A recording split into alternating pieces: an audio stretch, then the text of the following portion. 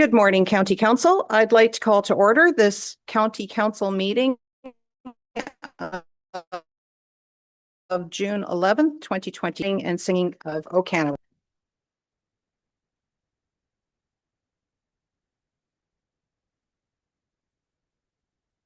O Canada, our home and native land, true patriot love in all of us command.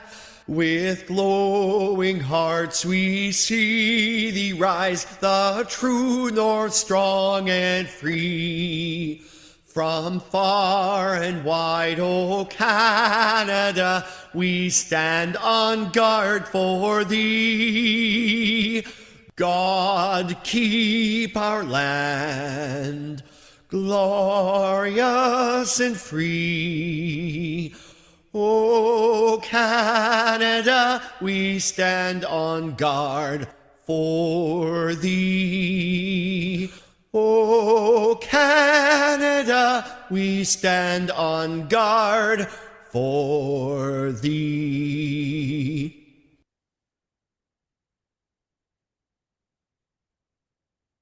Thank you. Madam Clerk, would you please conduct our roll call? Councillor Mackey. Councillor McKay is absent today. Councillor Carlton. Councillor Pringle. Councillor McQueen. Councillor Nielsen is absent today. Councillor Patterson.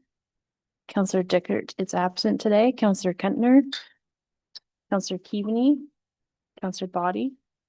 Councillor Gregg. Councillor Milne. Councillor DeBreen. Warden Matrosov. Councillor Borneo. Councillor Eccles. Councillor Hutchinson. We have all members in attendance today with the exception of Councillors McKay, Dickert, and Nielsen. Thank you. Let us begin by respectfully acknowledging that we are gathering on the traditional territory of the Anishinaabe Nation, the people known as the Three Fires, the Ojibwe, Odawa, and Potawatomi nations. And further, we give thanks to the Chippewas of Nawash and the Chippewas of Saugeen, known collectively as the Saugeen Ojibwe Nation, traditional keepers of these lands and waters since time immemorial. In our south lies the traditional territories of the Six Nations of the Grand River Haudenosaunee. We are dedicated to honoring Indigenous history and culture and committed to moving forward in the spirit of truth, reconciliation, friendship, and collaboration with all First Nations, Inuit, and Métis people.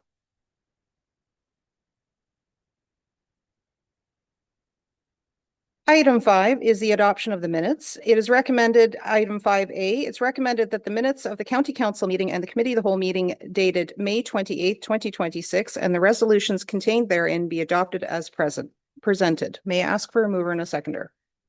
Moved by the Deputy Warden, seconded by Councillor Gregg. Any discussion? All those in favor? And that motion is carried. Next, with regards to the closed session, it's recommended that the closed session Committee of the Whole meeting minutes dated May 28th, 2026 be adopted as provided. May I ask for a mover? Moved by Councillor Hutchinson, seconded by Councillor Keaveney. Any discussion? All those in favor? That motion is carried. We do not have any closed meeting matters here on our council agenda this morning, nor reports. That allows us to move on to our bylaws. It's recommended that bylaw 528426 and 528526 be introduced and taken as read a first, second, and third time, finally passed, signed by the warden and the clerk, sealed with the seal of the corporation, and engrossed into the bylaw book. Number 1, 528426 is a bylaw to adopt Amendment 27 of the County of Grey official plan affecting lands described as Divisions 1 to 3, Part Lot 19 and 20, Concession 1, and Part Lot 46, Concession 2, Geographic Township of Normanby of the Municipality of West Grey. And number 2 is 528526, a bylaw to confirm all the actions and proceedings of the council. May I ask for a mover and a seconder? Got it moved by Councillor Pringle, seconded by Councillor Patterson. Any discussion? All those in favor? And that is carried. We will then proceed then to news and celebrations, and I would like to look to the Deputy CAO to begin.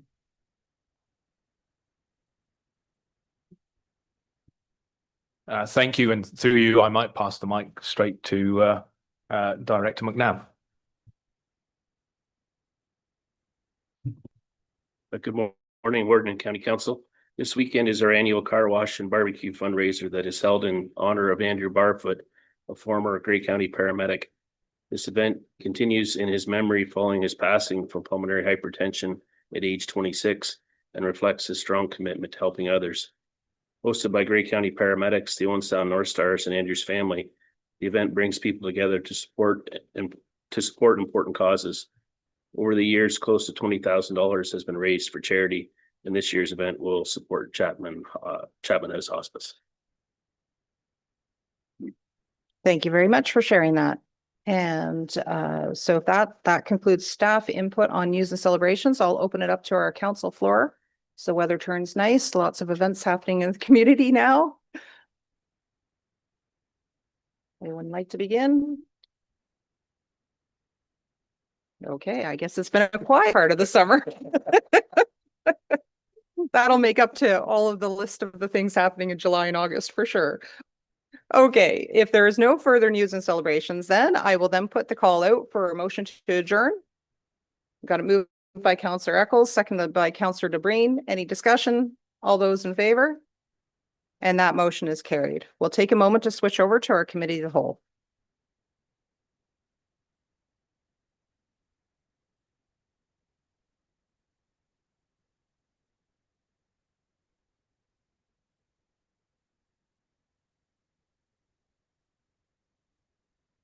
Okay, I'd like to call to order this committee, the whole agenda of June 11th, 2026. At this point in time, I will put out a call. Any items on the agenda, anyone wishing to declare an interest? Seeing no hands raised, we'll move on then. We'll move to the business arising from the minutes. And the first item, it's item 3A, and this is with regards to the notice of motion that was provided by Councillor Gregg. And Councillor Gregg, I would like to ask you if you could please read out that notice of motion. I will then look for a seconder. If we have a seconder, it'll go on the floor for discussion. I will return to you for the first part of the discussion. Thank you. And through you, I'd like to present, whereas the County of Gray is obligated to submit a response time performance plan to the Ministry of Health on an annual basis. And whereas the City of Owen Sound has identified rehabilitation requirements for the Owen Sound Fire Hall, and the Township of Georgian Bluffs and the Municipality of Meaford have identified future needs for the Inter-Township Fire Department. Now therefore, Council for the County of Gray directs county staff to engage in conversations with the Township of Georgian Bluffs, the Municipality of Meaford, and the City of Owen Sound, and or the relevant boards to analyze and ensure the emergency services are being provided in the most financially responsible manner. Okay, I will look for a seconder. Okay, seconded by Councillor Eccles. It's now on the floor for discussion, so I'll return to you, Councillor Gray. Thank you. And just for a little bit of background for my colleagues around the county, at the City of Owen Sound, we are certainly preparing in the near future for renovations and improvements in various items that are deficient at the fire hall, and evaluating across the city as well, where the Inter-Township Fire Department is located on 2nd Avenue West, adjacent to a new housing construction or housing development, which is substantial and going to, I think, provide 240 homes in that immediate neighborhood. I'm not certain on where Georgian Bluffs sits these days in the municipality of Meaford in terms of their comfort and the location on a go-forward basis. It may be fine 3 weeks, 3 months, 3 years from now, but I think this is a discussion that's looking at what's best for the communities 10, 15, and 20 years from now. And the reason I think that there is motivation to have the county engaged in this is right now adjoining the Owen Sound Fire Hall is a county ambulance bay, which is owned by the county. We are undertaking an update to our response master plan. I don't want to say master plan. It wasn't a master plan, but it was a consultation study a few years ago. This year, we're undertaking an update to that to see where we stand. We've had some individuals discuss acknowledging the growth of and expansion of the paramedic services within the county, and more bases certainly adds financial challenges into the years forward for the county. And why I'm wondering the county should be part of this discussion is what is right in terms of what the fire services looks like in the next few years in terms of location. So is the best location for the county paramedic base long-term? Is it still beside the Owen Sound Fire Hall? Or maybe it's located where the Inter-Township Fire Hall currently sits now on 2nd Avenue West, which may heighten the response times to Georgian Bluffs and to the northwest portion of the county. We have in the immediate plan right now another base to be constructed at Cobble Beach. But are there improvements that we can make in the way that we're conducting business right now that may remove that financial requirement for an additional base in the future? We have to acknowledge that at times people do locate themselves in rural areas of the county, and one of the sacrifices sometimes in doing so is maybe a lesser standard or service response time for those choices are being made. It's just very expensive to be able to provide those services across the county in a heightened fashion to all residents. So I'm wondering the discussion, I don't want to see us continuing to operate in silos, which I think that's the danger. In the city, we have our master fire plan. Georgian Bluffs, you probably have your master fire plan. Township of Meaford, you probably have your master fire plan.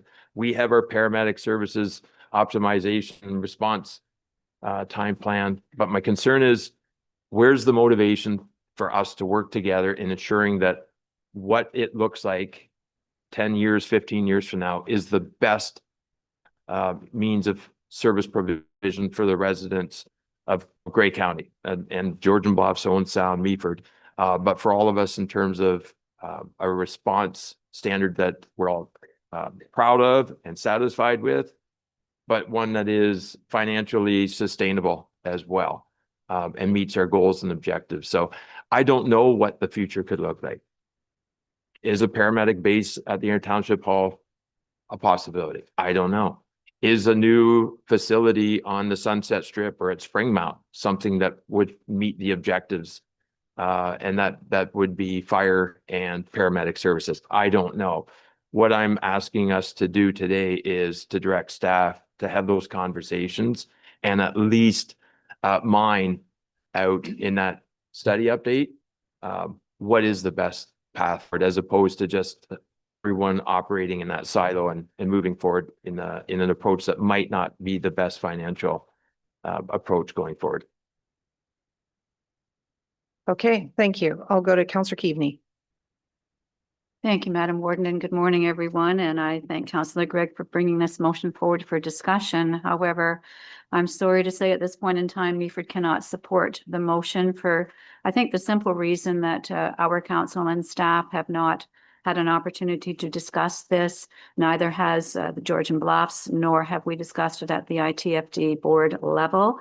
Meaford does have a fire master plan, and it does make some recommendations that suggest Meaford should build a second hall within the municipality of Meaford, and we haven't given consideration to that at this point in time. And Georgian Bluffs and Councillor Carleton will certainly speak on behalf of Georgian Bluffs, you know, has other actions and potential considerations ahead of them. So I think at this point in time, we are just not ready to have this conversation at the county level. I think it's something that needs to be discussed prior to that between Meaford and Georgian Bluffs and the ITFD board. And if some decision is made at that point in time that requires involvement from the county, we can come back and have that discussion then. But I do not believe we're ready at this point in time to move forward with this. Okay, thank you. Other comments? I'll go to Councillor Carleton. Thank you, Warden, and good morning, County Council. I think that tying all of this together at this point is a little ahead of its time. I think the timing is a little off. And I say that because, yes, Georgian Bluffs and Meaford do jointly own the Inner Township Fire Department, but outside of that ownership, we each have our own individual fire master plans. And at this time, Georgian Bluffs is a draft fire master plan that has not been approved by council. We're waiting for a report to come back on the 67 recommendations that are within that report to identify what the future needs are for Georgian Bluffs Fire Services and what we can reasonably afford to implement. I think Hanover recently built a new fire hall at a cost of $7.5 million. That would be a substantial investment that Georgian Bluffs, Meaford, and ITFD are going to have to need to plan for very carefully. And having a dialogue with neighboring municipalities before our own council has had these discussions and have agreed upon the long-term vision for Georgian Bluffs Fire Master Plan feels a bit like putting the cart before the horse. I would suggest that we're not ready to have those discussions yet, and that when we are ready, our first conversation will be with Meaford as joint owner of ITFD. Like I said, I question the timing of this report. I think part of what is holding us up at Georgian Bluffs is the fact that we're going to have a new council looking at a draft fire master plan, and proceeding with large dollar value items at this time just does not seem right. So for those reasons, I can't support this motion at this time. Thank you. Thank you. I'll just look for any other comments. We'll go to Councillor Delbreen. Thank you. Good morning, Warden and County Council. I agree with the conversation. I want to thank Councillor Gregg for bringing or opening up the conversation to be had. And I would think that there would be a natural progression in those discussions between Georgian Bluffs and Meaford, that as they develop and explore their options, they would naturally seek out input from paramedic services to, if they're going to think about redeveloping or relocating. So for that reason, I will not support the motion at this time, but encourage the conversations to happen naturally. Okay, thank you. We'll go to Councillor Boddy. Thank you. I thank my co-pilot here for bringing this motion. To engage in conversations. That's all. That's all. Let's have the conversation. Let's have the discussion. I would encourage both of you to have all the options on the table before you start making decisions, not make decisions and then come back and say, oh, sorry, we've already made a decision. We can't have this conversation. There may be financial gains for you to be able to move forward with this if you have the conversation. You might be able to move the ball forward. I just think every opportunity that we have to work through the county, to look at opportunities to be more efficient, to look at all the options that are on the table as we make our decisions at the lower tier. I don't think we have to make decisions at the lower tier. We haven't made any decisions at the lower tier on this, but we're willing to have that conversation. And I don't think we should ever turn down the opportunity to have the county lead us on conversations and things that could benefit all of us. Thanks. Okay, thank you. Councillor Pringle? Thanks, Warden. Great comments by everybody here, and I will support Councillor Keaveney and Councillor Carlton on our ask not to support. But I do want to commend Councillor Gregg for bringing this forward. It is it's an initiative that we've been talking about for years. It's something that will happen down the road. Are we ready to take it to the county level? I'm not sure we're ready to do that yet. Are we open for conversation? 100%. We want to do the right thing as a township for us, Meaford, Owen Sound, everybody in Grey County. It's a team effort at the end of the day that we want to do the right thing and be financially responsible. I just do believe as two townships right now, we may not be ready for all those conversations or have those conversations. We want to sit down and talk it out. Nothing better than talking to a director, McNabb there about, the paramedic side of things and what they need. Obviously, we want to do the right thing at the end of the day as two townships in the county. But are we ready for that yet? I don't believe we are. We've talked about it. There's a lot of things to put in play.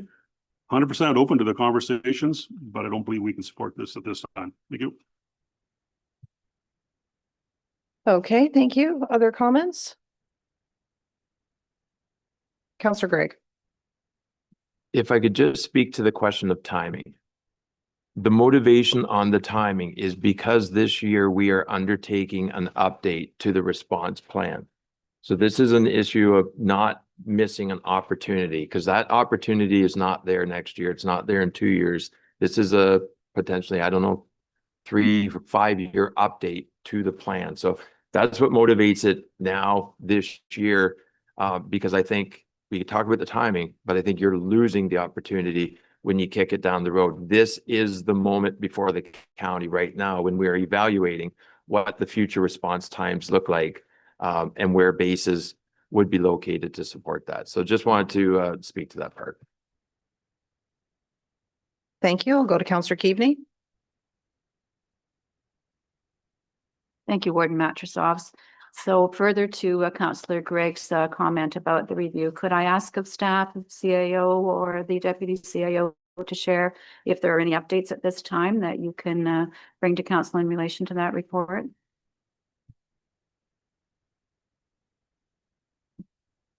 Through you, Warden. Thank you, Keaveney, and the comments and discussion around this topic. Or Kevin to also confirm some details with respect to that. We're in the early stages of doing the deployment review that was included in the 2026 budget to do a deployment review update. We're gathering some data and information. We'll be moving forward with that process in the near term. That will hopefully help to inform what this looks like in terms of some of the growth pressures that obviously we're seeing in some of our communities as it relates to response times, some of our aging population. That's also a factor in terms of seeing our response times increasing over the last number of years, and making sure that we're maintaining those response times. So there will be an update provided. Councillor Gregg's correct in terms of the latest deployment review identifies a need for a base at some point in Cobble Beach. It's currently, as per the last update, was or the last plan review was scheduled for 2028. We do anticipate through this update that that'll likely be pushed out further to 2028. We won't know until we go through that analysis. Of course, we'll be bringing back the findings of the deployment review update to council for review. Once that's completed, we're of course happy to have any conversations and recognizing the comments in terms of silos. The bases that we've been proceeding with to date, we always try to look for opportunities to work with municipalities on whether there's land that's owned by the municipalities that we can move forward with building a base on. We did that in partnership with the Durham base, for example. We did that in partnership with the Feversham base with municipality of Grey Highlands. The one that was not identified in the plan review, but we're still working through potentially options is the Dundalk base. And so we're always willing to have those discussions with the municipalities to make sure that we're exploring what's the best approach to make sure that we're trying to do this in as cost efficient as possible. So we will continue to do that for the other bases that have been identified. And following the deployment review update, again, depending on the timing of the Cobble Beach one, if it sounds like maybe at some point there may be a need to explore something as relates to the Owen Sound Fire Department, the Owen Sound base, which again is not identified in the deployment review, but we're happy to have those conversations if that need arises and what that looks like. So I just want to note that we try to work through those options and opportunities with municipalities as it relates to, from our perspective, the deployment review update side of things. I don't know if that captures everything, but if Niall and Kevin have any further, I'll also look to them. But thank you. Okay, Director McNabb, anything? Yeah, just maybe to add to that when the 4-H did the last review, they did look at our current base locations, the 7 at that time that existed, and they felt that they were the best match to meet the demands of the county. It's always balancing the urban versus the rural. You know, we try to do the best we can with response times. Obviously, the more resources you put in an urban area, the larger impact, but you still have to balance that out with the extended response time. So the urban areas generally do have a better response time, but you use that analogy, if it takes you 15 minutes to get a bag of milk, it probably takes 15 minutes to get an ambulance. Like we're in the main towns. So, but 4-H will be looking at that as a part of this, as far as base locations, and to be able to balance that need of call volume, you know, the density versus the rural, and trying to balance that out. Okay, thank you. Nothing further from the Deputy CAO. Okay. Other comments from around the committee, the whole table? Okay. All right, then I'm seeing no further discussion, so I'll call the vote. All those in favor? Okay, and those opposed? Okay, Madam Clerk, did you want to take a moment just to count?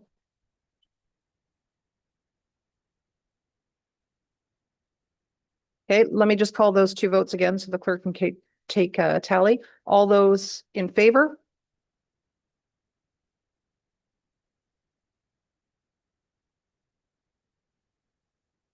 And those opposed?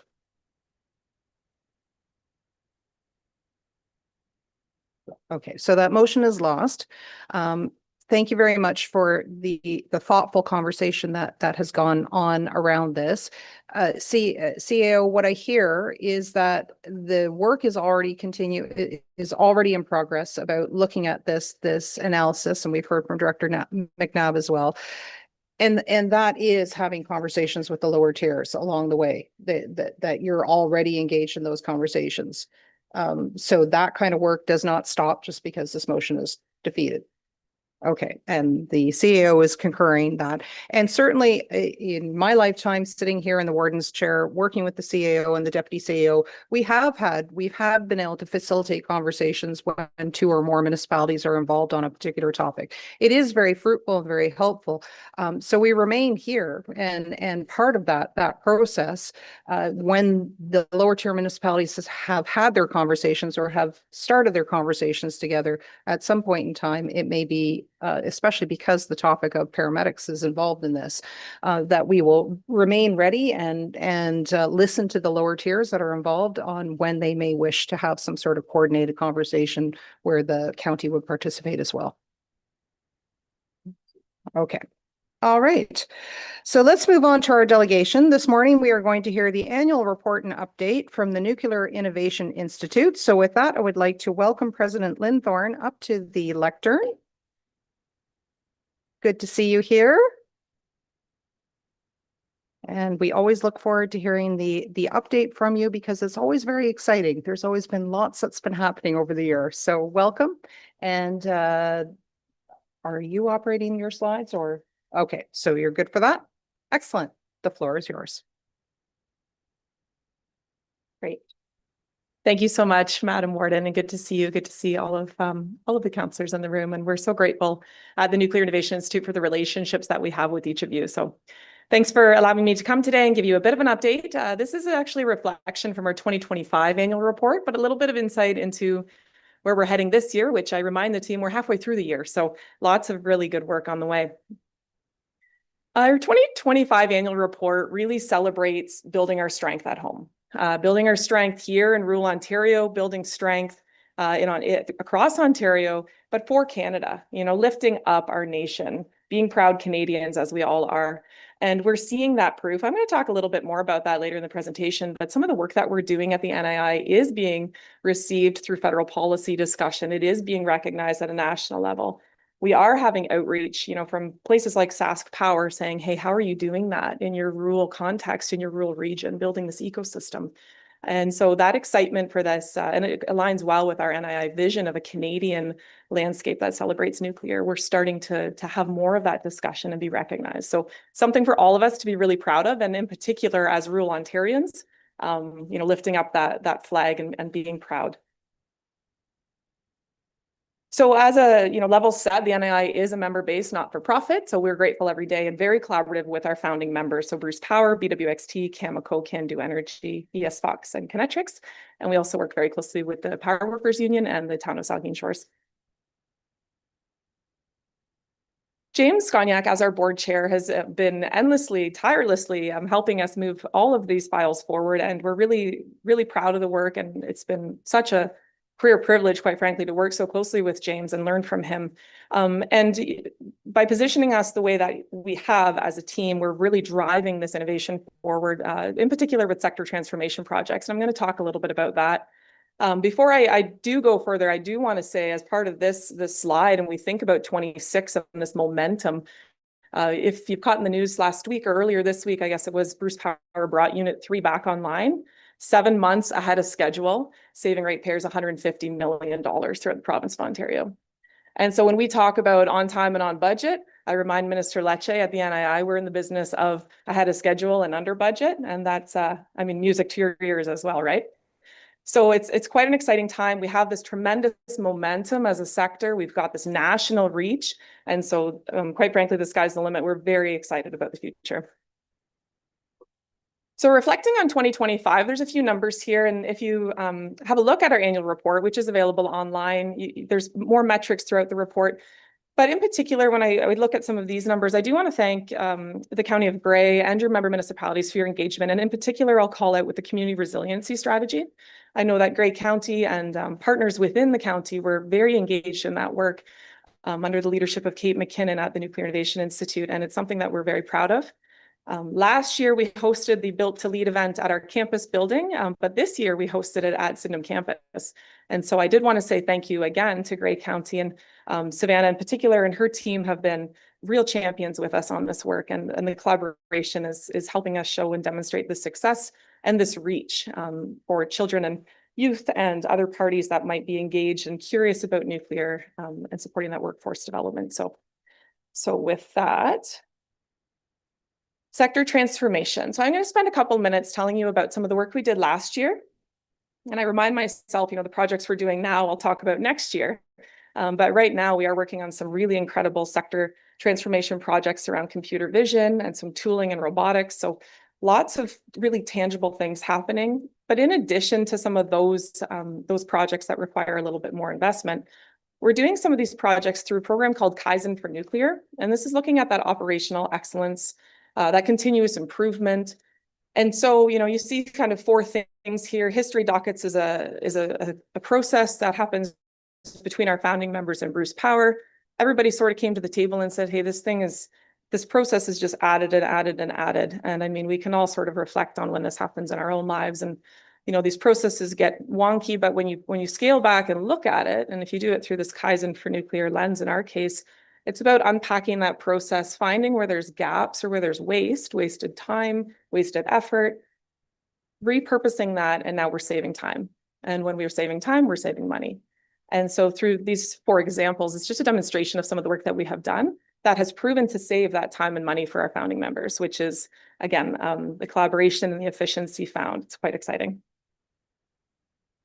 We also had an opportunity last year to host the Advanced Nuclear Research Centre, which is based at Strathclyde University in Scotland. They have a researcher that came over and spoke with us about new technology using light and artificial intelligence to inspect concrete. And this prototype, this research that they brought over to share could find cracks as small as 0.1 millimeters. So it was sort of this interesting piece. And the reason why I picked this Innovation Day to share with you is that we did invite Grey County, and Grey County did have representation at our Innovation Day.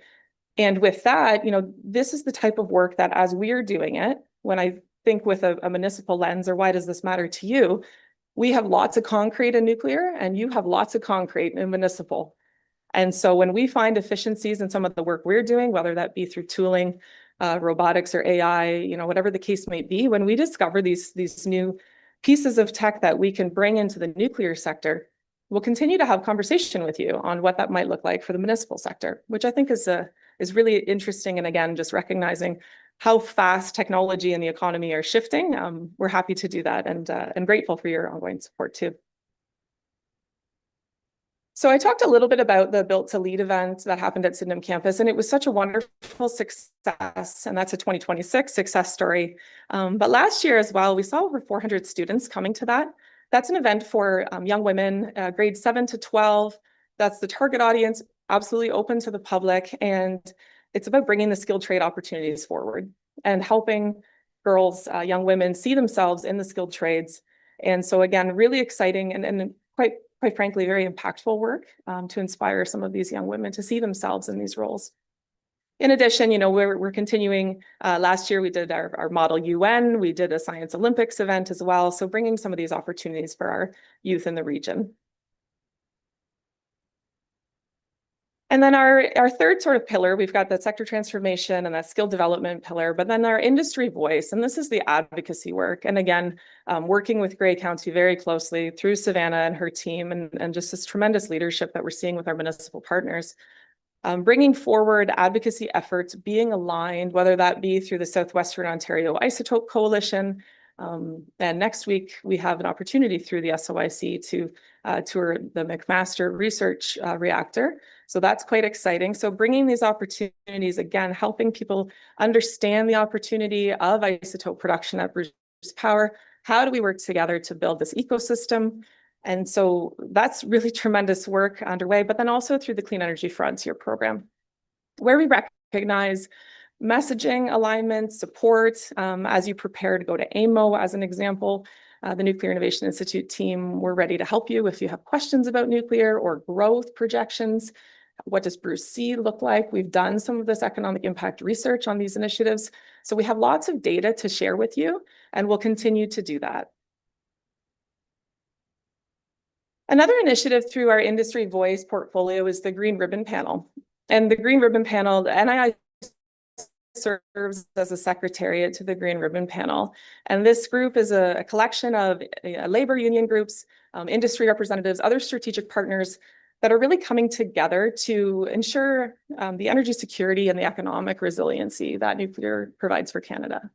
We celebrate the 95% commitment spend, 95% spend in Canada that Bruce Power has put forward. And that's a very deliberate celebration of the domestic supply chain for our nuclear sector. So bringing this messaging forward, last year, the Green Ribbon Panel attended a roundtable, coordinated a roundtable in Washington. We did again this year, attend a roundtable in Washington, but then also some roundtable discussions in Ottawa and in Toronto, which are very fruitful. We are engaging with ministers at a provincial and a federal level. And when I tie back to my very first slide of the ant holding up the maple leaf, this work's being done here in rural Ontario and being celebrated on the stage in Ottawa. And that, I think, is something I know it's something for all of us to be proud of. But then when we see things like the federal budget, or we see these responses, or we engage, we did submit a letter to Prime Minister Carney indicating our 100-day action plan and really what we need as a sector, how we can work together to build in Canada. This work is critically important, and certainly it's proving to be very successful. So we're really proud of the Green Ribbon Panel. There will be a new campaign launched in the coming weeks, in a couple of weeks. So you can stay tuned through the Green Ribbon Panel, but certainly through the Nuclear Innovation Institute as well. Okay, just wrapping up here, we do have our annual conference coming up, so I would like to invite you to join us. Registration is now open. It'll be happening in Port Elgin at the Unifor Center on October 8th and 9th. We've got a couple of really cool keynote speakers lined up. We do have a reception on the Thursday evening, so if you can only join us for part of it, please do. If you can join us for the whole thing, we would love to have you. I'm really looking forward to the conference. It certainly is a highlight. Okay, with that, Madam Warden, I will pause, but I'm happy to answer any questions. Thank you very much. And just as a note for the agenda for the Clean Energy Frontier, it starts later in the day on the Thursday, correct? Because it is a county day, but if our agendas align nicely and it's not too far to carry on to come over to you. Okay. So with that, I'll put it out in case there are any questions or comments from Committee of the Whole members. Okay. Oh, I'm going to go to Councillor Boddy first. Somebody better ask a question. Jessica, I had the pleasure of attending the nuclear conference in Ottawa a few weeks ago, and I was talking to an economist, and I can't think of his name, who was talking about what the province is recognizing for need and ISO, and he thinks that even the province is low with AI, with all the demands that are coming, without even just looking at what's coming, not even considering the clean energy side of it. Bruce Power or Bruce C is going to be an absolute need. He said the Ontario pump storage is going to be an absolute need.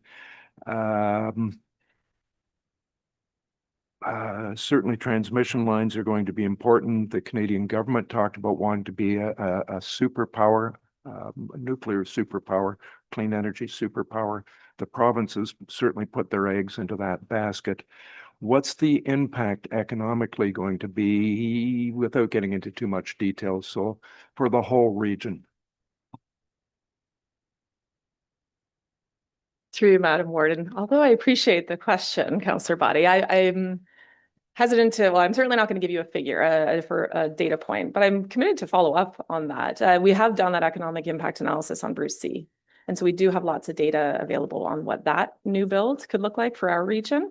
Now, you named the Ontario Pump Storage. I mean, one of the things that we talk about the NII is we remind people that 60% of the grid is nuclear, 30% coming from Bruce County. So 30% of Ontario's power is coming from Bruce Power. And I think that should not be forgotten or lost. And the demand, and to your point on the AI data center piece, we did release a report in 2025. You can find that online too.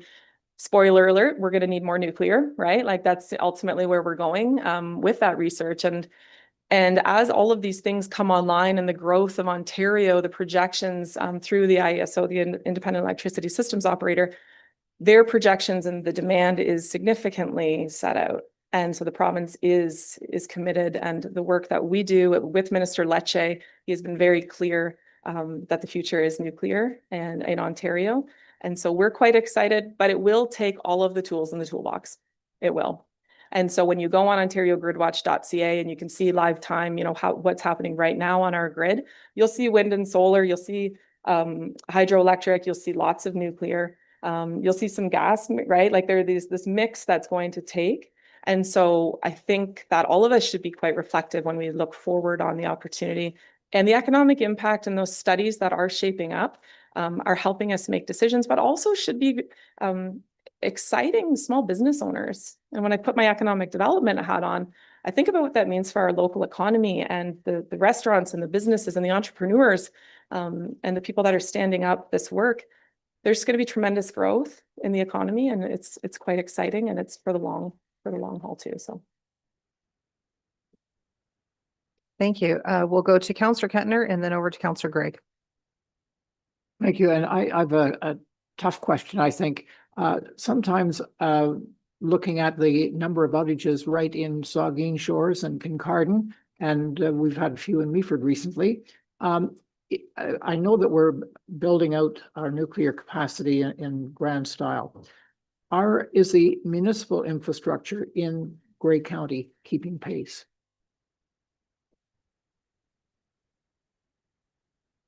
Through you, Madam Warden. I won't be able to answer that question. When I think about what's happening here on the infrastructure side, I mean, Bruce Power is in the business of creating clean energy and selling it to the grid and through the IESO, the Independent Electricity Systems Operator. And then that electricity is hitting our local distribution networks. And so there's so many players down the road on who is responsible to make sure that that power is powering our economy. And so I guess it would depend on, I think that's a discussion with your local distribution line, whether that's Hydro One or West Area or Earth Power, whoever that may be, on what the needs or what their projections might be. So it's a journey from producing it at Bruce Power, getting it to the Ontario grid on the lines out. And then when it hits your communities, I think that's a better conversation to have with them. But a very critical conversation too, when we think about, aging infrastructure that you are all responsible for as municipal government, the pipes in the ground, what about all of those lines in? And so I don't have an answer for you, but I do, again, I thank you for the question because I think that it's something for all of us to be reflective on as we're projecting the growth as well. Okay, thank you. And we appreciate that you are representing the Nuclear Innovation Institute, not Bruce Power. So that's okay if you say I don't quite have that information. And it certainly is the reason why we work together as a Clean Energy Frontier, the ongoing discussions that go back and forth, the representation we have from our senior staff participating in those conversations like Director Myers to talk about that economic impact and to always keep those numbers in front of us and updating. It's a year-long perspective rather than just a one snapshot at this point in time. So we'll go over to Councillor Gregg. Thank you for the presentation and update this afternoon, Jessica. You led with building our strength at home, and I just want to take a moment and thank you and the Institute on the investment you make, both with staffing and monetary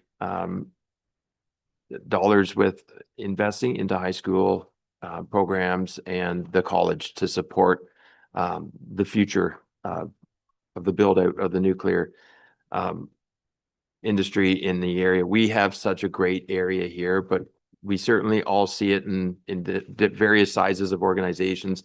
You can have great candidates come in, but often when they're not from the area, they may leave for a variety of other reasons. So to see the investment that you're making at home in our schools and in the college to build and support great jobs with people who are born here, grew up here, and can build families and enhance communities here. I just want to thank you for that investment because it does go a long way. You see that in today's labor pool. It's great when you hire a great employee, but it hurts when you lose that great employee. So it's extra special when that great employee is a byproduct of the local area and there's more security knowing that they're more likely to stay with the organization. So thanks for that investment. Thank you. We'll go to Councillor Mackey. Thank you, Warden. Good morning, County Council. Thanks, Jessica. You're a great ambassador for the area and for the nuclear business. Can you just talk a little bit about the small modular reactors and how when they may come into play? I mean, with the resource sector being opened up in Northern Ontario and throughout Canada, I think the reliance on those, the sooner we can get those operational, the better we are. It eliminates transmission lines to some extent. So can you just speak about that whole new business, please? Thanks. Through you, Madam Warden. Thank you, Councillor Mackey. Good to see you again. With regards to the SMRs, the small modular reactor, so there is a small SMR being built through OPG on east of Toronto. And I would say that the world's watching that, quite frankly, the world, right? I literally mean that. The world, the nuclear countries, like we are watching that build to see how it lands on time and on budget, right? Like these are things that people are thinking, what's that cost for that megawatt out the door? What's, what does the total cost look like? What's the efficiency in building a small modular reactor? And I think that there's an opportunity, I would say, to do further research and further case study into, that build and how it goes. And then what is the best function or the best appropriate use of that SMR? So there's lots of discussion. I was at an event last year near Niagara Falls, and I think it was near Grimsby. And there was an elected official that said, hey, what about an SMR in a business park? And I was like, well, we're not there yet, right? Like this isn't something we just drive in and drop down and turn on. Like so the intricacies of it on, licensed sites and the regulatory body, of course, like the Canadian Nuclear Safety Commission, CNSC. And so I don't have those answers for you today. And there's probably more research out there that I could find and kick over to you. But what my own self and our organization, we're watching right now to see how that build's going and to see what happens at the end with, on time and on budget. I think everyone's watching that. And then what are the appropriate uses for this SMR? Is it northern communities to power northern community? What does it take for operations? What does the spent fuel, look like? Like, what are all of these things? Because we know with our CANDU reactors at Bruce Power, we've got the 4 in Bruce A and 4 in Bruce B. And we know that very well, right? A large scale reactor, they're big boring machines and that's what we want. And they produce a ton of power for us. So we'll watch the SMRs, but I think that's a really great question. And again, really thought provoking on what does the future of that look like? We'll see. Okay, thank you. Any other comments, questions? Okay, seeing none, I'll just, add, I think most specifically to what Councillor Gregg was saying about the opportunities for our young people, our young adults, as well as our youth in the area as well. Earlier when we were talking about how exciting it is for our current entrepreneurs and what kind of economic development comes when such a large project comes into a region that's within reach, such as our Grey County part of the clean energy frontier. I also know as a former educator how important it is to introduce young people to potential career paths very early in life, because it did always frustrate me as a high school teacher that our students were coming out at age 18 with only a small sliver of knowledge about the professions that were out there, just what had touched their lives at that point in time. So to be able to put that nugget of thought process and to be able to say, this is a place where it doesn't matter who you are, there is a career pathway if you're interested in this, I think is very exciting. So thank you very much for all the Innovation Institute's work on that note. All right, so that's it. So thank you very much. We appreciate you coming in person. And of course, you provide great documentation online for people that want to read further. If members of the public are following along, you've got great materials at your website as well. Okay, so with that, we are going to move on then to items for separate discussions. So looking at the list that we have 6 different items listed in the consent agenda. Number 6, if you could please identify at this point in time any that you wish to have a separate discussion for. Okay. I'm seeing no hands go up, so I'll put forth then the recommended motion is that the following consent items be received and that staff be authorized to take actions necessary to give effect to the recommendations in the staff reports, and that the correspondence be supported or received for information as recommended in the consent agenda. And all 6 items have been published duly in our agenda that has been circulated. May I ask for a mover and a seconder? Moved by Councillor Mackey, seconded by Councillor Bornio. Any discussion? All those in favor? And that motion is carried. Okay, we're still a little ahead of 11 o'clock, so I think it would be appropriate for us to continue with our items for direction and discussion At number 7, we're going to begin with item 7A, and then I'll be watching the clock to see when we'll break during our section 7 for a break. So with that, I'm going to ask first, before I call up our staff members, if there's a mover and a seconder, that the report CAOR CW 1526 regarding the Going Green in Gray review be received for information. I ask for a mover and a seconder. Moved by Councillor Hutchinson, seconded by Councillor Kentner. It's now on the floor for discussion, so I'd like to invite both the Deputy CAO and Manager Swanson up to provide background information.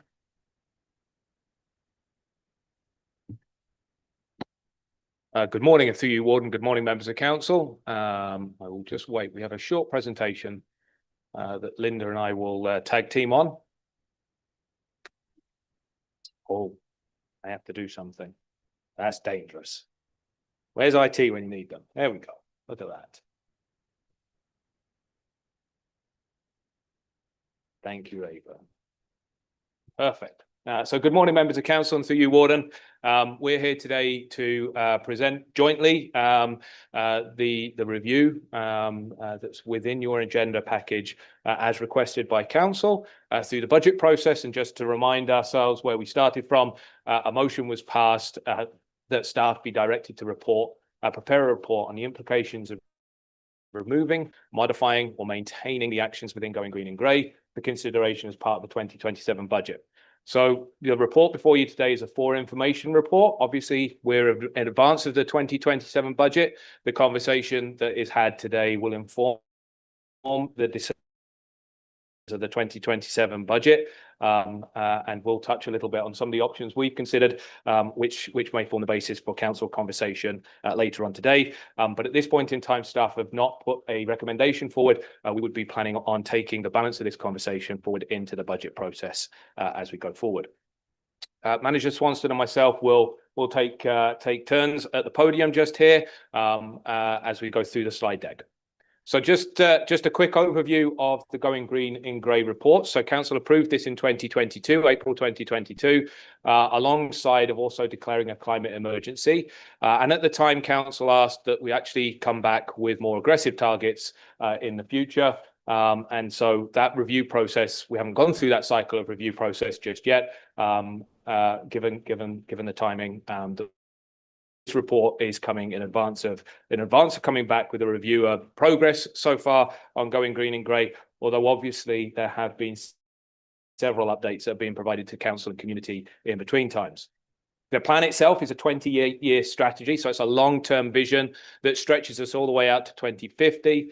And it guides not only the actions and activities that we anticipate to take corporately within Grey County Council, so how we make adjustments to our own service delivery, the way in which we undertake our operations, the way in which we build infrastructure and maintain infrastructure with a climate lens or an environmental lens, but it also helps inform our role as a community stakeholder and a community partner as to how we partner with member municipalities through climate action and environmental action, and how we support the work of community groups and non-profit agencies across the county. So it really is a document which shapes both the activities that we do as an organisation, but also shapes the way in which we participate in and work with community. And so the strategy, long-term strategy, embeds within it 21 community actions and 13 corporate actions, which will be put into place in various different phases throughout the duration of that 28-year strategy.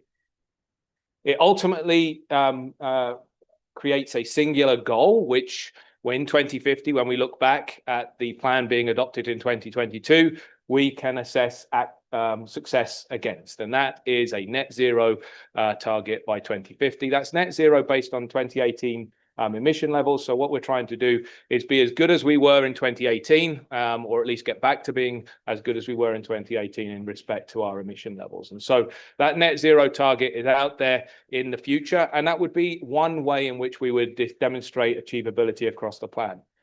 Obviously, with a 30-year strategy or 28-year strategy, things change. There are interim goals and interim targets that are achieved through that, and they are articulated through some of the actions and activities that we do throughout. The plan doesn't set down in stone what happens in each individual year. It sets out a general trajectory for us to take over the course of the term of the plan.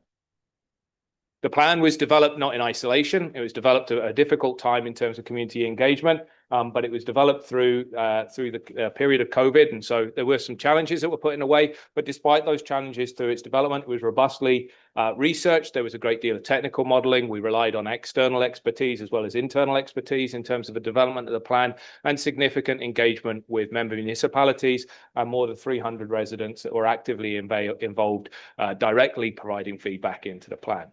A climate change task force was struck. That task force has evolved over time.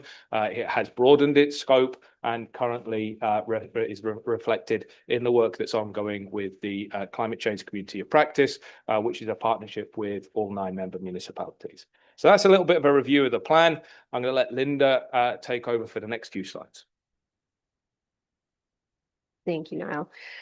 So I'll walk through some of the details of the plan and a little bit about the implementation that we've undertaken so far.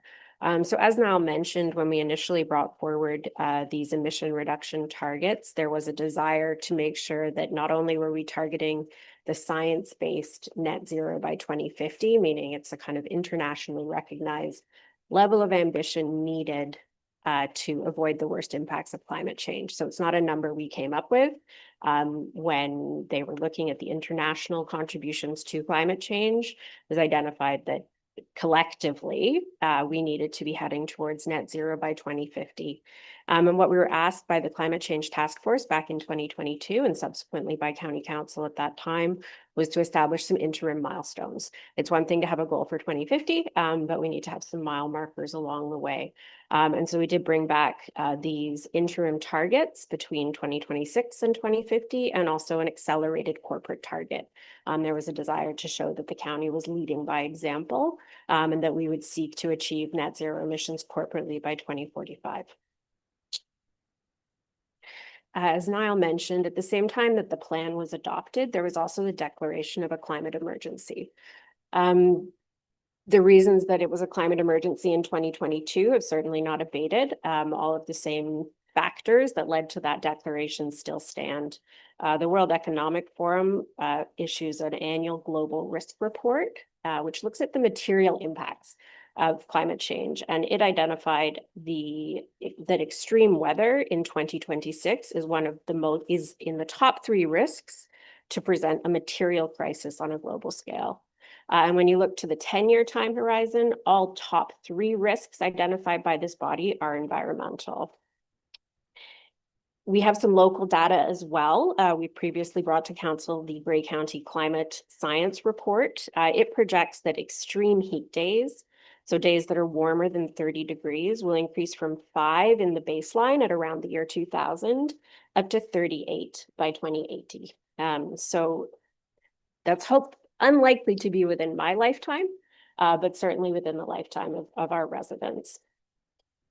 The next thing on the slide and also in our report is some projections about extreme storms and extreme precipitation. The image you see on this slide is in Hepworth, just in April of this year. So we anticipate that what is currently a 1 in 100 year storm, and this particular stat is about a 24-hour storm. So not just kind of those flash storms, but where you're getting heavy precipitation over an entire 24-hour period.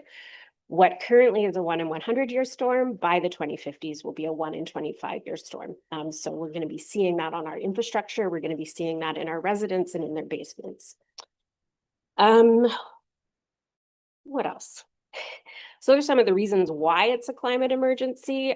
This is actually some data from the last presenter that was commissioned by the Nuclear Innovation Institute. In October of 2025, they released a study called Measuring Momentum. And in that, 82% of Bruce and Grey residents felt the government does need to be taking action on climate change. There is strong local support from a representative poll around this issue. Doesn't mean that all residents feel this way, but certainly in that representative polling, this is a locally relevant issue. So what have we been doing since 2022, and what are the resources that have been allocated through the annual budget processes? None of this is new information for anyone around the table. Once the plan was approved through each subsequent budget year, there has been county resources, county funds allocated towards climate change staffing. This tells a little bit of that story. So in 2023, there was an allocation of 3 staff, 2 permanent and 1 contract. the two climate change coordinator roles. The contract initially was a 2-year focus on community engagement and mobilization. So getting our partners to kind of do their part with us and finding how we can work together. And then also at that time, a permanent coordinator role focused on energy management and data. So kind of a corporate focus for our own internal operations. I should note that this chart is on page 5 of your report. And if you were very keen and you downloaded that report in the first 24 hours that it was posted, there was an error, which has subsequently been corrected. So the report you have in front of you and what's on the slide is accurate in the 2027 year. After 2023, due to budget pressures, you can see that the county-funded resourcing has evolved. In 2024, we switched one of the permanent roles to a contract coordinator. In 2025, the level of county support was to keep one contract coordinator through 2025 and a half-year coordinator role. In 2026, through the budget process, it was suggested by staff to reinstate one of the permanent coordinator roles. That was not supported by council at that time. However, that coordinator role does remain in the draft 2027 budget, which is what you see reflected on this slide. Having a climate action plan unlocks resources for the county. There's a number of funding streams, particularly through the Federation of Canadian Municipalities, that require a municipality to have a climate action plan to be eligible. Some examples of funding that's been unlocked in the last 3.5 years include nearly $450,000 to support our green development program for climate adaptation, so helping us to ensure our community and our infrastructure is ready for that changing climate. We received $105,000 to support the development of a climate adaptation plan and over $27,000 in technical resources to help with the design of our paramedic bases for climate resilience. We received over $90,000 in incentives around corporate energy efficiency. Some of that's been expertise, some of that's been direct incentives to install things like variable speed fan ventilators. And there's also been $2.5 million committed for public electric vehicle chargers.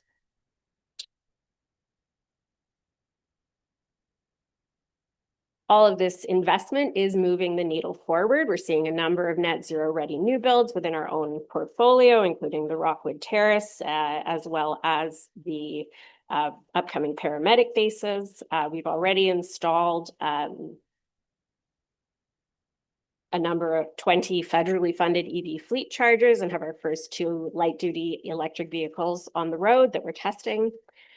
We've engaged staff. We're trying to cultivate that culture of sustainability within the organization, and also residents. We've had a great partnership with Neighborhoods North that you would have driven past on your way in this morning to naturalize the front lawn. Which is to say that all of this happens only in partnership. We know that it took a community to make this plan, and it certainly takes a community to implement this plan. We're working closely with conservation authorities, public health units, various local volunteer organizations, and really the county's role is mostly to act as a coordinator and a facilitator and a resource to help move the needle with these partners.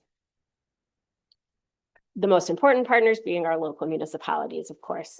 We host, as Niall mentioned, a monthly community of practice where we share resources with municipal staff. We talk about potential joint grant applications, and also lessons learned from efforts. We also have close partnership with our neighboring municipalities. Bruce County just released their first environmental sustainability plan. We're working closely with Dufferin and Wellington on a number of initiatives. So working really to move the needle collectively. Based on the evolution of resourcing and investment over the last few years, we've also modified our implementation. So we are currently taking a modified approach, but we do report back annually on the implementation on an action by action level. So the last time we were in front of you with that was July of 2025. We kind of walked through of the 21 community actions and the 13 corporate actions, how things are going and where we've modified our approach. So with that, I will hand it back to Niall to walk you through the 3 options that are laid out in the report today.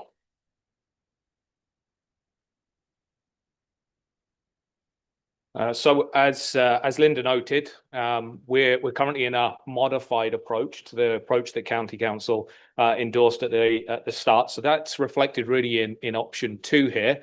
Option 1 would be to return to a full implementation approach, reallocating the resources that were initially anticipated in 2022, 2023. And option 3 would be the remove approach. And obviously there are nuances within each one of these that County Council may wish to guide staff on. So we've sketched these out as a starting point for conversation, and are open to feedback as we might go. And I think it's fair to recognize that we do recognize that times change, and a strategy which extends over 30 years needs to change in response to pressures that we see. The financial situation, the political situation, the funding situations that were in place in 2022 are not going to be the same in 2050 as they were then. They will be different. Indeed, the funding situations, the political situations that we find ourselves in today, just a few short years later, are different to how they were. So we do recognize that the need for implementation of a plan that extends over this amount of time does need to be responsive to those pressures. And so we've tried to capture that in these three different options. So option 1 is to recommit to the existing approved plan and implementation framework that Council endorsed in 2022, 2023. Which is a re-establishment of the commitment to 2050, the net zero targets. It is continuing to advance all the community actions and the corporate actions that are in the plan, and reinstates and supports the required resourcing that was put in place in 2023 to do that. And that would be 3 staff made up of 2 permanent positions, a manager, a coordinator, and a contract position as an FTE. If we were to do that as part of the 2027 budget at this point in time, we anticipate that would be an additional investment of about $196,000 over the already approved budgets within the 2026 budget. Option number 2, which is reflective of where we currently sit at this point in time, which would and does have an impact on the net zero target, and we just don't know what that looks like. We haven't had a chance to map that out, but it would be a delay to that net zero target. It would continue to implement the actions and community priorities that are within the plan, but rather than trying to tackle all of them at once, we would be focusing in on specific ones. And staff's particular suggestion would be that if this is the approach that we take through the 2027 budget and going forward, that what we do is we focus very strongly on corporate targets, the corporate work that we as an agency can do. Focus on those corporate targets. What are the things that we have control over that we can change in our operations? So really taking a strong look at things like corporate energy usage, building design, capital infrastructure, and what we have direct control over, and perhaps taking a slightly secondary seat in terms of some of the community actions. That would allow for us to target quite specifically what we can change, while still maintaining the nuance of the plan, not abandoning any actions, but perhaps prioritizing a subset of those over coming years. That would see us have the existing staff allocation of a manager. As Linda says, within the existing 2027 budget, although it was removed in 2026, it was left in the draft 2027 budget. So that would have a permanent coordinator introduced over and above what's in place in 2026, and would continue the grant funded work that we have going on right now, which goes through to April of next year. Because although this is the modified approach and this is the approach that we're currently on, as I say, that 2027 budget does include a full-time addition. And so that's 114,000, just about a little bit under 115,000 of an operating impact between 2026 and 2027. And that was shown in the numbers that County Council saw in the draft 2027 budgets. We went through the budget process late last year. The third option would be to remove Going Green in grey entirely. This would obviously remove the net zero target, and it would suspend all dedicated efforts, both corporately and community-wide. We would still obviously want to work with departments to seek to maximize our operational efficiency, and increasingly a lot of operational efficiency does tie into objectives which reduce energy usage, look to lower bills and so on and so forth. And so some of the activities that are in there would continue, but there would be no dedicated focus on trying to advance climate priorities or environmental emissions. There would be no tracking of our GHG emissions under this option, and climate would no longer be a stated objective of the county operations as the underlying strategy which we currently have that does that would no longer be in place.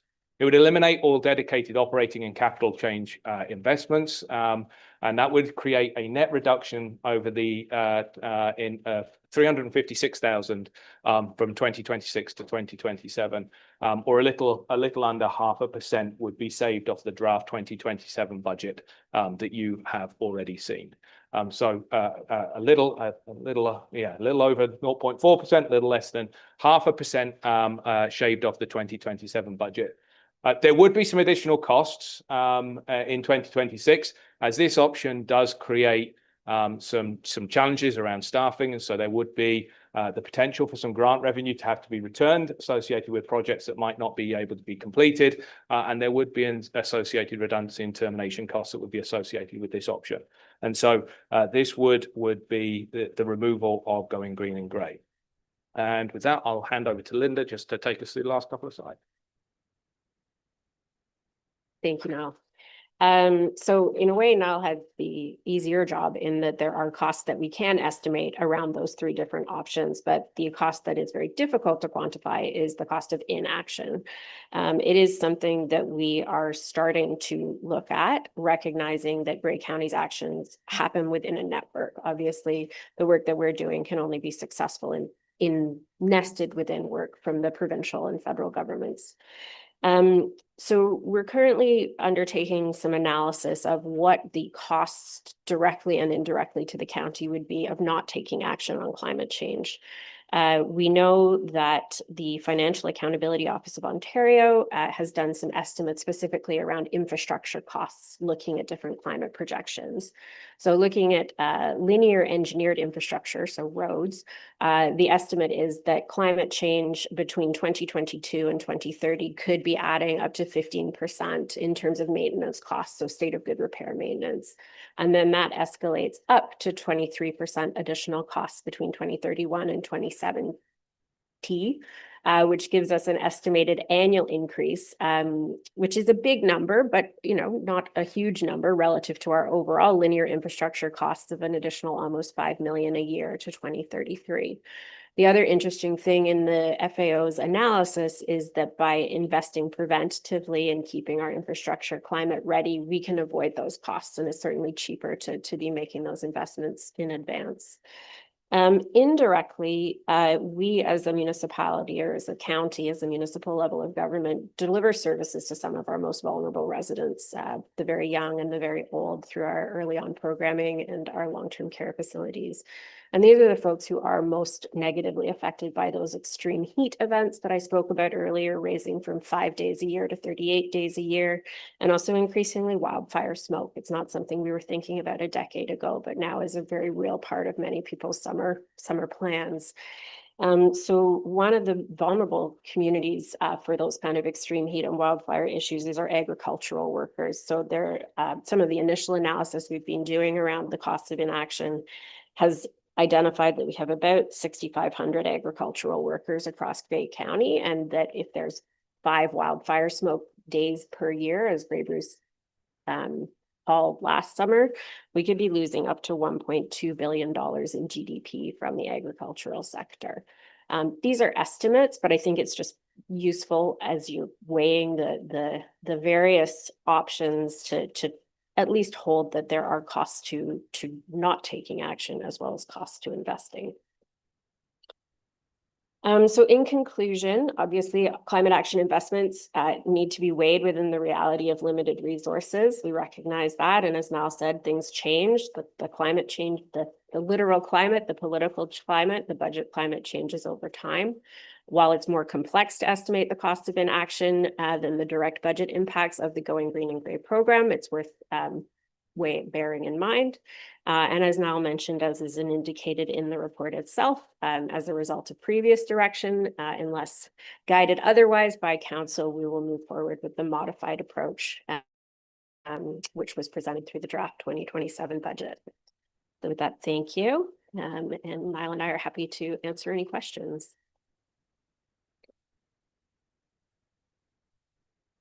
Okay, thank you very much. The motion on the floor is to receive. The clerk has called my attention to our procedural bylaw here in the county council chamber does not allow for the demonstration of signs and banners in our chamber. So respectfully, I understand, I know rules are different in each and every town hall across the county, but with respect, I would just ask that any signs be lowered for the duration of this. And I appreciate that there's been no attempt to disrupt the discussion, and would just ask that we can follow the bylaws so that it's fair for everyone. Thank you.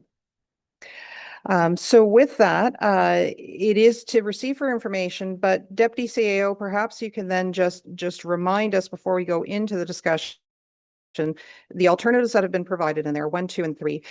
It's food for thought for the 2027 budget discussion. What is the timeline? You said that you will take whatever input comes from today's discussion, and that will help guide the staff and what recommendation you bring forth in terms of in the context of the 2027 budget.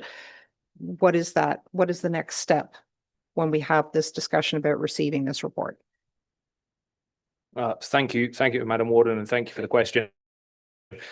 I think the easiest way of answering it is if it's just received for information today, the next step would be bringing back the 2027 draft budget, which we'll be doing over coming months. And that will include the existing resource allocation and the allocation that was approved through the FTE request process in 2026, which is to add an additional contract staff person so that we have a team of 2 to lead the strategy. So that was what County Council saw through the draft 2027 budget in the 2026-2027 budget process. We would be bringing that back. So if the report stands as is today, there would be no change in strategy and direction between now and County Council seeing the budget.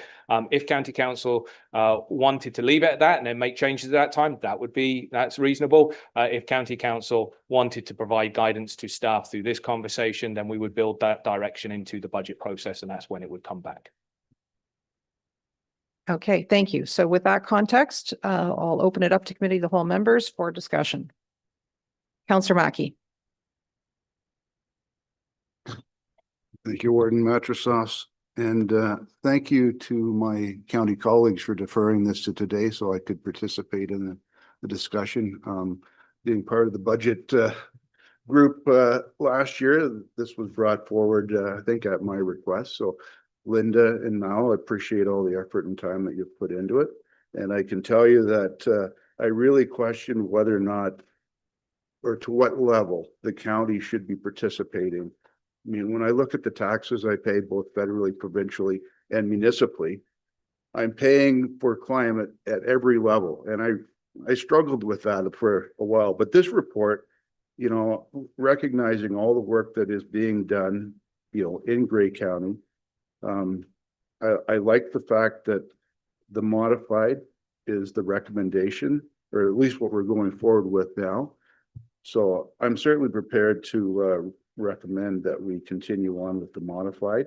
What modifications the modified approach would take would be up to next year's budget, which I'm not going to be part of, at least the final approval of it.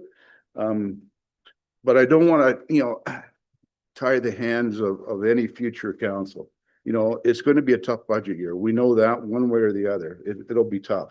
And what decisions get made will be up to a new mandate. But, you know, looking at the work that we've been doing with retrofitting, you know, with the ag community, I see the benefit of the investment we're making right now. I think our original goals were maybe too lofty.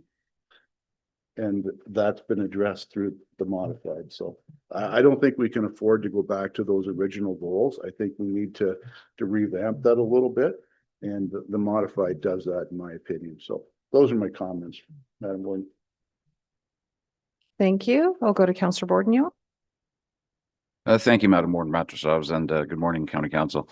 Thank you for the report. There's a lot of information in here. You know, listen to the the presentation and seeing where the needle can be moved, and then being cognizant of the financial implications as we move forward. So the modification model as we're moving forward allows for just prioritization. I see less reduction than I thought there would be in the modified model, as opposed to being able to move forward and having those discussions at the budget time and at the budget level, and seeing where that washes out. As you know, as we all have concerns fiscally, but environmentally as well. So my question to, I guess, the Deputy CAO would be, if things remain at the modified level, what information can you bring back for maybe a plus version or enhanced, looking at all the numbers? What do you anticipate showing us, or who's over at the table this coming fall? So through you, Madam Warden, and thank you for the question, Councillor. So the intention through fall would be, in terms of the budget, would just be a numbers game rather than anything more detailed than that. I think it would be reasonable to say that during the next update, which would probably be under the next term of council, we could identify and articulate what those priority actions would be. But within the conversations that we've had in the modified approach, within the conversations we've had developing this report, our sense is that we really should focus probably on energy as one of the critical next steps. It's one of the biggest pieces that we currently lack some resourcing in. We did start down that journey, but it was one of the resources that was lost. And so if we are supported, if there is support for the modified approach through budget, I strongly suspect that what you'd be seeing is us really starting to focus in on the county's energy usage very, very generally across the whole of the operation of the county. That would be programs within our long-term care buildings. It would be programs within our housing units, as well as things like fleet and so on and so forth. So we'd be very much looking at the sort of the energy uses is where staff's initial thoughts would be in terms of targeting that work, as well as providing, continuing to provide some of that coordinating work between member municipalities to ensure that we're working as efficiently and effectively together as possible towards these targets. But as I say, it would probably take us a little bit of time after we figured out what that modified approach looks like from a county council perspective to really identify what we would recommend as being those priority actions. And then obviously they would come back to county council for endorsement and approval. Follow up? Yes, thank you, Madam Warden. Thank you for that. And then by prioritizing that and looking at actual target goals, you'll be able to bring practical information back for future councils to make a decision based on, we've done this, and this is where the needle has moved based on specific targeting. Is that sort of where you're going with that?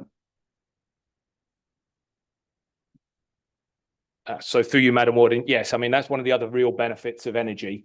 Energy is actually really easy to manage, to measure, and so it's one of those pieces that we have quite clear controls of both the inputs, and we can measure the outputs. So we can clearly articulate through measuring our energy where investment is made and there's a return on that investment in terms of energy dropping or cost dropping, or energy transfer from one source to a lower GHG emitting source. So the data associated to that, which is one of the things we're currently have a bit of a gap in, does mean that that's one of those ones where it's much easier to tell the story of, you put X in, here's Y coming out. Okay, we'll go to the Deputy Warden. Thank you, Madam Warden, and thank you, Linda and Niall, for your report. And thank you, Councillor Mackey, for your request to have this brought in front of us. You mentioned that we may have been over ambitious. I would suggest that we can't be ambitious enough. This group has never shied from an ambitious project.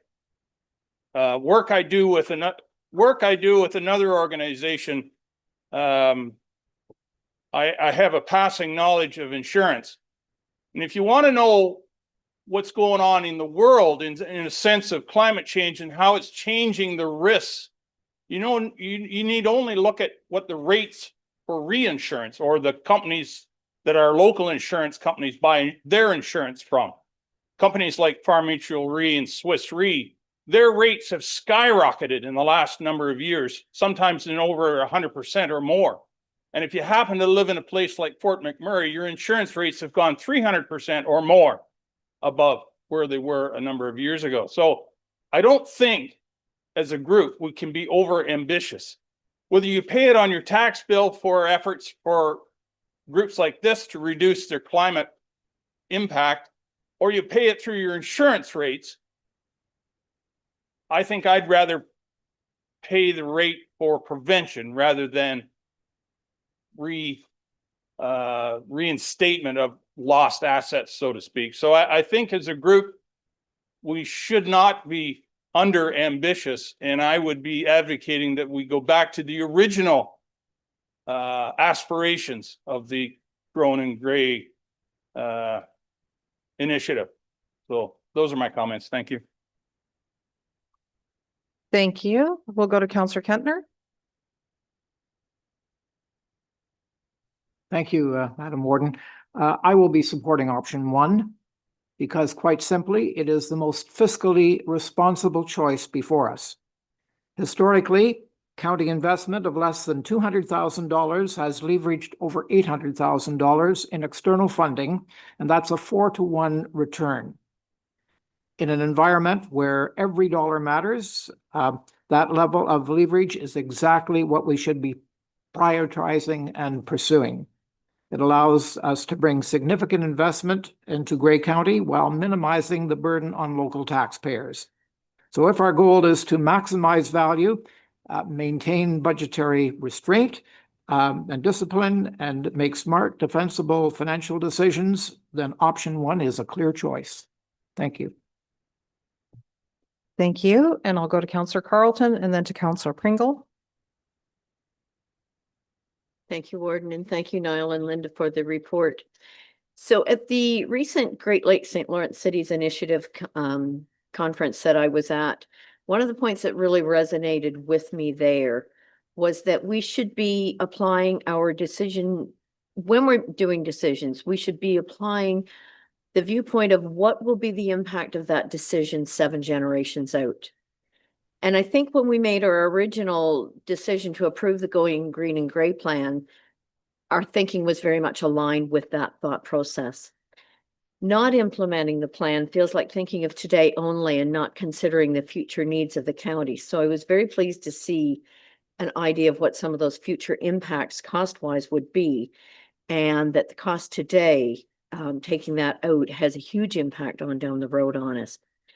The plan is costing us dollars today, but I think that's investing in our future and in future generations. And also the comment made about the people who are most impacted by this are the people who can least afford to do anything about it. I think we need to consider them. And we need that future plan in place for the needs of our children and grandchildren well into the future. Climate change is happening, but it's not just about climate change. It's about doing the right thing now. We look at changing our energy needs from relying on fossil fuels to using like electricity. We look at different heating systems. We need to keep looking for other options that reduce the damage being done to our environment. And I think that's what our original purpose was in approving the Going Green and Gray plan. It was future thinking, and I believe we need to stay on track with that plan. So again, looking at the tens of thousands it may cost us today may save us millions in the future. So thank you. Just my comments. Thank you very much. We'll go to Councillor Pringle next. Thank you, Warden. Yeah, gave this a lot of consideration too here, and I'm also in favor of option 1, just for the mere fact that we started this only 4 years ago, and we still got a long way to go in the process to where we're going to end up. I do believe obviously budget deliberations are going to be a big part of this when it comes down to the financial aspect of it all. In the worst case scenario, we got to be option 2, right? We still got to be modified. We can't lose sight of where we're trying to go or want to be as a county council. So I am in favor of option 1. I do believe it's money that's going to be well invested. If I did have a question about option 1 though, when we talk about a manager and a coordinator and then a contract coordinator, excuse me, is there any way, and I'm trying to figure this out, but when you have a manager, a coordinator, and a contract coordinator, you got 3 people. Do you need a coordinator and a manager? Can that not be a dual role? Or is the workload that much that you can't combine? I just was looking for a little clarity. I'm just looking to save a few dollars if we can at the end of the day, over manager and coordinator being two separate roles. Somebody can speak to that.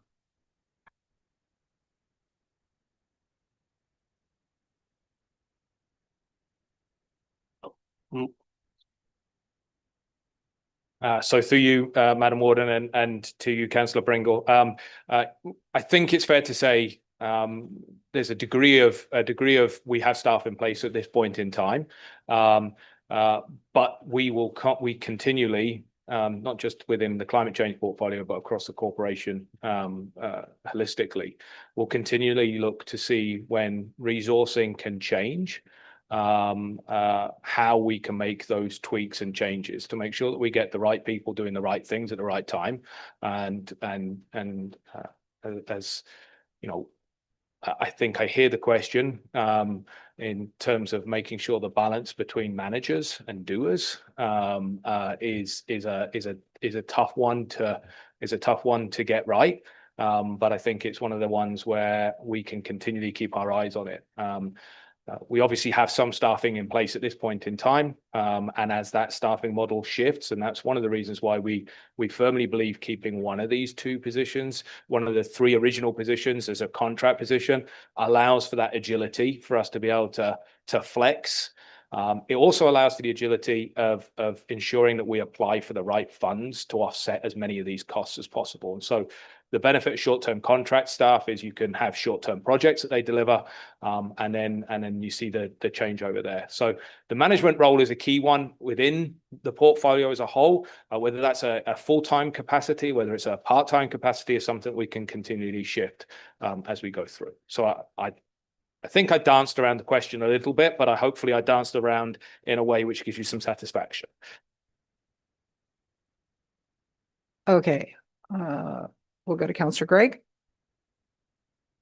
Thank you. And I'm just going to open with one question of clarity. There was the slide on page 4, which states one position in chart 1 for 2026. But we have a grant funded position that ends in the first quarter next year. The report refers to all sorts of programs that grant funded position is working on. Why is that not reflected in the 2026? Because this is 2026 that I'm sitting in right now. So that's the first question. Why is it missing? Through the chair, thank you for the question, Councillor Gregg. Chart 1 only reflects the county funded staff. So you're absolutely right. There are currently 2 fully grant funded staff also advancing objectives within the climate change plan. But this graph or this chart is solely the county funded roles. I just think that's important to note, that the actual resources are greater right now than what that chart's showing. I'm going to push back a little bit on some of the information in the report. There's an economic value position to smoke. Last time I checked with the agricultural community, when that work needs done, that work is going to get done. I grew up in a farm and it's a great privilege, but that's the farmer's mentality, and that's the agricultural mentality, is when the sun shines, that's when the work's going. There's certain components in here. I'm going to push back on Councillor Kentner's return on investment. I presume you're referring to a chart which includes $445,600 in the green development standards and $120,000 on home retrofit. Those are programs that either are voluntary, that developers have worked in coordination with county staff on creating, which is great if people opt in, but there's an underlying consideration, and people will do what they can afford, and they will change their windows in their house if they can afford it and when they can afford it. They will build to a higher green development standard if they can afford it. Right now, if you talk to realtors out there in the world, what's turning in the real estate market? Price points of $275,000 to $475,000. That's what the middle class can afford and get mortgage funding for. What's sitting on the market in a lot of locales is $700,000, $650,000 up. People cannot get mortgages for it because it's not proportionate to the level of household incomes that people need to carry that mortgage. That's a simple fact. So I'm going to push back on the return on investment that's been realized over years. I think the modified direction that we're in right now is the way we should be continuing to go. We are responsible for what we can affect, and that's our corporate actions. We do not have control over people's actions outside of the corporation in the community. We would like to think maybe they'll make the right choice, but at the same time, we could have a next report before us here at council, and it's advocating for a new tax class for the town of Blue Mountains. And all the hands go up in the air to support the province creating an expansion of this tax class, which is there to draw thousands of vehicles up to Grey County for weekends or tourism activities, and in doing so, create massive amounts of vehicle emissions. So I struggle with playing the role of hypocrite on one time. And, you know, here's one initiative, we want to do everything we can, and then we flip entirely on the next and we support this next initiative because we call it good for business, or we have a different motivation that supports it. But in effect, they're in conflict with each other. And also it's, you know, I would challenge anyone that is a strong advocate for option one here.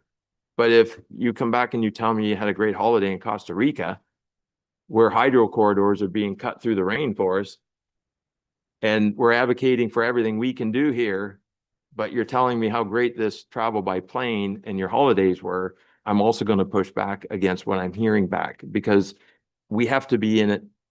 If we're sincere, it's all of our lifestyle that we have to consider here. So I have an extreme reluctance to go too broad in what I would agree with Councillor Mackey.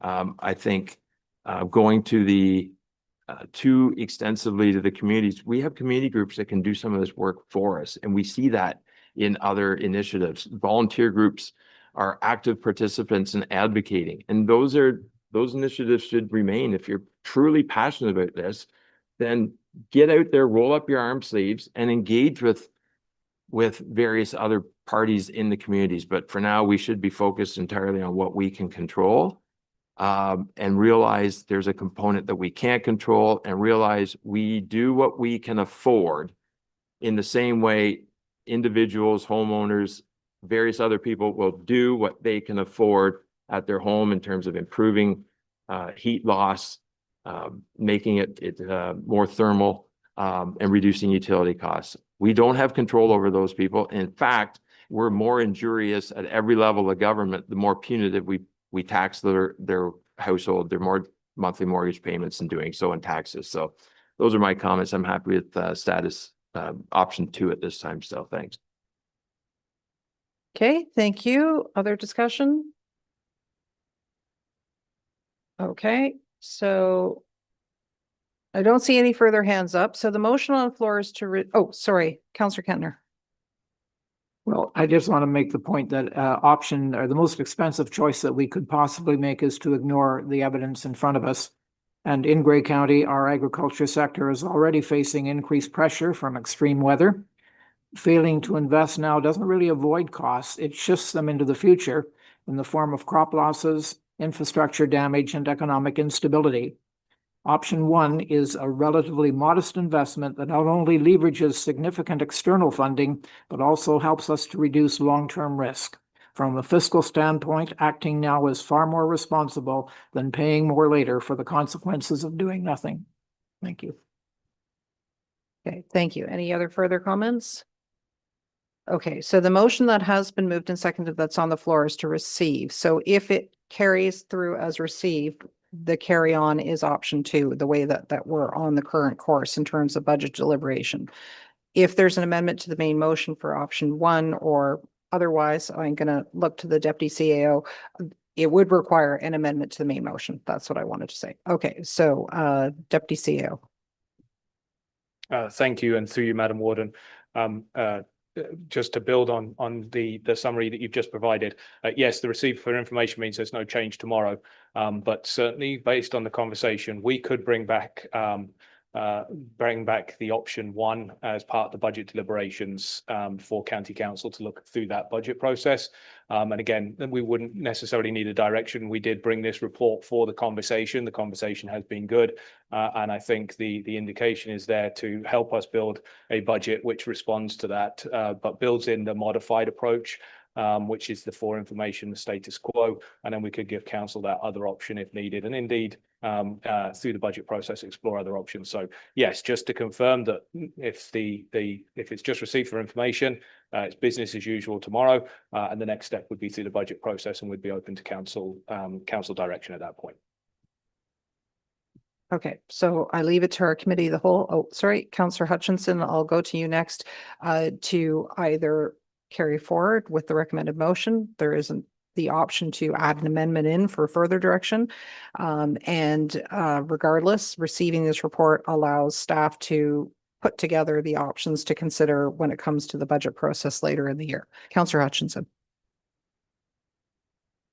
Thank you, Madam Warden. So my question is, if we amend it to like option one, within this fiscal year, there's the 26 budget, which we're in, we change that, that's would have to, because the budget's been approved with what we're currently at. So status quo, just staying where we are and then bringing back option one as a for consideration 27. Is that how I'm reading this? Because I think just as we are now, we're going to stay status quo. But to change it or amend it, we have to actually we have to go outside the budget to approve that.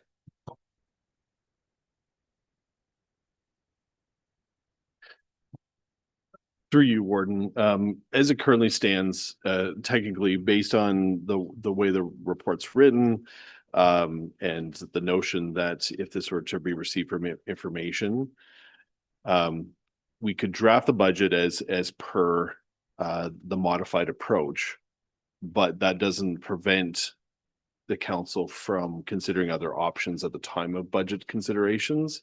If, however, there is a desire to see us bring forward a draft budget, initial budget, with option one considerations in the overall budget, then as the warden previously indicated, that would require an amended motion to be brought forward. And yeah, we'd be happy to help craft that if that were the desire, but it would be also in the realm of for budget considerations. But if the desire from this group is to proceed with option one, I think the cleanest approach would be to provide that direction. Either way, though, as Niall indicated, those options can still be explored as part of the budget considerations, but having firmer direction, I guess, of what to include in that draft budget, we're open to options and considerations of what this council wants to direct. Right now, technically, we would just draft it as modified approach. Doesn't mean to say that option one or option three or any combination thereof could still be debated at the time of budget considerations. Okay, we'll go to Councillor Bordenio. Thank you, Madam Warden, and through you.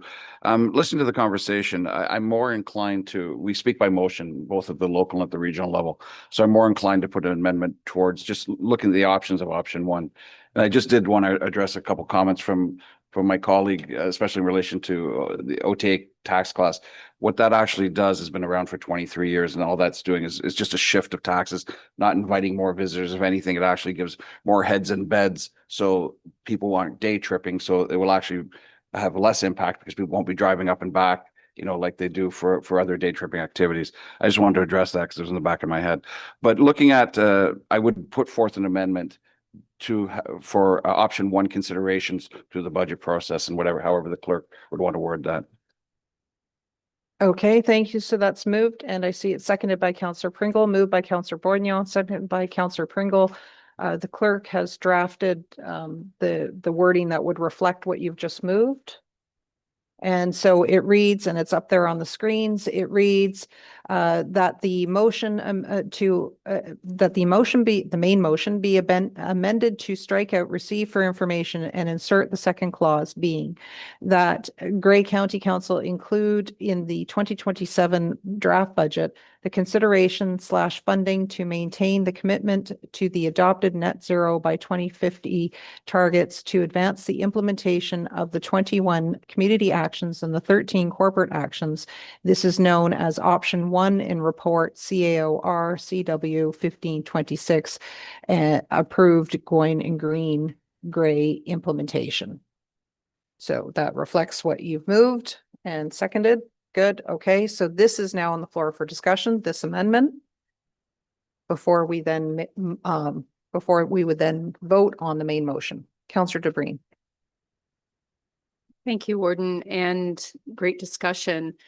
I just want to clarify, because when Deputy CAO Logley was speaking, it was when the 2027 budget comes forward, it would be as modified, but that there would also be option 1 considerations, so that we would have all of the information and the ability to compare the, I think we all agree, inaction or eliminating, abandoning is not on the table. But as far as the next budget going forward, we're still continuing with modified for the 2026 budget, and we'll get all of the information for the 2027 budget. This decision is based on what is going to be approved going forward. I just want to clarify that choosing option 1 isn't changing anything this year, and that we're going to get both information, not just option 1. Deputy CEO.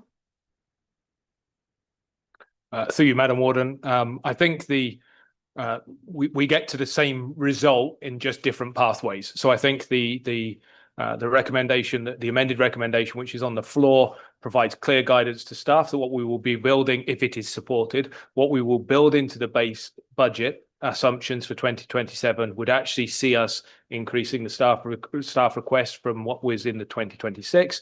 But that doesn't preclude any conversation about what coming back to the modified approach would look like through the budget process. And we will certainly be able to articulate that through the business plans that you will see. But if it's supported, it just changes what we put into the base budget. It doesn't change the conversation that can happen during the budget process. Okay, thank you. Any further discussion on this amendment? Councillor Gregg?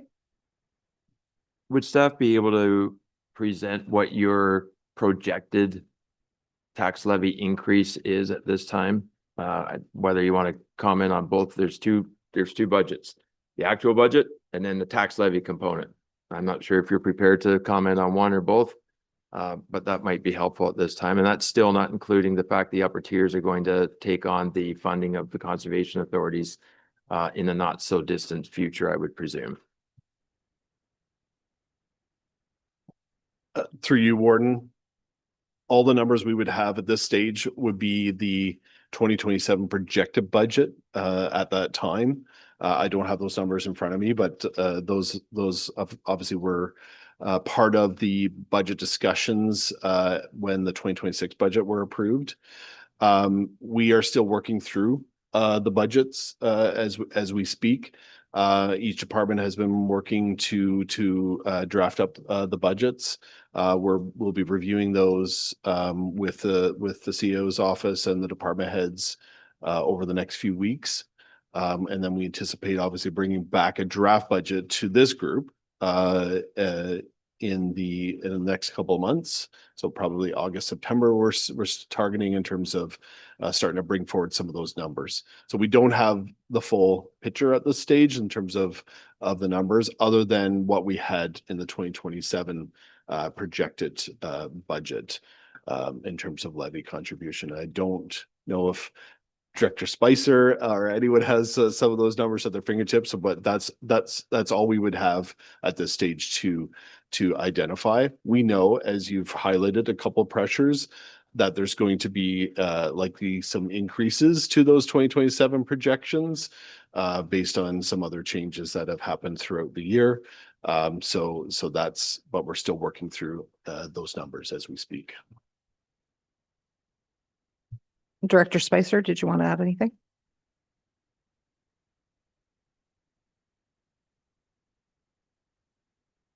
Thank you, Madam Warden. And as CAO Schertzer commented, the 2026 tax levy was $83,951,800. The 2027 projection is $91,275,200, which is an increase of just over $7.3 million. And as we know, there's been a number of things that have changed since we came up with our estimates for the 2027 budget. And we're working with departments to come up with numbers that we're going to be happy to present to you later. Okay, thank you. Any other questions, comments? Okay, so voting on the amendment that's been put forth, moved and seconded, all those in favor of the amendment?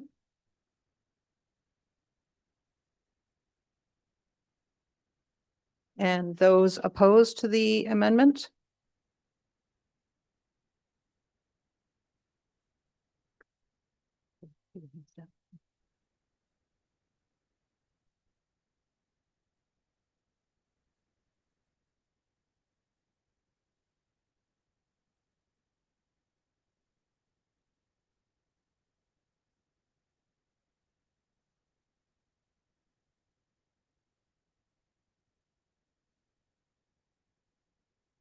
Okay, we just wanted to double check our count. That motion is carried, so the amendment will now go to the main motion. So now we will vote on the main motion.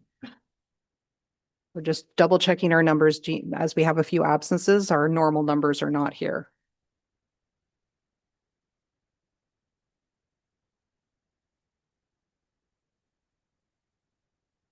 Okay, while the clerks are pulling up the main motion revised, I'll look to Councillor Mackey.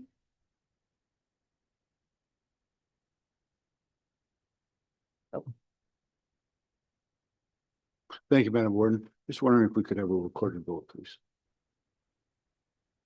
Okay, so there's a request for a recorded vote on the amendment to the main motion, Madam Clerk?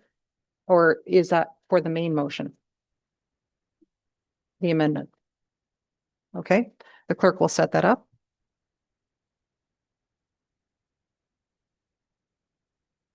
There will be a break after this. Did not anticipate the length of time when we were coming up a little short on the break time. Lunch is not until 12:30.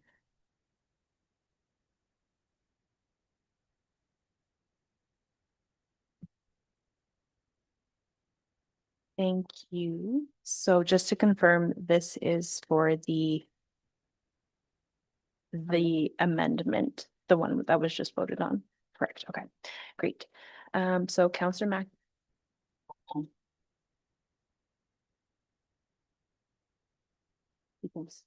Repeat it. Councillor Mackey is opposed. Councillor McKay is absent. Councillor Carlton. In favor. Councillor Pringle. In favor. Councillor McQueen is opposed. Councillor Nielsen is absent. Councillor Patterson. Opposed. Councillor Dickert is absent. Councillor Kentner. In favor. Councillor Keaveney. Opposed. Councillor Body. Opposed. Councillor Gregg. Opposed. Councillor Milne. In favor. In favor. Councillor DeBreen. In favor. Warden Matrosovs. In favor. In favor. Councillor Bourdignon. In favor. Councillor Eccles. I will wait. Patient. Just vote by hand in favor. In favor. Councillor Tom Hutchinson. In favor. In favor. Thank you, and that motion carries 50 to 35. Okay.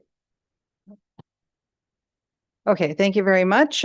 So we will now move to we are now going to vote on the main motion as it's been amended. So Madam Clerk, if you can have the main motion up, just so everybody's clear on the way it reads, although it's very similar to what we've just looked at. So while that's coming up, we're back to any further discussion on the main motion as amended. Counselor McQueen. Thank you, Madam Warden. I was thinking that maybe this motion could be deferred to our next council meeting, only from a certain part. It was deferred from the last meeting of an individual that wasn't here. We have 3 individuals that are missing, which is a normal amount. Normal county councils, we have full slate. So I would move an amendment that this motion be deferred to the next county council meeting.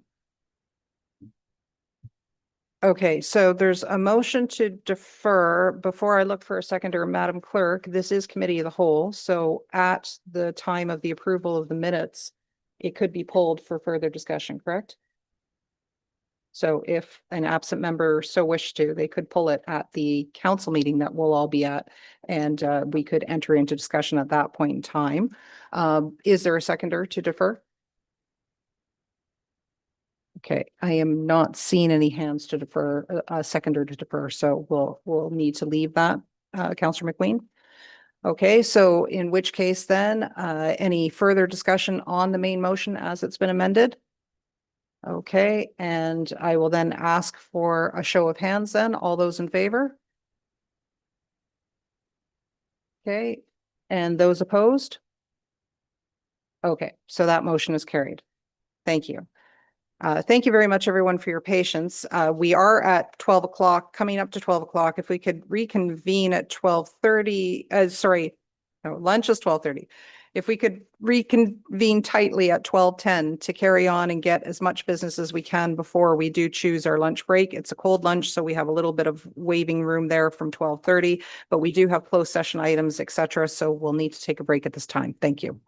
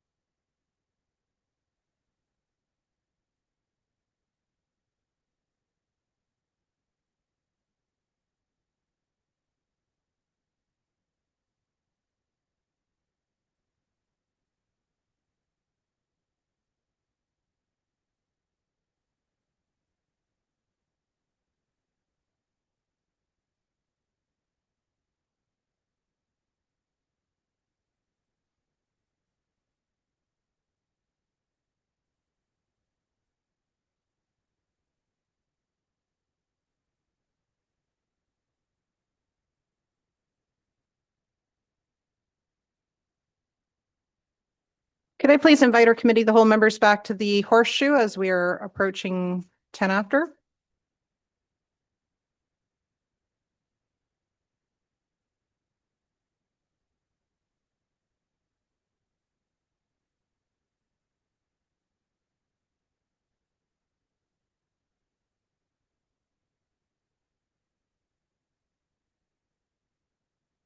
Okay, we have the go-ahead from technology that we can proceed. So we are going to move on to the next item, and then I'm just going to keep watching to see how we are when we get to the lunch window, so that we can have enough time so we can be careful that we don't end up thinking that we're going to be almost done, and then it turns out we're not almost done. So I want to be conscious of that.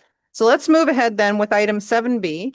It's recommended that report TRCW 2626 regarding outcomes of the May 26 Urban Road and Roads Exchange Task Force meeting be received for information. So this is just to receive for information this update report. May I ask for a mover and a seconder? Got it moved by Councillor Mackey, seconded by Councillor Eccles. It's now on the floor for an introduction from Director Hoy.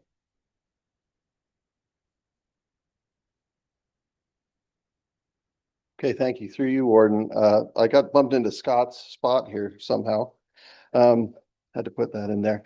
So this is a report. Why am I here? So report is received for information. Hopefully not another report with a bunch of options that I don't want you to vote on. But anyway, it's a summary of all the good information and thoughts gathered at the last task force meeting. So the task force meeting on May 26th, we also held a workshop prior for the Roads Exchange Task Force, and a lot of staff members there. So pretty much everybody brought like a public works type person with good knowledge of the assets, and then typically a financial person as well, except Georgian Bluffs. They only need to send the mayor because she knows all that stuff already. But it was a really good meeting at Sydenham, and a good chance to talk with everybody.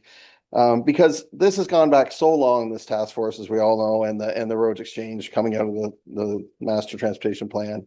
But a lot of the people don't necessarily know all the process that has gone on. Like it's been a bit of a long haul, but if you just read the TMP and then tried to rationalize it with, you know, where the proposals are at now, it's hard to kind of justify how they got there. So it was good to meet with everybody and talk about all those options. And I would say that when you look at even our initial proposal as far as the funding goes, it has come a long way since then. And that really is because of the municipal staff feedback. You know, they've been very good to really delve into all the intricacies and the scenarios and that type of thing. So I wanted to just thank all the municipal staff members. They reviewed the pre-work material, in many cases submitted a written summary, and all our finance staff who has, you know, been working through these scenarios. And as time marches on, things, you know, the prices go up, there's other years falling off, and jobs that kind of are in the door that we do and then add on. So there is a lot of kind of ongoing number crunching going on. So I just wanted to make a quick explanation of the versions A, B, and C. So I did want to mention first on the page 4, I guess, of the report, you will see that version on the chart. It says version A was the $29 million, which is not really, it's not totally the right number. We had gone from kind of 24 million to 30 by March for the version A, which was our initial kind of slightly modified over time with the task force option. So if you look into the transition funding spreadsheet, which is kind of the bigger link of the 3 spreadsheets, there was a number of $37 million in there. And that 37 million was assuming that we would get a 7.32% increase to our budget, which is that 2.55 asset management plan and the 2% inflation, of which we get 80% of the 2.55. So that number can range anywhere from 37 million. If county council decided all the increases are 0, that number would be 23 million. So that was the original assumption in version A, that the municipalities would get what we get at the county. So that's kind of where that number is right now, that somewhere around 30 million, 23, 37, I guess 37 if we keep getting what we recommend and for our assets. And the other thing I just did want to mention about some of the changes. There has been changes all the way along in lane kilometers, for example. Something like the Eddie Sargent, it's 4 lanes, which is not twice as much as a 2-lane road, but it's definitely more. So there's been kind of refinements to our modeling that way. Some of the tapering over time. At one point, the urban transition fund was tapered out to 0 over 5 years. Now that continues on. So that's where it does get quite tricky to look through all the numbers. So what we recommended at the task force was version B, which includes a guarantee of 2.5%. That was kind of pretty much unanimous with the municipalities. They just don't, the whole, you'll get what we get is it makes people a little uncomfortable. You don't know what funding is coming. And we're not much different with, OSIF and gas tax. You don't know, well, not gas, CCBF, I guess, but you don't know exactly what you're getting. So the municipalities really feel like in order to figure out how they're going to do some of this urban work, they really want an increase in transition or a guaranteed increase. Also, there was a lot of discussion about traffic signals because they can be, unique. A lot of municipalities don't have a lot of expertise with them. Ourselves, we're under our own sounds contract every year. So that was kind of something that's brought into version B, was just something for traffic signals because they are new to a lot of municipalities. We talked about transferring the DCs. They're in the version B that was recommended at committee or at the task force. So of course, now you'll see Scott's report later. No one knows exactly where DCs are going. Again, this would be based on money already collected. So whether that leaves us short in the future, I'm not going to get into here, but and then there's the 4 projects that are new timing, the bridge in Clarksburg, and there's a few others where it just happens that we're right at the cusp of the project going and we're kind of across budget years. And so some of them that are due, we wouldn't just leave somebody holding with an imminent project. So we also brought forward the task force a bunch of other options, which we'd call, I guess, version C. There you're up to that's sort of the Cadillac, a lot of them. Municipal staff, of course, liked this version because it's the most money, which totally makes sense. I'd probably pick the same thing. That's a guaranteed 7% increase. So that really, if we got what we like to recommend every year with the asset management plan and inflation, that would be fine. It just transfers some more risk to us, to the county. It really doesn't cost you anymore. If we get 7.32, for example, the guaranteed 7 would be fine. But if all of a sudden the county council decided we're getting 0 and we're committed to give a guaranteed 7, that is where the risk lies for the county. And then we also talked about surface replacement at the task force. So that was maybe doing some paving, that roads that hadn't been done, in the last 10 years. And there's some support for that, but people see, okay, so you're paving a road, but you might not be doing the underground. There is some upside to buying time there. But again, unless you go road by road and figure out exactly what that is, there is some issues there of, are we spending the money the best way possible about paving a road, we're not doing the underground, which in many cases, the underground is the real problem. So, and then on page 6 of the report, there's some other items that were brought to the task force because, we put it out there. What else do you think? And there was kind of some additional roads people thought about. There was just a whole kind of a laundry list of other things that people are thinking about, which aren't really in any of these 3 options. So we're just putting them out there. Just because that came out of the task force. So as I said, this is kind of the summary report. It's just to get people thinking about the options, and the minutes from the task force will be coming June 25th. So I don't think I need to go into too much more detail. I'm ready to answer questions, but there's a lot of data in there, and if you start diving into links, you'll see even more. So I'm sure the staff, your staff is probably hard at it, as they always are, and we're just bringing this forward for information this time. Okay, thank you very much, Director Hoy. And yes, it was a very fruitful day to have everybody there in the room. But as you said, we can't underscore enough that there's been lots of dialogue going between county staff and town staff for all of the lower tiers. And we as mayors and deputy mayors have been sitting in on those conversations along the way too. So lots of individual conversations going on. This was the opportunity to have everybody in the room together, which was very beneficial. It produced so much information that I think it was wise to bring this report forward so that we can actually see a digest of some of the conversations. It allows the lower tiers to look at each other's responses as well, and also allows for some time for reflection before we consider the minutes, which will be coming in the next cycle. So as it stands, this is just to give us a touch point of where we are in the process. So with that, and did you have any other further comments? You're nodding your head? No? Okay. Okay. He says exactly what I said. Okay. So with that, I'll put it out to members of the committee of the whole for any questions or comments. Okay. Not seeing any. All right. In that case, then we have it moved and seconded. It is already on the floor, so I'll call the vote. All those in favor? And that motion is carried. Thank you very much, Director Hoy. And that means that you're off the just before lunch spot. I get to call another one in. Who's the next lucky individual to come on down?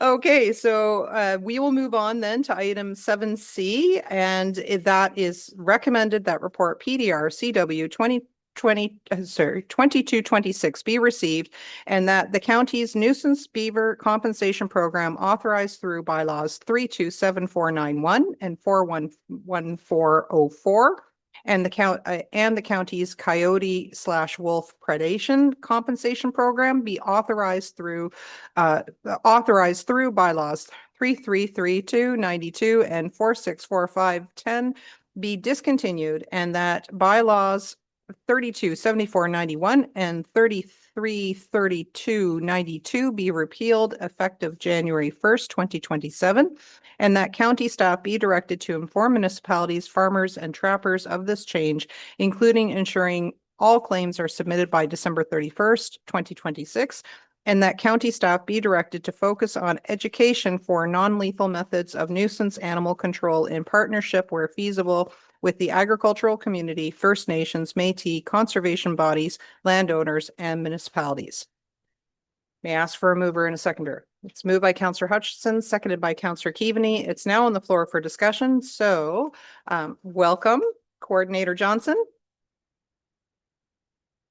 The lectern is yours. Good morning. I don't know if I want to be in this hot seat right before lunch, but thank you very much. Thank you, Council. This morning, I just wanted to provide an update on the beaver and coyote compensation bylaws, including our findings as it relates to the consultation and the research that we have done over the last year and a half since we brought this forward to committee. Oh, I didn't go right into the, sorry, got excited there. It's a riveting. Yeah. Oh, there it is. Okay. Good. All right. And now it is not showing up. Okay, there it is. All right. So a little bit of background here just to refresh everybody's memory. Committee may recall that this report originated from a request that was received in October 2024 through correspondence. The request was to increase the amount of compensation for both of the bylaws as they do not adequately reflect the cost of trapping and hunting today, and because they hadn't been updated in a very long time. As you saw in the resolution, the last update to the beaver bylaw was 92 or 94, I can't recall. And the beaver bylaw was 2004, or sorry, the coyote bylaw was 2004. In January last year, a report was presented to committee and direction was given to look into both of the bylaws. Staff began consultation and held an open house in April and a formal public meeting in May. And there was a commenting period after those public meetings, and as a result of comments and information received, staff did additional research regarding each of the programs. Update reports and discussions were also had with the county's agricultural advisory committee, both last year and early this year. So what did we hear? We heard many passionate and educated comments, both in support and in opposition to the bylaws. Comments that were received were relatively equally split in support of the programs versus not in support of them. This wasn't as apparent to anyone that may have watched those minutes or those meetings afterwards, as there was a strong representation of support at both of those meetings. At the public meeting. But those in support that attended those meetings and that provided comments saw significant importance in having a tool to assist in the management of the problem animals.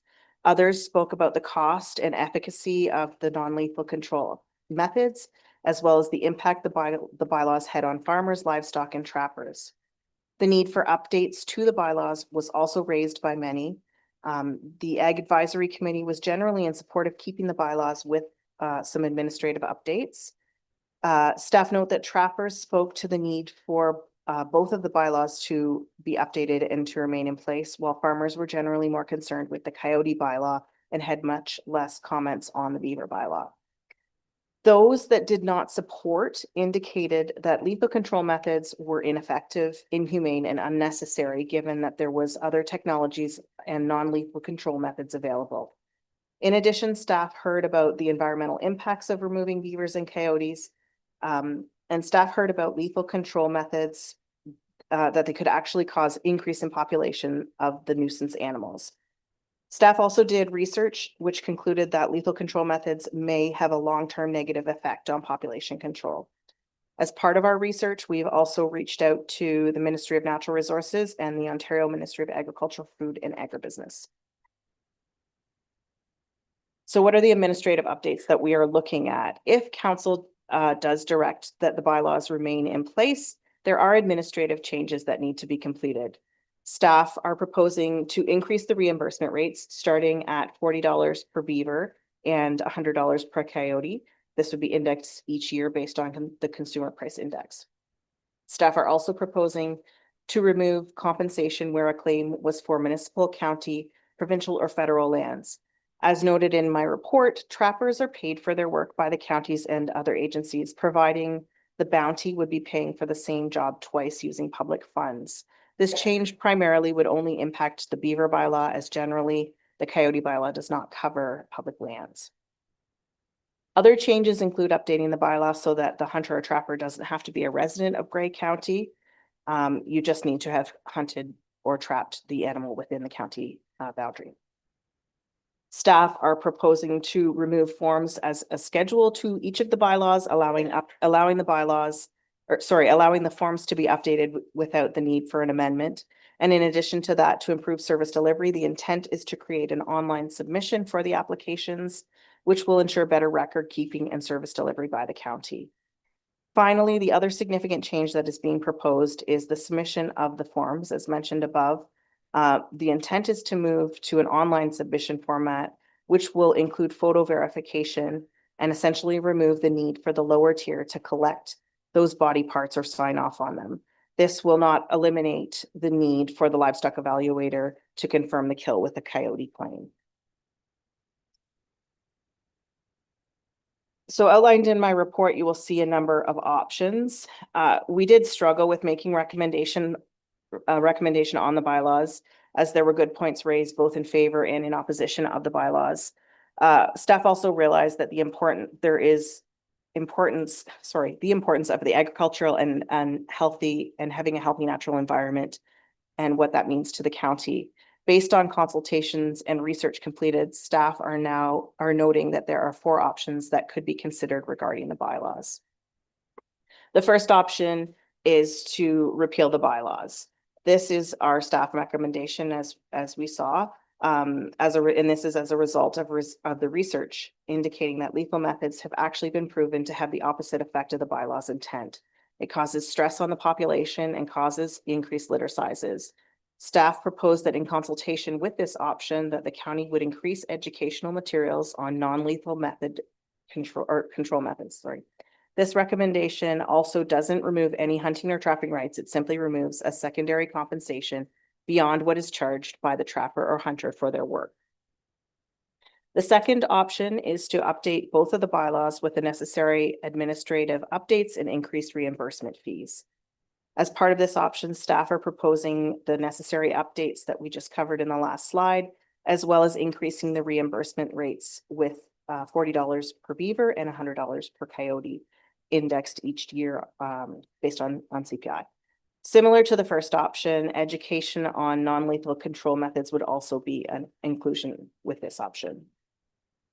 The third option is to repeal the beaver bylaw and update the coyote bylaw with the necessary administrative updates and increased reimbursement. Similar to the second option, we're also recommending that education piece as well. And then the fourth option is to do nothing and keep the bylaws status quo, and at this time, staff are not recommending that option. It's important to note that regardless of the decision that we make that is made today, it does not eliminate the ability for the landowner to protect their property or livestock, including the hiring of hunters or trappers to protect their properties. If the bylaws are removed, it simply eliminates a fee paid, which would be in addition to whatever the hunter or trapper would charge for their service.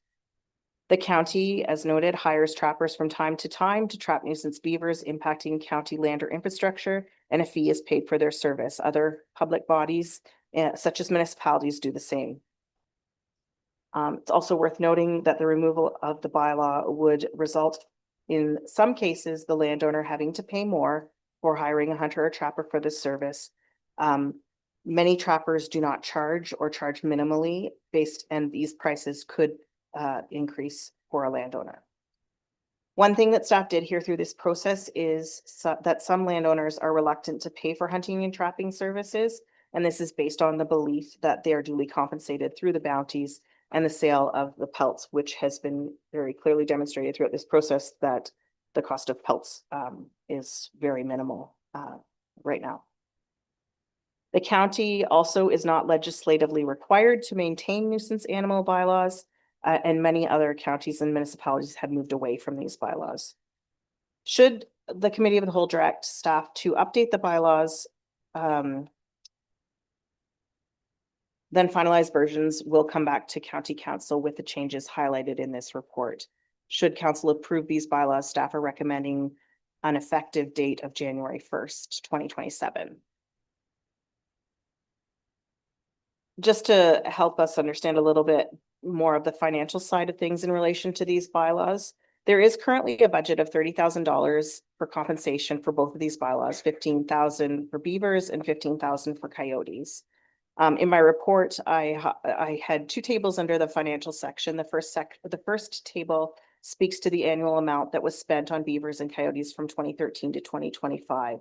The average being paid in a year for beavers was just around the $12,000 mark, and for coyotes, it was around $8,200. Now, these are averages, obviously, and in the case year by year, they do vary significantly. The second table that I wanted to highlight shows the annual amount of beaver claims that are on private lands versus public lands. This is from the year 2020 to 2025, and it averages to be about half of the claims being on public lands.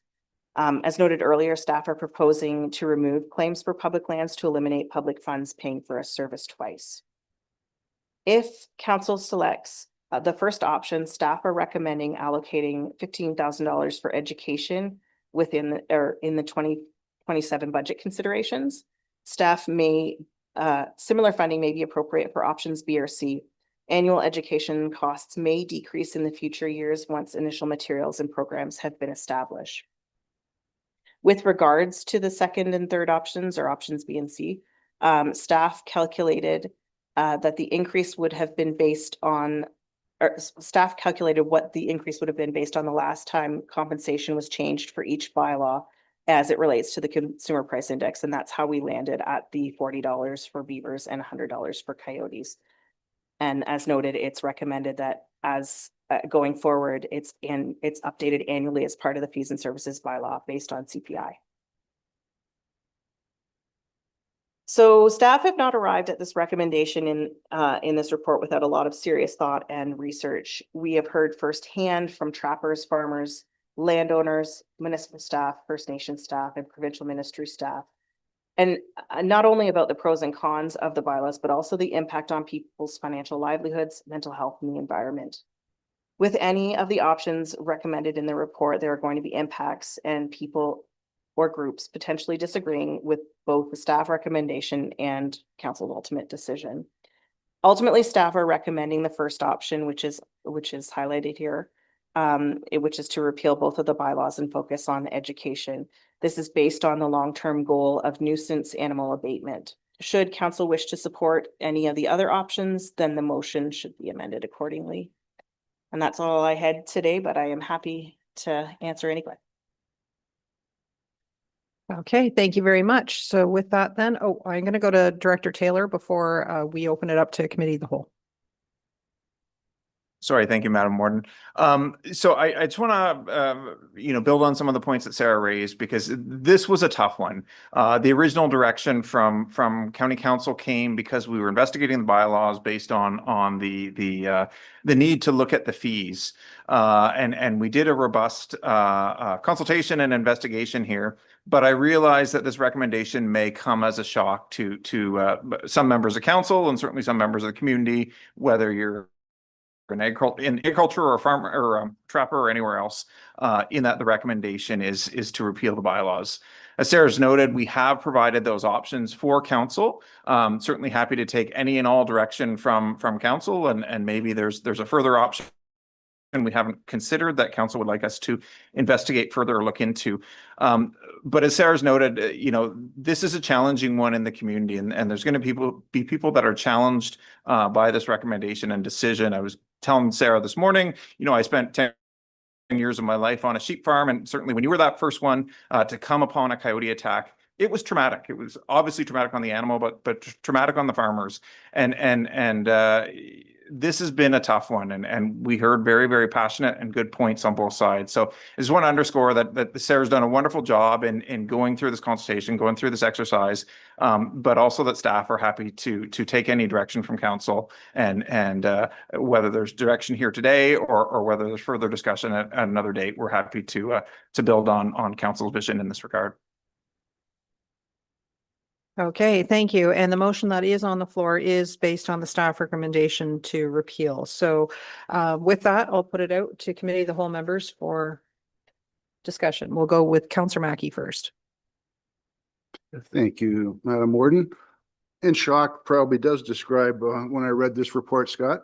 Sitting through the public meetings, I didn't see how we'd end up at this point. And, we were asked to bring back, I remember the gentleman being here looking at an increase in fees, and here we have a report saying we get rid of the bylaws altogether. So anyways, in speaking with certainly the rural community and the farmers in my neck of the woods, I haven't heard any support for non-lethal ways of getting rid of coyotes or beavers. So I would like to amend the motion to support option B, with the compensation that is equivalent to what's in Bruce County right now, because of our geographic proximity with Bruce County.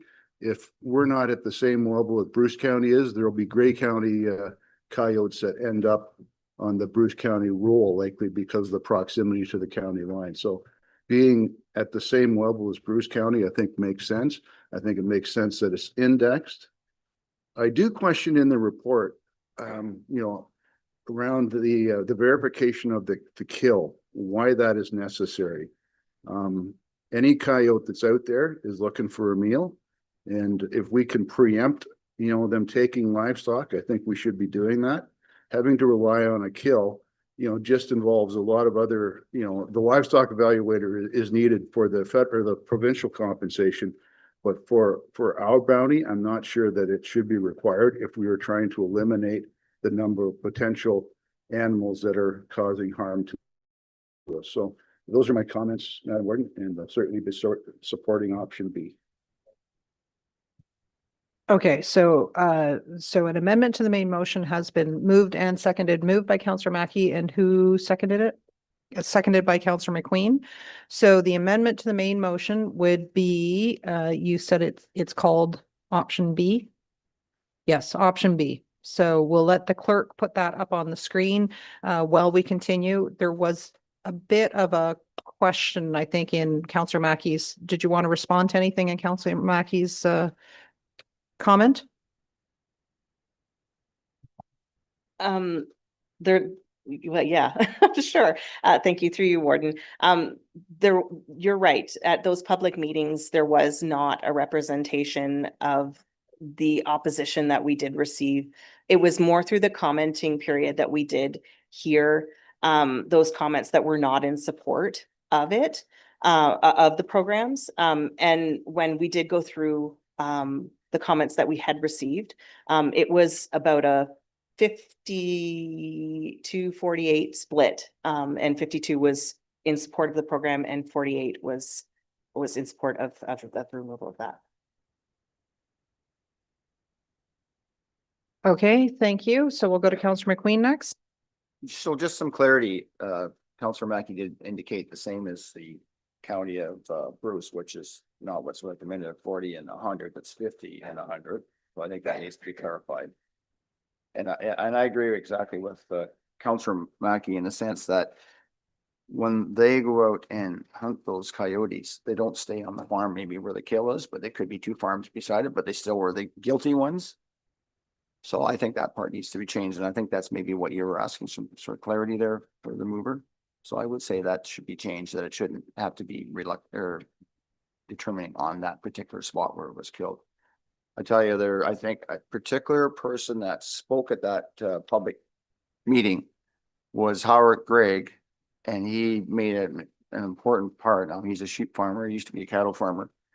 The important point he made is the provincial compensation only covers you if you find the carcass. There's a lot of carcasses go missing that you never find.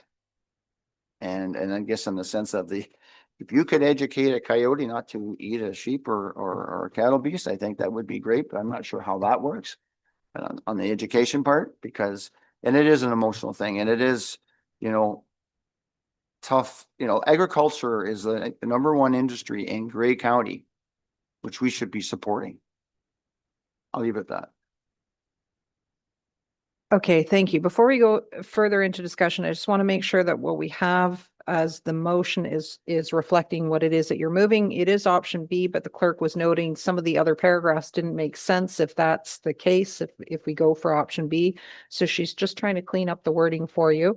And also there was reference to Bruce County as well, using the compensation rates of Bruce County, which wasn't necessarily spelled out in the report. So if that's your intention as the mover and seconder, we should make sure the wording is the way you believe it should go before I have any further discussion on the floor.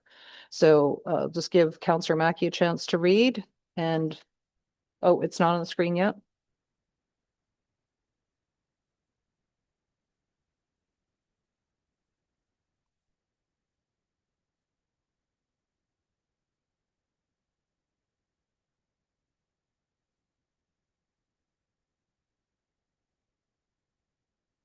Okay.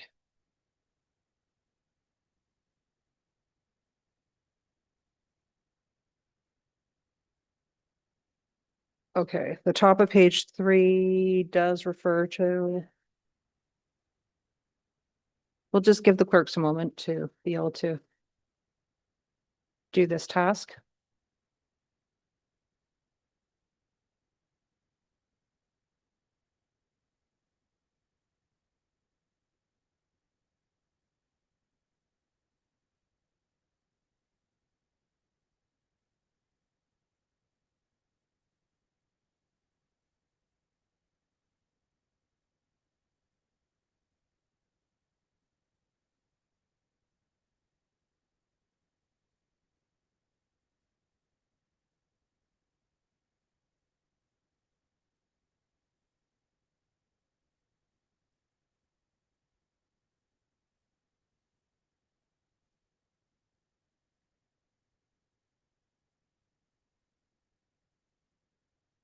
Okay, see, look at that. Director Taylor's come up to the lectern now because he realizes it's just before lunch.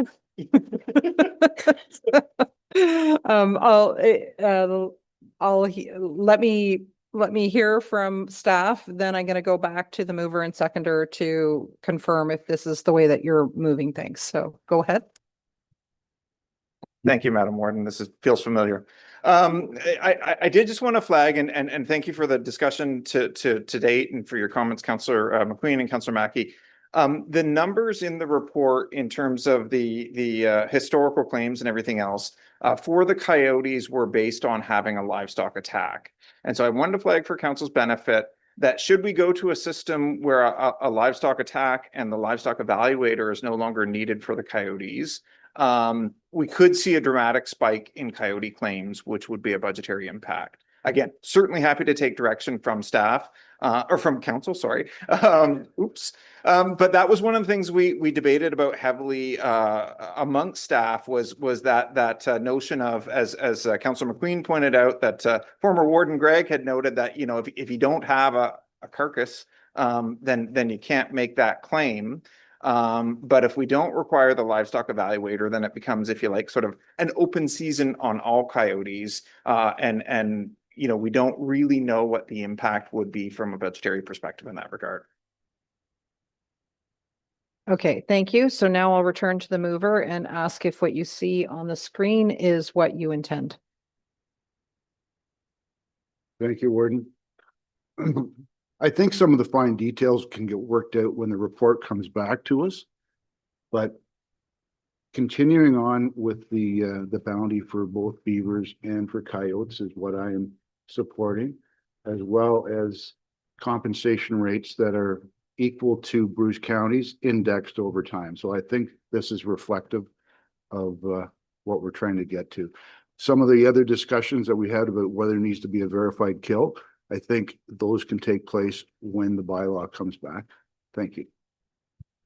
Okay, thank you. And I'll just confirm with the seconder. Is that the way you intend to second? I do, but I do have some comments about the verified kill, but I can wait till other comments come on to the motion, sir. Okay, thank you. So it is moved and seconded. This is an amendment to the main motion. I better read it out for the benefit of the record. That the PDR CW 20-26 be received, and that's, oh, sorry. Oh, wait, sorry. She's got a different one here for me. Okay. Well, you highlighted that one, so I'm good at following your direction. Okay, so what we are looking at right now is the amendment to the main motion, and it reads, what we are considering voting on is that the motion be amended to strike out the second and third clauses and insert the following two in their place. Number one, that staff be directed to prepare an updated nuisance beaver compensation bylaw, as well as an updated coyote/wolf predation bylaw based on the considerations outlined in this report for county council's consideration, and that the county's fees and services bylaw 509020 be updated to reflect the compensation rates of Bruce County for coyote or wolf. Okay. Oh, yes. As the mover, Councillor Mackey.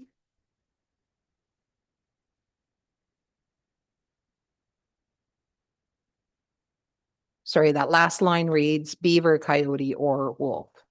Okay, so it's on the floor for discussion. We're going to go to Councillor Body, and I will make sure that I'll return to Councillor McQueen that had a further comment as well. Councillor Body? Perhaps a lawyer hat on over polishing the stone, but I wonder if we want to put in the current compensation rates, just so we don't give the impression that we're going to track Bruce County forever.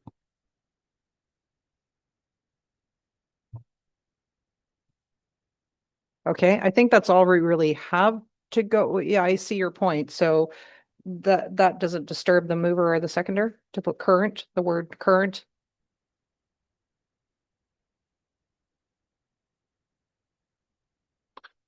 Thank you, Ward. No, I don't mind current being added to that, as long, and maybe adding, I think the report talks about index to inflation. So maybe adding the index to inflation part in there also, please.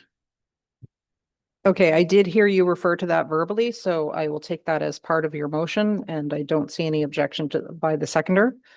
Okay, so Councillor Body, there's the response that we're putting in place there. Councillor, we'll go to Councillor McQueen, who had a further comment, and then I'm going to go to Councillor DeBreen after that. Okay, he's deferring to Councillor DeBreen first. Thank you. And through you, when in the first clause of the amendment, it indicates, as outlined in the report, there was information in the report that the county shouldn't be paying twice.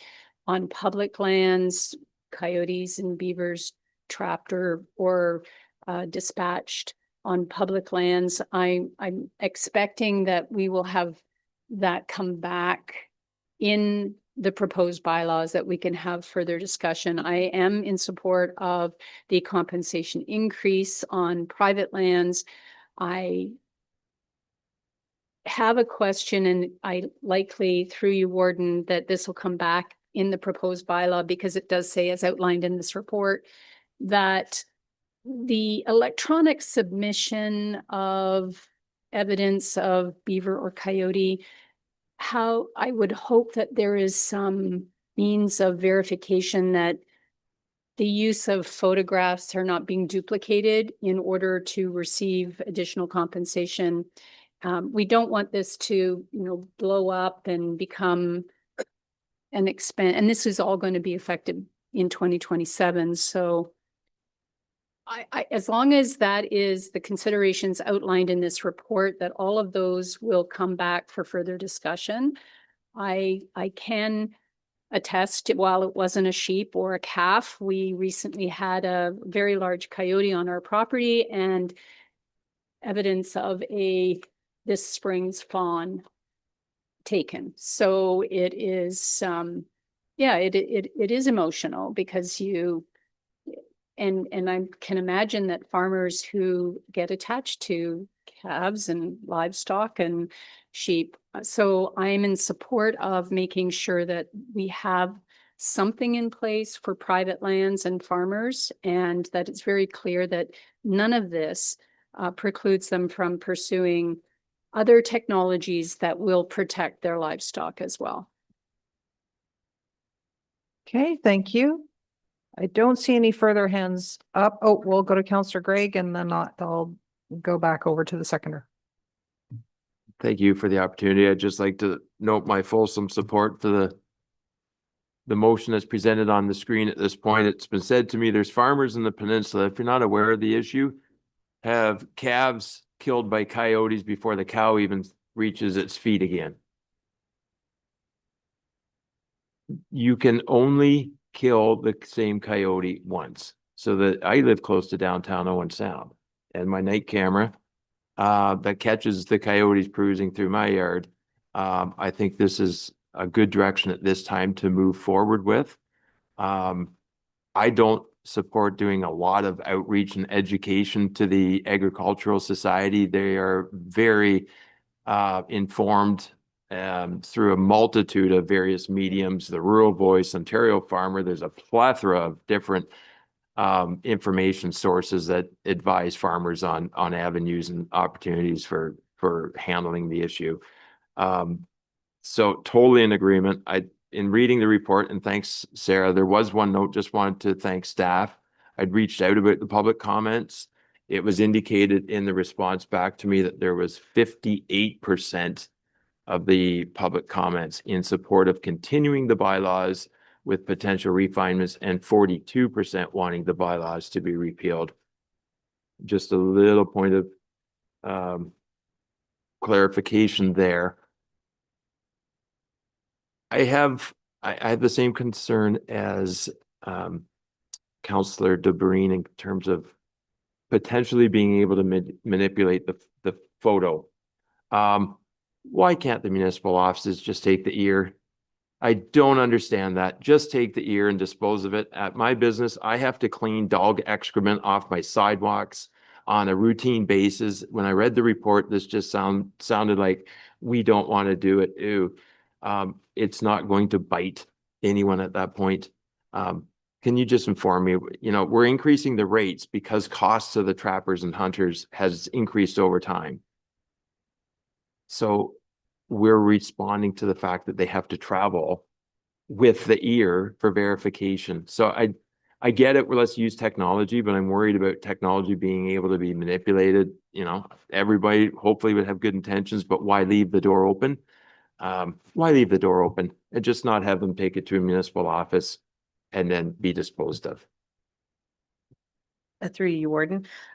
Part of it was that we had heard from the municipalities that they didn't want that extra step in there. But the other piece of it And we did discuss about the potential of it being misused. But through this process, we actually learned that some municipal offices don't even actually keep them when they're presented with them. So there is still the possibility of misuse in that case as well, with the formal presentation of the body parts.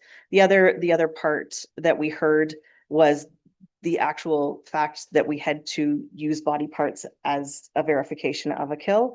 And so we were trying to find a medium ground that would work.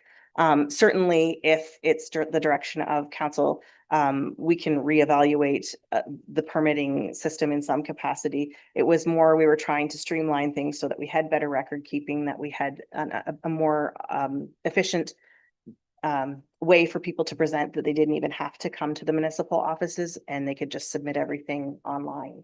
So that was the rationale that staff had approached with that. Okay. Seeing no other hands, I'm going to return to Councillor McQueen. Thank you, Madam Warden. And I do have, I think we all received the letter from the Grey County beef farmers that sent it out a few weeks back. Just up note of that, they just had their annual beef dinner. I think it was just under 500 people attended that in Rockland. Just there's a note of, and it's been growing. I do have a letter here from the beef farmers of Ontario, and there's a couple of paragraphs I do want to read out for the public record. Coyotes and wolves remain a persistent and growing threat to the local beef farmers, who face not only the economic impact, but the operational stress due to the ongoing livestock losses. Beyond the impact on producers, the financial burden is increasingly shifted to the Ontario government through the Ontario Wildlife Damage Compensation Program, which does compensate, but there is only one taxpayer, which continues to pay out substantial amounts each year to cover verified losses. According to the recent data from the OWDCP, Grey County continues to rank among the highest in Ontario for instances of livestock predation from coyotes. In 2022 to 2023, 26 head of cattle were lost to coyote predation, resulting in $25,000, $350,000 loss compensation claims. In 2023-24, this number increased to 33 cattle with losses totaling $45,000. Notably, in 2023-2024, Grey County reported the highest overall loss of livestock due to coyote attacks of any county in the province. 215 animals were killed with a total value of $96,436. These figures reinforce the reality that predation remains a significant and ongoing threat. Hunter financial compensation is an important tool in migration of impact of predator populations, helping to reduce losses and maintain the balance between wildlife conservation and agricultural sustainability. Given the ongoing severity of issues in Grey County, we believe that there is a clear and compelling case not only to maintain the program at its currently exists, but also to consider enhancements such as increasing the compensating rates for hunters and trappers who participate in predator control efforts. And this, it goes on to a few other paragraphs I will not repeat, but it's signed by Craig McLaughlin, president of the Grey County Beef Farmers Association, or sorry, of the Ontario Beef Farmers Association. It was CC to the Grey County Beef Farmers. I do have, there's a lot of inputs in the other letter that we received that reinforces, I think, what we're talking about today, but being it's close to lunch, I'll leave it at that. But I think there's a lot of support to where we're going today. Okay, thank you. Any other comments? Okay, so we are voting on the amendment to the main motion. The amendment to the main motion. All those in favor? And that is approved. Okay, so with that, then we are going to look at the main motion now as it's been amended.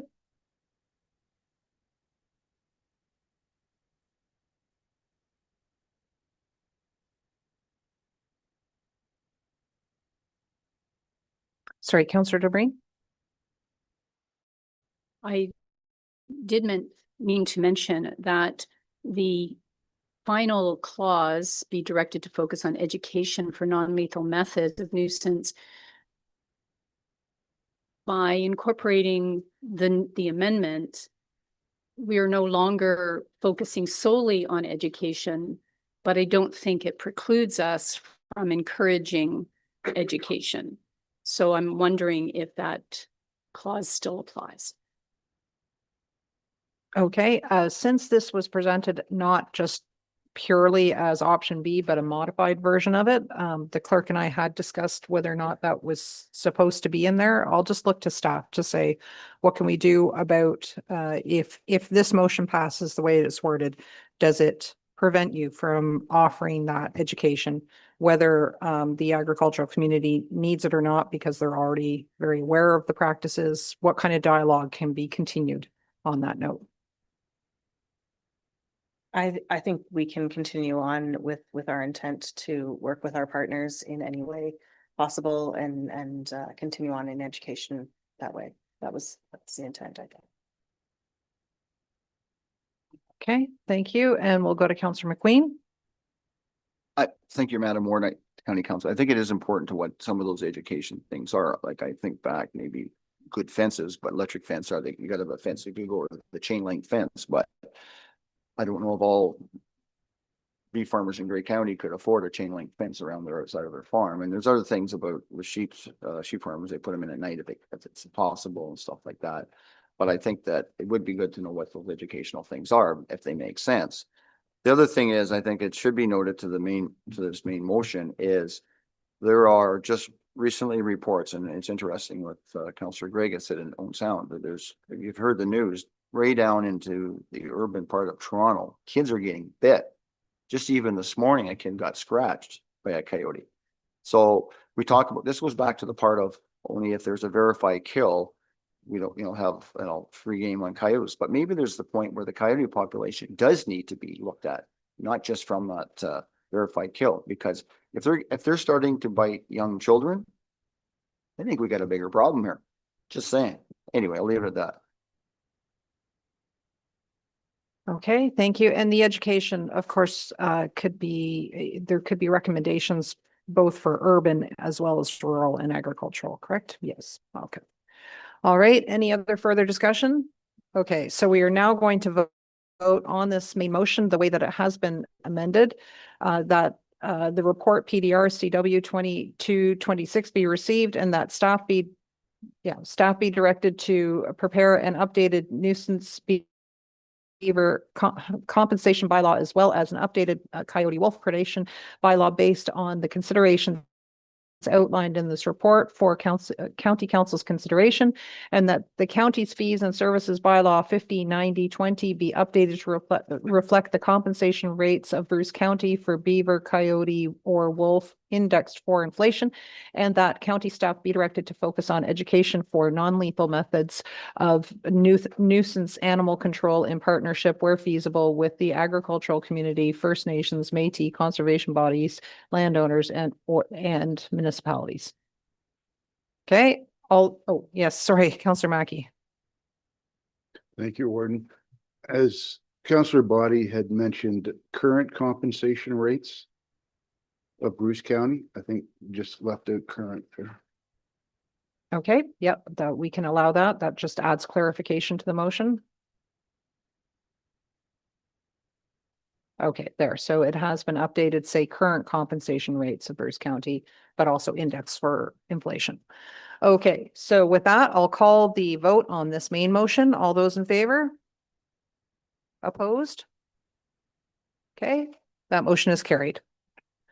All right, thank you very much, Coordinator Johnson and Director Taylor for that. We will now break for lunch, and if we could be back at 22:45. Yeah, so how about, why don't we do it until, let's take a half hour until 25:02. So if everybody, it is a cold lunch, so feel free to bring it back in. Just concerned about the timing that we have coming with the remaining items that we have and some of the commitments that are happening later in the day. So if we can come back, be in our seats in a half an hour at 25:02, we will carry on from there. Thank you.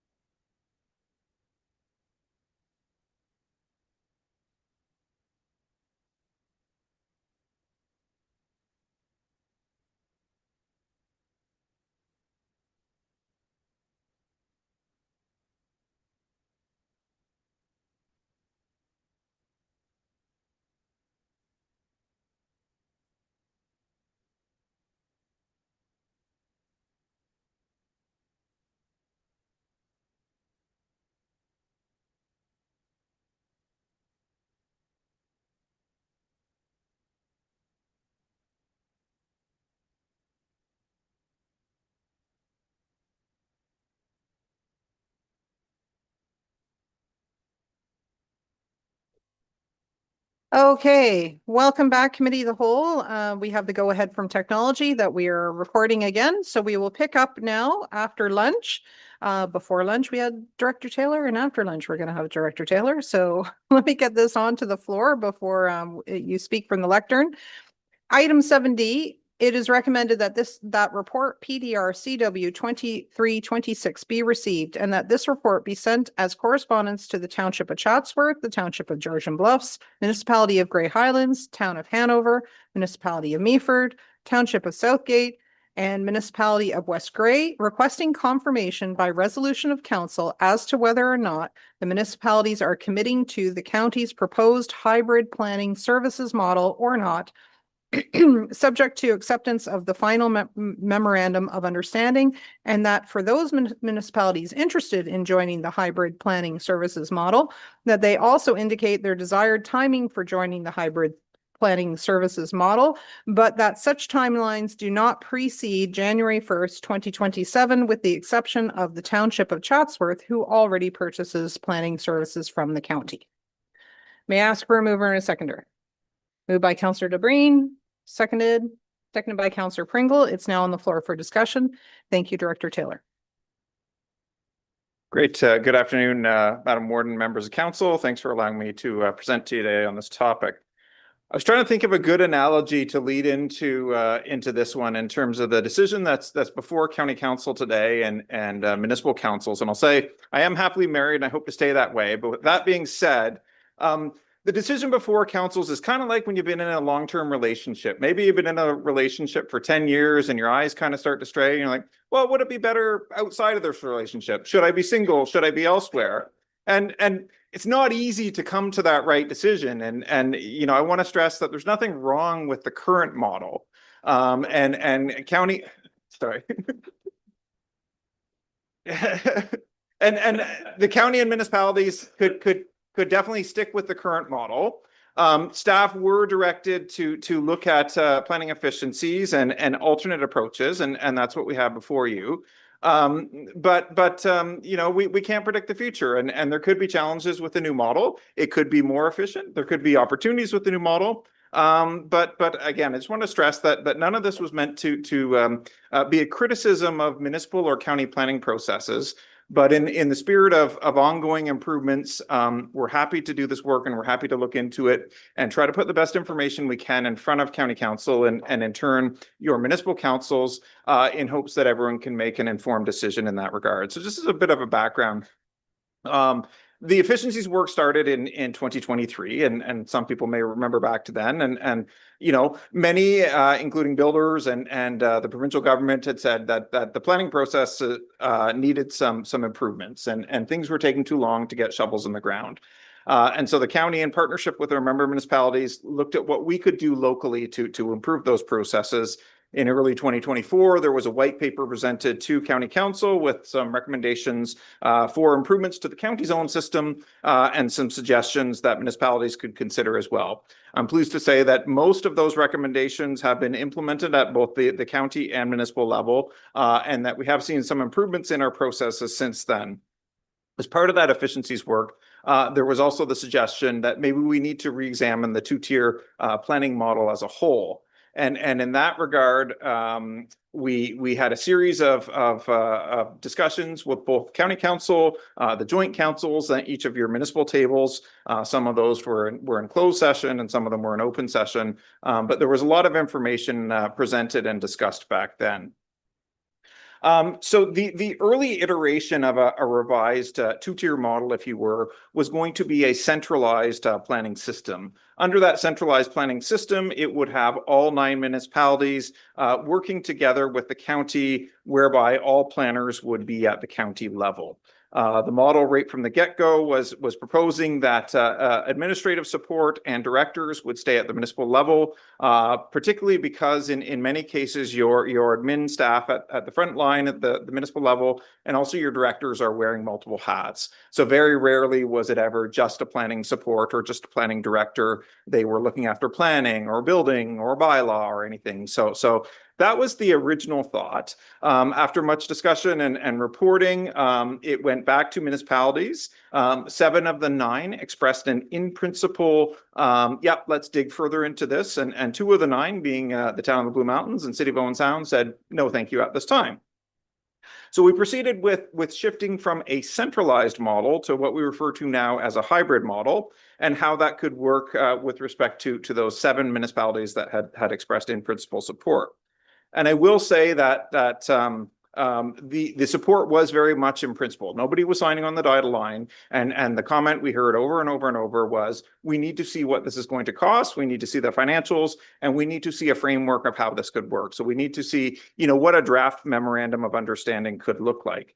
And so there's been a lot of work that has gone into both presenting the draft financials and as well as the draft MOU. And I will say, with respect to that work, it involved a lot of your own staff, your planning staff, your finance staff, and it also involved a lot of our county staff. We've got some of our county finance folks in the room here today.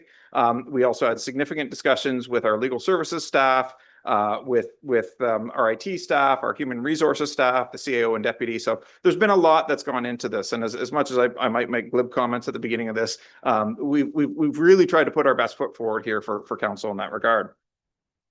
And so again, you know, why look at a new model? And this was directed from council. The current model does work, but you know, with any model, you can always look for room for improvement. And so are there things that we can collectively be doing that would make for a better development experience in Grey County, and ideally maybe you know, a speedier path towards shovels in the ground in that regard. None of this is meant to be a criticism of local or county planners in that regard. And I would say that municipal and county planners are trained professionals and very, very dedicated to their communities, and take their jobs very seriously in that regard.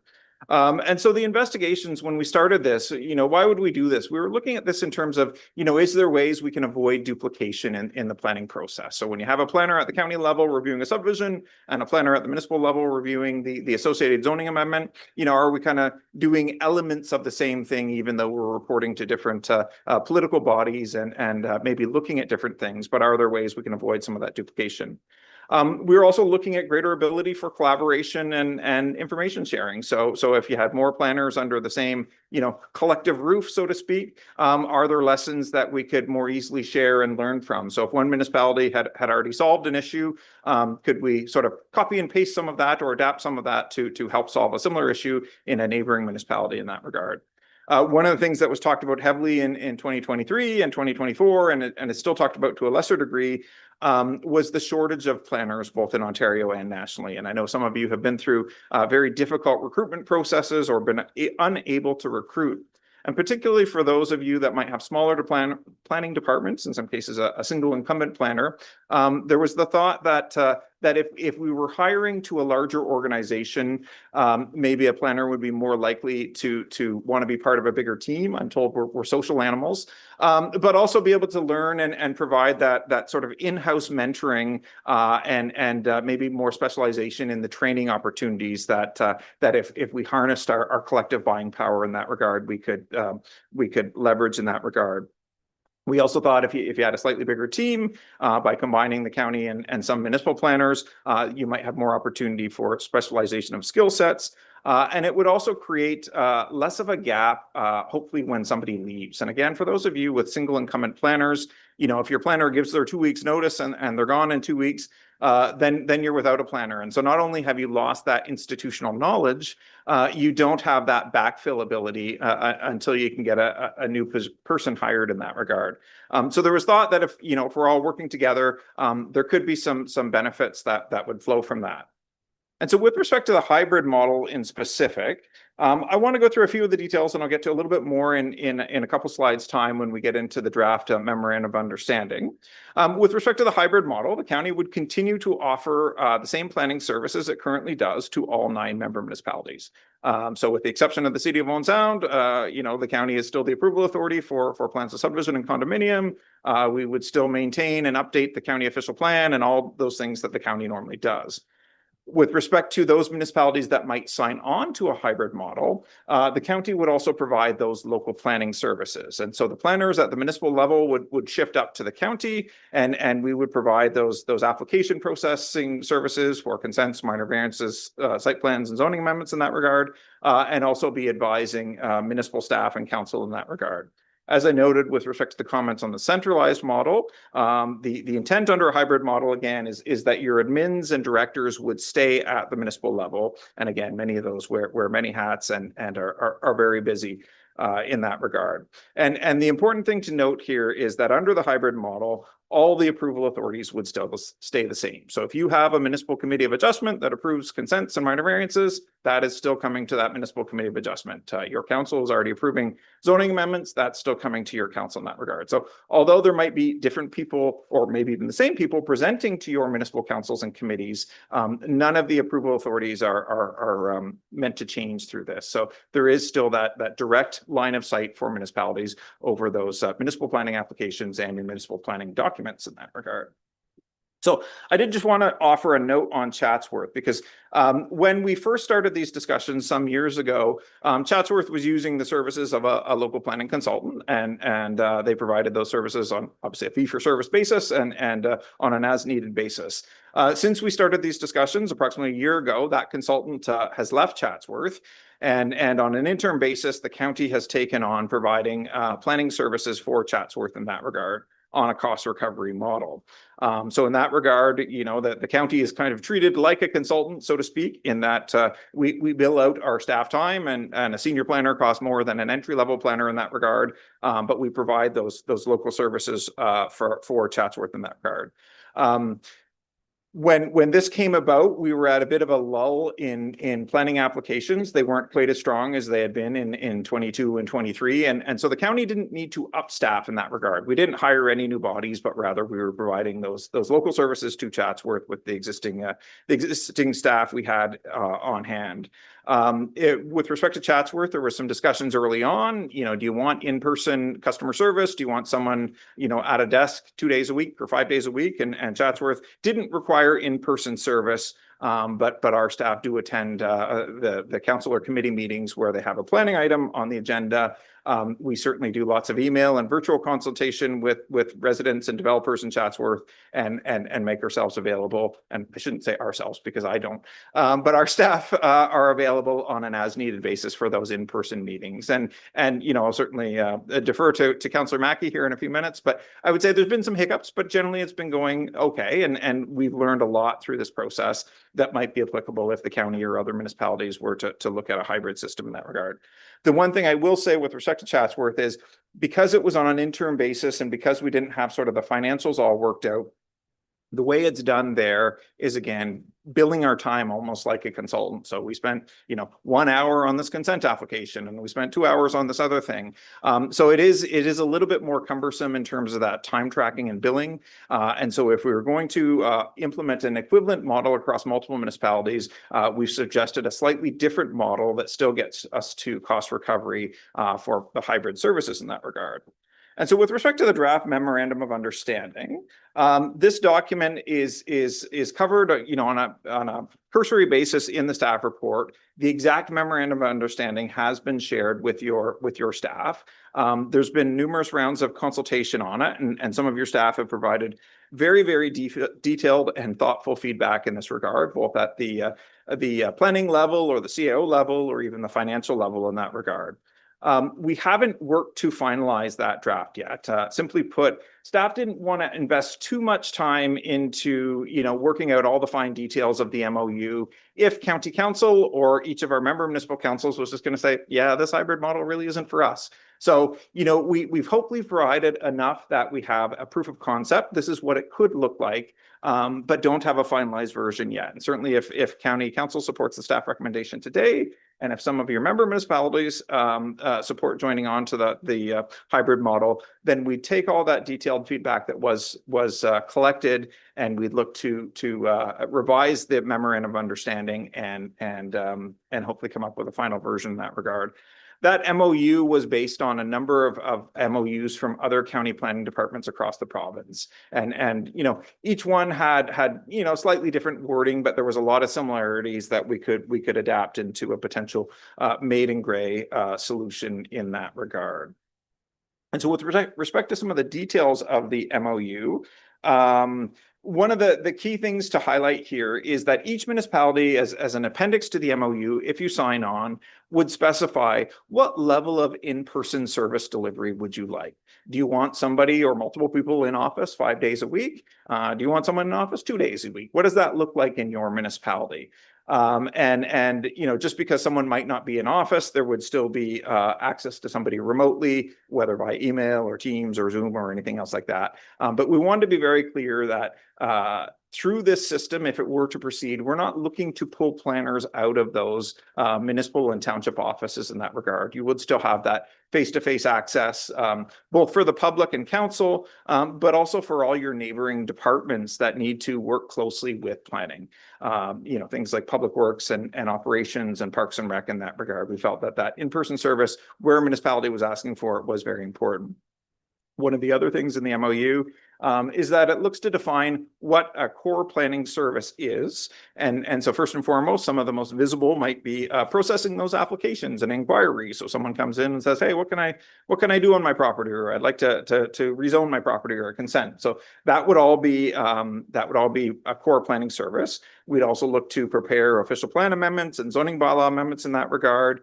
We'd look to provide advice both to municipal councils and committees, but also to municipal staff in that regard. Again, those departments that work very closely with planning.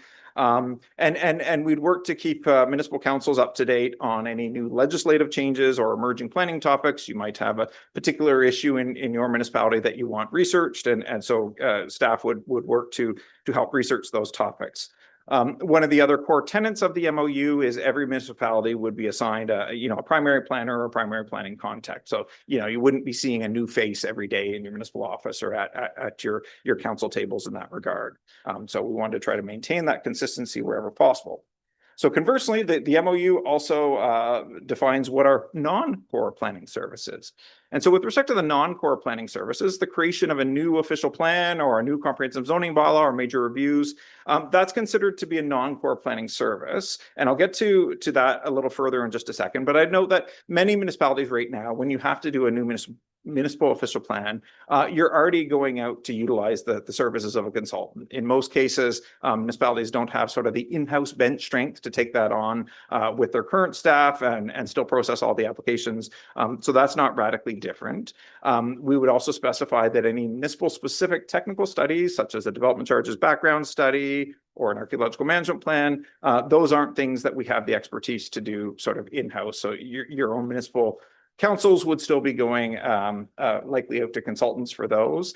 The county planners are not qualified to provide legal advice. You don't want us giving legal advice or drafting legal agreements, but we could certainly work with your in-house departments and also either external legal or internal legal to provide planning input into those agreements.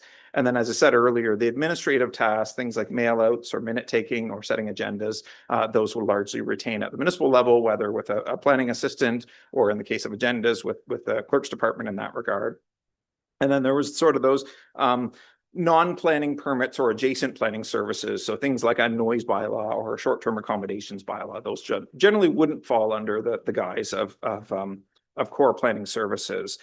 The MOU does set out consideration for if the county and municipality want to negotiate for, hey, listen, can the county do this official plan for us? And so, of course, it would be subject to budget and staffing. Some of the other counties had a model whereby if the municipality was going to go out to RFP to ask for a new official plan, the county might choose to quote on that. So there is the option to negotiate some of these non-core planning services in for your municipality on a one-time or more permanent basis.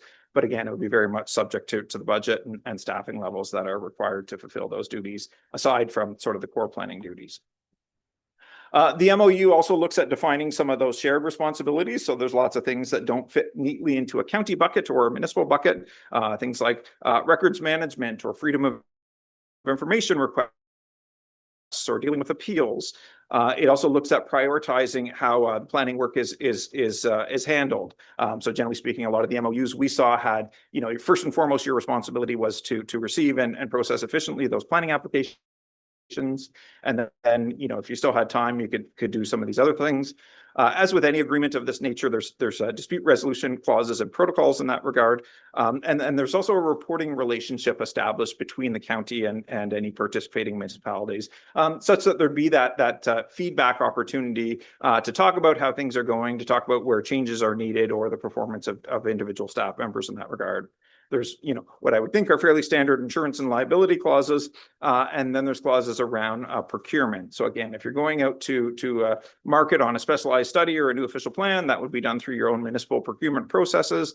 If we were looking at a specialized peer review on an individual development application and the municipality didn't already have a peer reviewer on hand, then that would likely be procured by the county. The draft MOU also sets out human resources and information technology considerations, and we'll get into that more in just a few slides here. So with respect to the draft financial model, again, this was shared. There was a spreadsheet shared with your staff in that regard, and there's been discussions with the municipal CAOs and others on the draft financials.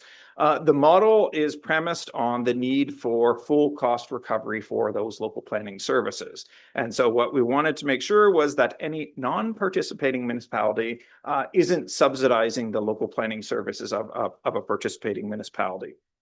The model is also premised on the basis that we're assuming that your and we are appropriately staffed right now, including any vacant positions. So if your municipality has two planners, we're assuming that's what you need going forward. There's review clauses built into the agreement to say, every so often we need to review those. Maybe you need more or less planners. But for the purposes of establishing, level one of this agreement, so to speak, we've assumed that the staffing levels factoring in those vacancies are appropriate in that regard. I mentioned earlier the billing model with Chatsworth and billing out on an hourly basis. If we were to take this on for a number of municipalities, we felt that municipalities needed greater cost certainty, and we also needed to have a sort of keep it simple approach, if you will. And so the model we proposed to municipal staff and are sharing with council here today would be that the county would bill out based on the full-time employee needs of your municipality. So if your municipality needed one senior planner and one entry-level planner, you would be billed for those individuals for the year. And that way, going into the year, you would know that that's what you could expect to pay for your planning services. That would cover not only salaries and benefits, but also things like IT costs, training, and professional memberships in that regard. Again, to make sure that those non-participating municipalities aren't subsidizing the participating municipalities. With respect to some more details on the financial model, the way it's proposed right now is that all local applications would stay at the municipal level. So municipal councils would still be in charge of collecting the revenue from those local applications and also setting the fees required for those local applications. So, does a consent application cost someone $1,500 or $2,000 or what have you? And that would allow municipalities to remain in the driver's seat with respect to what level of costs they're looking to recoup through application revenue. And I should specify that those costs that they're looking to recoup might be for planners that are potentially coming up to the county, but they might also be for those services that are remaining in-house at the municipal level. So, part of a director's time or an admin person's time or other costs related to the planning services that would be retained municipal. One of the things in the MOU and in the draft financials is it's assuming that if municipalities want in-person service delivery, that they would be providing office space for those county employees at no cost to the county. Simply put, it probably wouldn't make sense to bill the county because then we'd just be billing that service back. So that was the premise there. The municipalities would continue to pay for those special projects like the development charges background study or a new official plan in that regard. And the municipalities would pay for any specialized municipal specific software. So if your municipality uses a software that you would require a county planner to have a license for, then we'd look for you to cover those costs in that regard. With respect to some of the IT considerations, Jody has been a wonderful help here, and as have your municipal staff in helping us understand your current systems and what that could look like if we were to transition to a hybrid model for some of the municipalities. Essentially, the county staff working for your municipalities would need access to both our county networks and your local network in that regard. And we'd want to try to make that document sharing as painless as possible. Being county employees, the costs from the county would cover licensing of all county software in that regard. So the core services we use, like Microsoft 365, or we use a specific software in our planning department called the Gray Information Network, or our GIN system. So those would be things that the county would look to cover and bill back to the municipalities. And then, as I said, if there was any municipal specific software, then that would be licensed by the municipality. One of the things that we've heard from the municipal staff quite often is, could we look at some standardization for particularly those planning softwares in that regard? And so, we couldn't really answer that just yet until we know, who's signing on and who's not, or if anyone's signing on. So the thought would be, if this model does get established, that once we know sort of who we're partnering with, if it happens, then we would look at whether or not there's some efficiencies to be gained from some software standardization in that regard. And I am aware that some municipalities have held off on purchasing new software platforms on the basis that this might all change if the county were to assume these hybrid services. With respect to human resources considerations, Jen Moreau and her team have been so helpful in helping us understand and making sure we tread the appropriate line in this regard.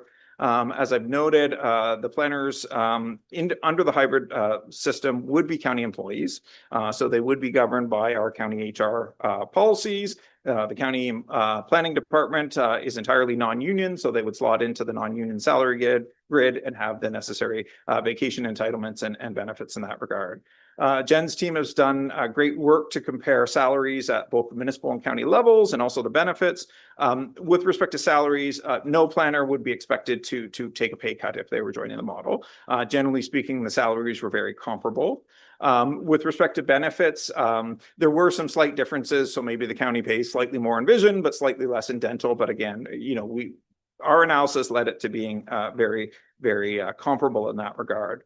One of the goals through this process, if it does go forward, is to provide minimal disruption to a municipal planner's daily work arrangement. So we don't want to take someone that has currently a 5-minute commute and say, nope, you got to commute to this disparate part of the county and you're going to have an hour commute kind of thing. We want to work with people ideally where they are, if that fits. And so essentially each planner would be assigned sort of a home base location. And so maybe your home base is municipality X, and most days you're reporting directly to municipality X's municipal office. But occasionally, if municipality Y, is short, you might be asked to backfill in there for a day or two kind of thing. As I said, the planners would work both in person for those in-person service delivery and also have remote locations where feasible. Other HR processes like performance appraisals would be done by the county. They would be county employees, but that would certainly be done with the input from municipal staff. And similarly, developing training programs again would rely on input from municipal staff in terms of what they're observing at those council meetings and other places in terms of the performance. One of the things that we haven't been able to fully investigate at this stage, again, because we don't know if any municipalities are joining or multiple municipalities, is the overall space needs and the departmental structure. And so if only one municipality joins and only one county or only one planner comes aboard, then it probably doesn't look a lot different. But if we have 6 municipalities join and we have 10 new bodies, then we might need to look at that departmental structure a little further. With respect to some final notes and considerations, we considered through this the different lenses that a municipal planner versus a county planner might be viewing things. Municipal planners, generally speaking, especially if they've been at their municipality for some time, know their communities best. They're sort of that first face that the public coming in the door might see. They understand how your municipal departments might work. They understand your infrastructural levels, and they're really ideally positioned for local service delivery. County planners can in some cases offer more of a regional lens. In some cases we might be able to apply lessons learned in one municipality to another municipality and look for that consistency of policy interpretation between municipalities. I will say in general, with respect to the planning process, the planning process can only be efficient where we have the necessary infrastructure in place to support development and where we have the related professional teams in place. And that applies both at the county and the municipal levels. And so, you know, I'm sure as councillors, you get a lot of complaints and headaches about the time it takes in the process. Some of that, yeah, planners need to wear some of that, and we, again, can improve our processes. But in other cases, it might be because there's limited service and capacity, or it might be because we don't have the engineering staff or the engineering peer reviewers to review those documents quickly. So I do just want to stress that you know, even if we look for efficiencies within your land use planners, we all need to be looking at our own processes with respect to all those other support staff and our council and staff procedures in that regard. If we truly want to make this whole, you know, development process more efficient in that regard. And you know, there's been a lot of you know, negative connotations about red tape and everything else. And again, we can certainly stand to improve the system, but you know, I think there's blame to share on some of that, and perhaps it's not all just the planners, but this is a planner telling you this, so take that for what you will. As I mentioned, if we were to enter into the system, there would be hiccups as we establish the system. You know, I think things have gone fairly well in Chatsworth, but you know, we've learned, and you know, everything wasn't perfect from day one, and still not perfect, but we're learning. And so, you know, if we were to enter into these MOUs with some municipalities, we'd hope that everyone would give it time to establish itself and to learn those lessons and to go forward in that regard. One of the other things I wanted to flag here is there's a lot to be said about both change management, the team building, and the team dynamics. There's been a lot of anxiety about this topic, both at the county and municipal level. Staff in some cases are feeling uncertainty about what their future might look like, you know, who their employer might be, and where their work location might be, and what team they might be reporting to. So if we were to go forward with this model, we need to you know, invest in making sure that people feel welcomed and incorporating them into the team in that regard. With respect to, you know, next steps and timing, you know, one of the key purposes of this report, you know, County Council has shown great support for these discussions to date, but we do feel, with respect to the anxiety that I just mentioned, that we need to come to a decision point. When I say we, I mean both the county and our member municipalities. You know, I think we owe it to sort of the process and the staff in that regard, whether it be to proceed with a hybrid model or whether we said, no, this isn't really what we thought, and we're walking away from this hybrid model. We do need to work towards that decision. So the recommendation here today is that County Council support the resolution, but through that we send the draft MOU and the draft financials out to each of your 7 municipalities that had voiced in principle support, and then presumably you would have those reports come to your municipal council tables, and you could make an informed decision to say sort of yay or nay. And if any of you do say yay, that's when we would, you know, collectively work together to hammer out that memorandum of understanding in that regard, and look to finalize the matter. As per the motion that the warden read out, you know, other than Chatsworth, who already purchases these services, we're not thinking any of this could be done before January 1st, 2027. And in some cases, it might even be a later transition date. But we're really hoping that this decision can be made at both the county and local levels, ideally this year, and we can all work forward with knowing where we're heading, and that can inform our municipal and county budgets for 27 in that regard. So the warden read out the recommendation. I won't repeat that, but I've said a lot here, but I'm certainly happy to take any questions or any feedback, and look forward to a good discussion. Okay, thank you very much, Director Taylor. You have probably answered 99% of the questions that might have been in there with the information you provided, but let me open it up to the Deputy Warden.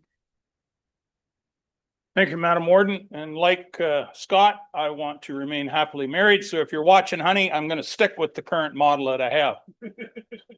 Just thought I'd mention that. So, nope, not going there.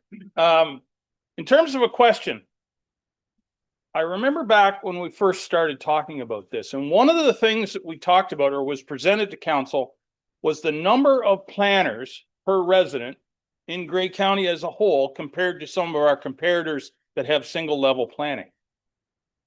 And our numbers were dramatically higher. And I'm not seeing a lot in your report to speak to that particular issue, because I think that particular issue is causing some angst amongst some planning staff. And I asked that question because if we're not willing or anticipating dealing with that particular issue, it leaves the question of what's the point? Because if we're not going to reduce the number of planners, why are we here? So I guess that's my question is, what discussion has taken place on that particular issue? Thank you. Okay, just before I pass it back to Director Taylor, we will have to be careful if we enter into anything that really should be discussed and closed in terms of personnel reductions, et cetera. So Director Taylor, you have given a general overview. So if you want to respond in context as you are able, and I will look to if we get to a flagged moment. Thank you.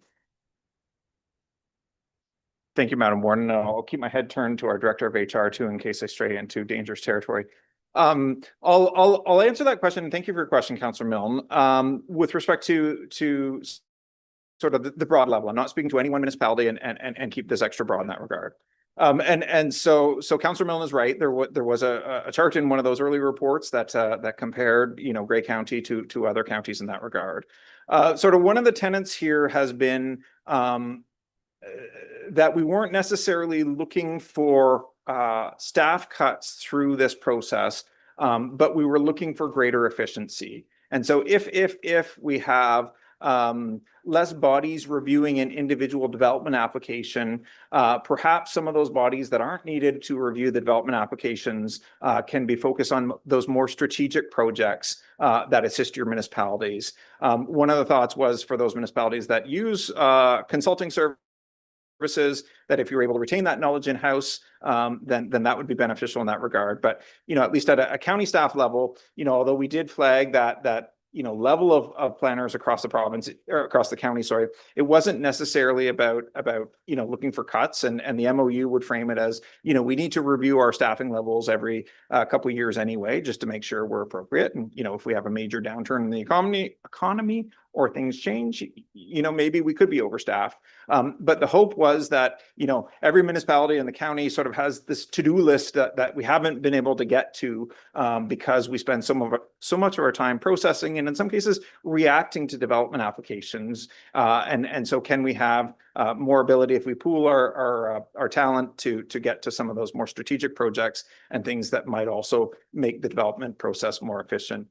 With respect to a local example, I'll also share that, we have municipalities right now that are reviewing zoning bylaws. And, one of the questions when you review a zoning bylaw is what needs to be a future zoning amendment, and what are we seeing time after time after time that we're approving through a zoning amendment every time. And so, if you make changes to streamline your zoning bylaw, then yeah, you might need less bench strength at the planning application level. So those would all factor into it. But I guess my long-winded answer is, day one, it wouldn't necessarily be looking for cuts in that regard, but we would review those staffing levels on a go forward if this model does even go forward.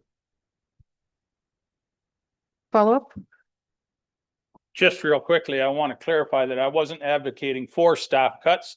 I like your thinking and I appreciate your answer. Thank you. Okay, thank you very much. We'll go to Councillor McQueen. Thank you, Madam Warden. Since we started this process, all our staff left. So we have a contract person and we're looking for some more people, but a couple of things. Since COVID, I know with Grey Highlands, we've done a lot more on Zoom instead of in person. I don't know what everybody else is doing there. I mean, that has saved mileage and people being in place, but then we've got some pushback where certain public meetings, they wanted to have the ability to be in person. So that's just something to park there. But certainly with our committee of adjustment meetings, we've done them all by Zoom as well. So the question I have, okay, so there's two hats. There's the municipality's hat, and there's the county hat. So you make an application for a zoning amendment for the local level. No, I'm going to use official plan amendment. Make an application for an official plan amendment at the local level. Then you make an application for an official plan amendment at the upper level. Obviously, there's going to be some equal work because if you're reviewing the official plan review for the local level, and then you're at the county, and then you're doing yours and there's going to be some, I would say, some savings in time of knowledge, because you're not going to It's not two individuals, it's gonna be one individual. Can some of that savings be transferred back down somehow to the bigger system of the hybrid where maybe we charge less, the county charges less, but overall it's a savings, but the time's still being, you know, the time is being, because it's the same person reviewing both. Is there some way of getting somewhere where we do save money on that purpose? Or that, like, there's one body doing both? That's right. I got. Through you, Madam Warden, thank you for your question, Councillor McQueen. Just to respond to your first comment, we wanted to remain nimble in this regard with respect to those in-person versus remote service delivery. We know that every municipality does a little different. Some really want that front counter person, or some really want that in-person public meeting or in-person council meeting. Others are much more open to remote. So, you know, we'd really, if this model does go forward, take our direction from your own municipal staff and municipal councils in that regard. With respect to your question about time savings, it's sort of similar to Councillor Milne's question in that regard. We would hope to be able to save time on processing some of those applications, because as you said, you could have the one staff member reviewing it, you know, with both a county and municipal set of eyes on it. And the hope is that some of those savings, if you will, would be reinvested into other strategic projects. It may or may not necessarily translate to, you know, a savings in the application fees. You know, every municipality has a little bit different philosophy in terms of what they're looking to recoup through application fees. Some have said we want to recoup 50% of our planning costs. Others have a higher threshold or a lower threshold. So, you know, those planning fee thresholds would still largely be at the municipal level, other than our own county fees. But at a minimum, the hope would be that we streamline those processes and have a little bit more staff time for those strategic processes. But again, we take our direction from council if council wanted to see application revenues cut. But the worry there is that if we cut application revenues, then there might need to be more levy increases. Follow up? Thank you. It's probably would take time to figure out where that sweet spot is, no doubt. I guess the other thing that I raised through the start of this process was having hybrid documentation would be, if this hybrid becomes successful, would we go to like a one service, one model, maybe even more streamlining in some of our documentation, you know, down the road. That I think, you know, Bruce County has the planning at the county level, right? I don't know if this is where it could be, but I just wonder if, you know, from the sense of one service, one customer, it eventually, will we get to that part, maybe with the exception of Bone Sound and the mountains, but we get to a part where we have good service for the customer, there's cost savings overall, and it's moving toward maybe similar documentation. Through you, Madam Warden, if I could. Yeah, that's sort of not necessarily to get to one service, but to look for efficiencies and standardization in that regard. And you know, if you think back to the report that we brought to council on Bill 98 and the provinces looking at standardizing official plans. And again, if we're all working within sort of one department, then are there opportunities to look at those municipal official plans and county official plans to limit those chances where somebody could have to apply for an amendment to both?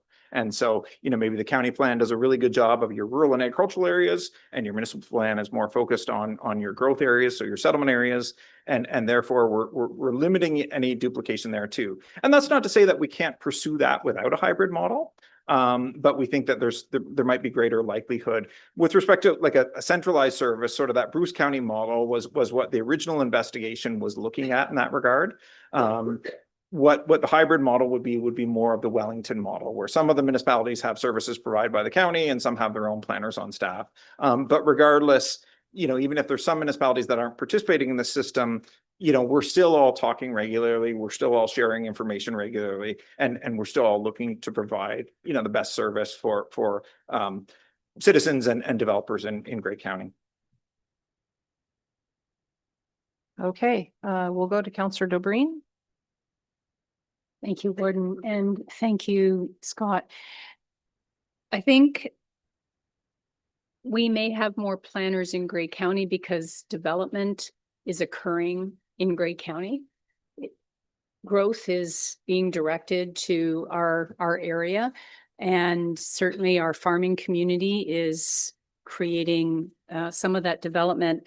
So my comment more than a question on this aspect is that when you were speaking about if a municipality currently has a vacancy in the planning department or one becomes vacant, that we would immediately, in your report, immediately set to hire that planner. But development fluctuates from time to time. And I think this model lends itself to, if development drops off in a lower tier in one area, rather than eliminating the planner, they could be absorbed into an area that development is increasing.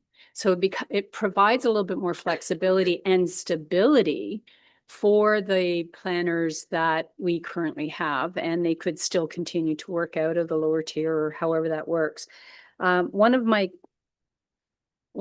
comments is I think this is valuable and worthy of exploration, because if we don't explore it, the province may decide for us, and we may not have a choice on what that model looks like.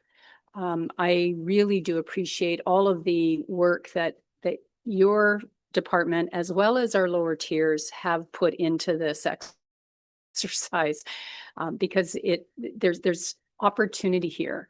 I guess I have one question, and this probably would be something that would be explored in the event we get to the point of developing the MOU and we proceed with the joint services.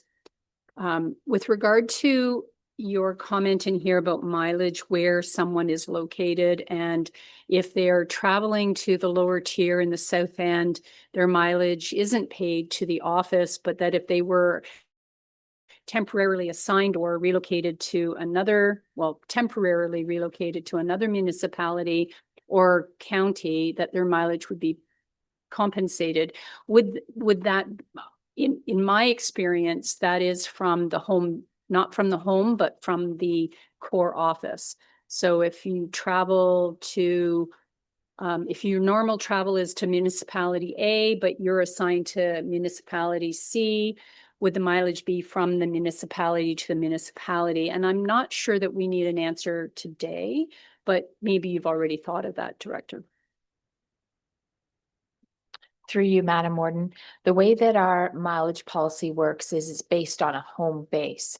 So for instance, I commute from Meaford into the administration building, and the administration is my home base. If there was a day that I was commuting to Grey Gables or Rockwood Terrace, we would take my normal commute, subtract it from the home base of where I was going to. So say I'm 23 kilometers to Grey County Administration and I'm 40 kilometers to Grey Gables. We would take that 40 kilometers minus 23, and that would be the mileage that is paid. But everybody would have an established home base wherever that might be. It might be the administration building, or it might be Meaford, or it might be Georgian Bluffs per se. And then we would calculate from there. That is how our policy works. Follow-up? So that confirms my suspicion that it's the lesser of the distance. If it's closer for you to go to Grey Gables from home, that's the travel that you would take. So thank you for clarifying that policy. Okay. We'll go to Councillor Gregg and then to Councillor Mackey. I just want to thank staff for the tremendous amount of work that's went into this in the last couple of years. This is the type of item where I'm sitting here and I'm just thinking you have to look from a 10,000-foot elevation, look down at what we're doing. And I think to Councillor Milne's point, no, we're just doing our job.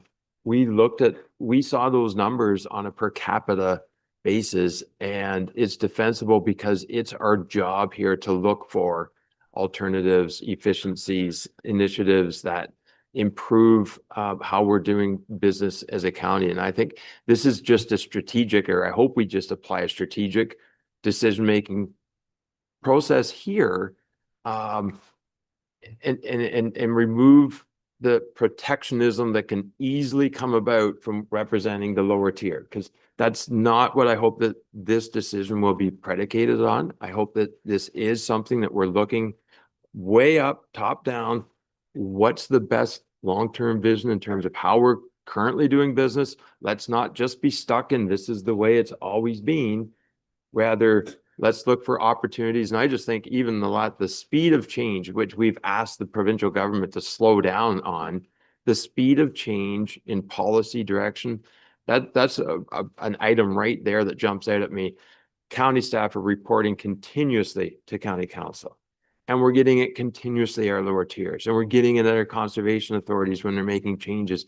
That continuum of just bureaucratic response is something that I see as an opportunity to identify efficiencies when you're talking about, this goes beyond just the OPAs and zoning bylaws, but so much of this is just administrative bureaucracy and reporting back up on changes from other levels of government that consumes a lot of resources.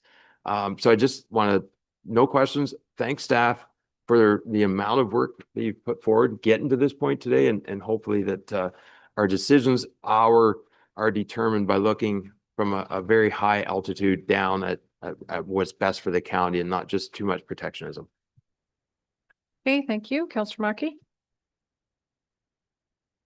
Thank you, Madam Warden. And also, Scott, just wanted to, thank you and your team. As you had indicated in your report, we have been, I don't want to say guinea pig, but we have been the recipients of your services for the last year or year and a half. And you provide us with consistent planning staff the entire time. We've had Derek McMurdy and Becky Hillier have been the two planners, and they have not missed a meeting. Becky has been there when anything was contentious as the senior planner, just because of her more in-depth knowledge base. And I'm sure Derek has appreciated that, and we have certainly appreciated that. So I really have no negatives. As you indicated, it's been a learning experience, and some of the processes, we're streamlining those as we go. And I hope to continue on personally with utilizing the system, because, having as a smaller municipality and having a contract staff, our contractor was very knowledgeable and worked well for us for a lot of years. But, moving forward, it was going to be very difficult, I think, to have a consistent planner when you only need him on her on a part-time basis. So this, we've had that consistency, and I look forward to the memorandums, and I hope others, smaller municipalities that are in a similar situation, have a real good look at this, because I think it has merit for a lot of us. The only question I would have, and Scott, you indicated about each municipality being able to, as far as having a planner in the office for a certain number of hours, and that may vary based on your proximity, but, we're not very far away from Owen Sound. So would there be an opportunity, to have those hours where residents could come to the county building here and meet with the planning staff on behalf of their application for our municipality? Thank you. Yeah, through you, Madam Warden. Thanks for your kind comments, Councillor Mackey. And yeah, I would think that's entirely appropriate. And we do already have people drop by saying, hey, I'm from Chatsworth and I want to talk to Derek and everything else. So, we always encourage people to schedule when they can, just because, we don't want someone to drive from Walters Falls and find out that staff are in a meeting or something. But certainly that's something we could talk further about. And I see that as entirely appropriate. We're a public facing department. We're here to offer good customer service, whether that's in the township office or in the county office. We should be offering that service. Okay, thank you. Okay, we've got two more hands over on this side. So we'll begin with Councillor Keaveney, then Councillor Body. Thank you, Madam Warden. I don't know the situation in all of the lower tiers, but I know in Meaford, we're short-staffed in planning. So I'm just curious to know, Scott, should some of us agree to this hybrid model? And just for, example's sake, if some of us came to you that were short-staffed, does the county have the ability to quickly recruit? Have you had good success in recruiting planning staff when needed? Or do you think there would be an interim need to contract out services to cover that gap? Or how do you think that might work? Thank you for your question, Councillor Keaveney. I will say, and I'm going to knock heavily on wood when I say this, we haven't had to recruit for for a few years. We've been lucky that we've had some really good staff and we've been able to retain staff for a while. You know, I'd say if a municipality came to us short-staffed, then we would need to look for resources in that regard. The hope was that in that recruitment effort, by offering, you know, the ability to join maybe a slightly larger team, that there might be more opportunity. But we don't have any silver bullets there either. So, you know, I can't stand before you and promise to say, you know, where a municipal recruitment has been challenging, the county would have an easy role of it. But we would certainly work together to fill those needs if that opportunity presents itself. And we'll just go to the CAO. Through you, Warden, and just to further to build on what Scott's comments were, I think by also having a larger pool of potential planners as well, where there is a vacancy, we can try to pivot and provide some of that support, that resiliency. So say if your base planner, say if Meaford signs on, for example, and the base planner that's normally assigned to Meaford decides to take a position somewhere else, we can, if we have a large enough pool of planners, we can still provide those support services to that municipality to cover some of those gaps in the interim. So until we do that recruitment process. So I think that's really some of the key merits, I think, of this system. It has to be though a critical mass. There's not an exact number we have in terms of what municipalities will require for that critical mass, but the more municipalities we have, then the more resiliency and larger pool we would have of planners to be able to cover off some of those gaps in the future. Okay, Councillor Body. Thanks, Scott. First question. The hybrid planning service model is different than what you started off originally proposed. Did I hear that correctly? You're nodding your head, yes. I wonder if you should be sending this report to all 9 municipalities, not just 7, so that all 9 of us can look at it, since it is a little bit different than maybe what we considered originally. Thanks. Go ahead. Through you, Madam Warden. Yeah, we're certainly happy to take direction in that regard, Councillor Body. We're cognizant that some municipalities had already passed motions in that regard.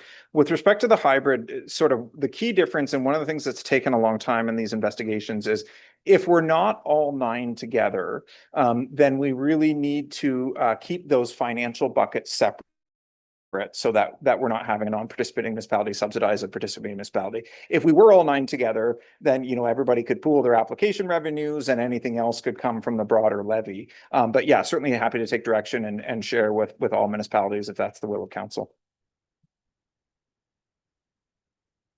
Okay, thank you. Follow up? Do you need a motion to amend then? I was just consulting with the clerk. We can leave the motion intact the way it is and just simply add in to all 9 municipalities for information purposes. And then that it will be up to the town of Blue Mountains and Owen Sound if they wish to have uptake and respond in a different way. At the moment, it wouldn't go. So I'll look to the clerk if she's got a better idea.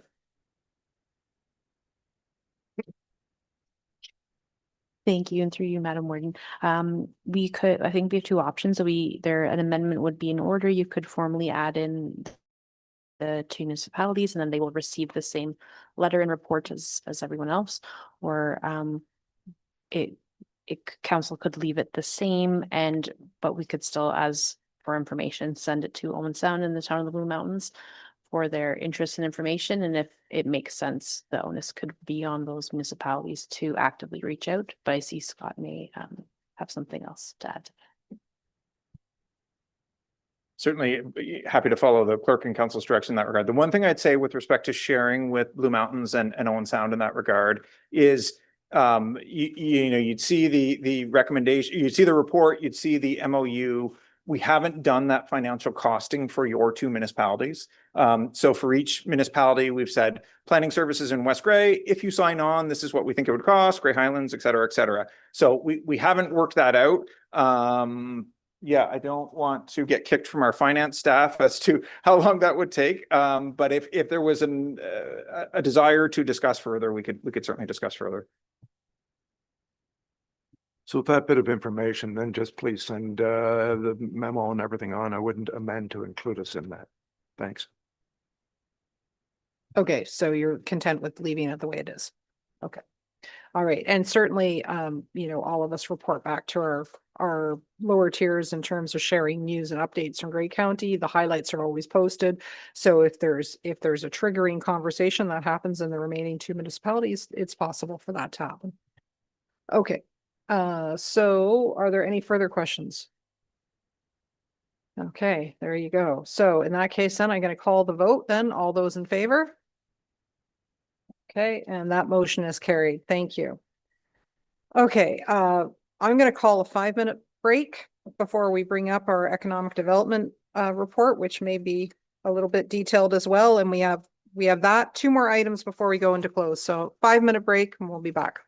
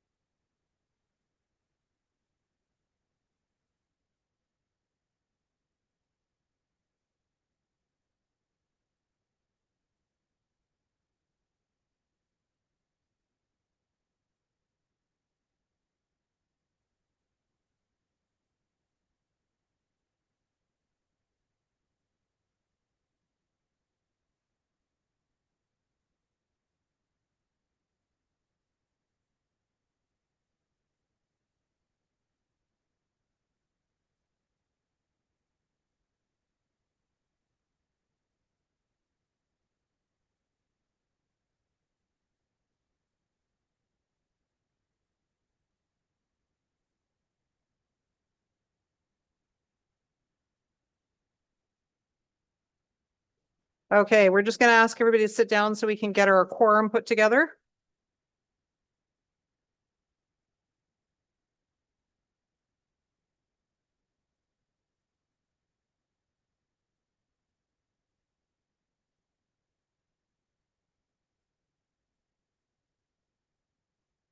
Okay, and we are going to try to keep going because we are a little worried about some meetings coming up on people's plates might mean we end up with a quorum issue. So with that, are we good with technology? Yes, okay, great. So we can carry on. So we are going to go to item 7E. It's recommended that the Planning and Economic Development Committee meeting minutes dated May 27th, 2026 be adopted as presented, and the following resolutions contained therein be endorsed. That the report EDTC PDAC 0826 regarding the Economic Development, Tourism and Culture Strategic Progress Update, May 2026 be received for information. May I ask for a mover and a seconder? Moved by Councillor Keaveney, seconded by Councillor Carlton. It's now on the floor for discussion. Welcome, Director Myers. Thank you very much. Good afternoon, County Council. I can be speedy. The meeting itself was not speedy, but this update can be. It was a great meeting, and it was our very first progress update under year 3, 2026 theme of market under the Economic Development, Tourism, Culture Master Plan. So we started off with just a quick discussion about the lean momentum that is continuing across our department. So we have introduced lots of different training and leadership opportunities, better progress huddles and check-ins, just to make sure that we're aligned and we're all actually evaluating the progress of how staff are feeling about this, how our workloads, how are we building that excitement and checking off those boxes. And so far, so good. We had really good response from staff, which is great. There's always little bumps along the way that we knew were going to be coming, but they are under control and we're working through them. That's what our summer is for. So we should have another great update for you in September. The update that I brought was around the Team Gray MOU, which we talked about just a couple of weeks ago, with all municipalities in the county being signed on. So we are now busy working on some of those shared files to track the areas of opportunity, request for consideration, and economic development advocacy opportunities. And that is now a standing agenda item on the quarterly county municipal economic development working group meetings.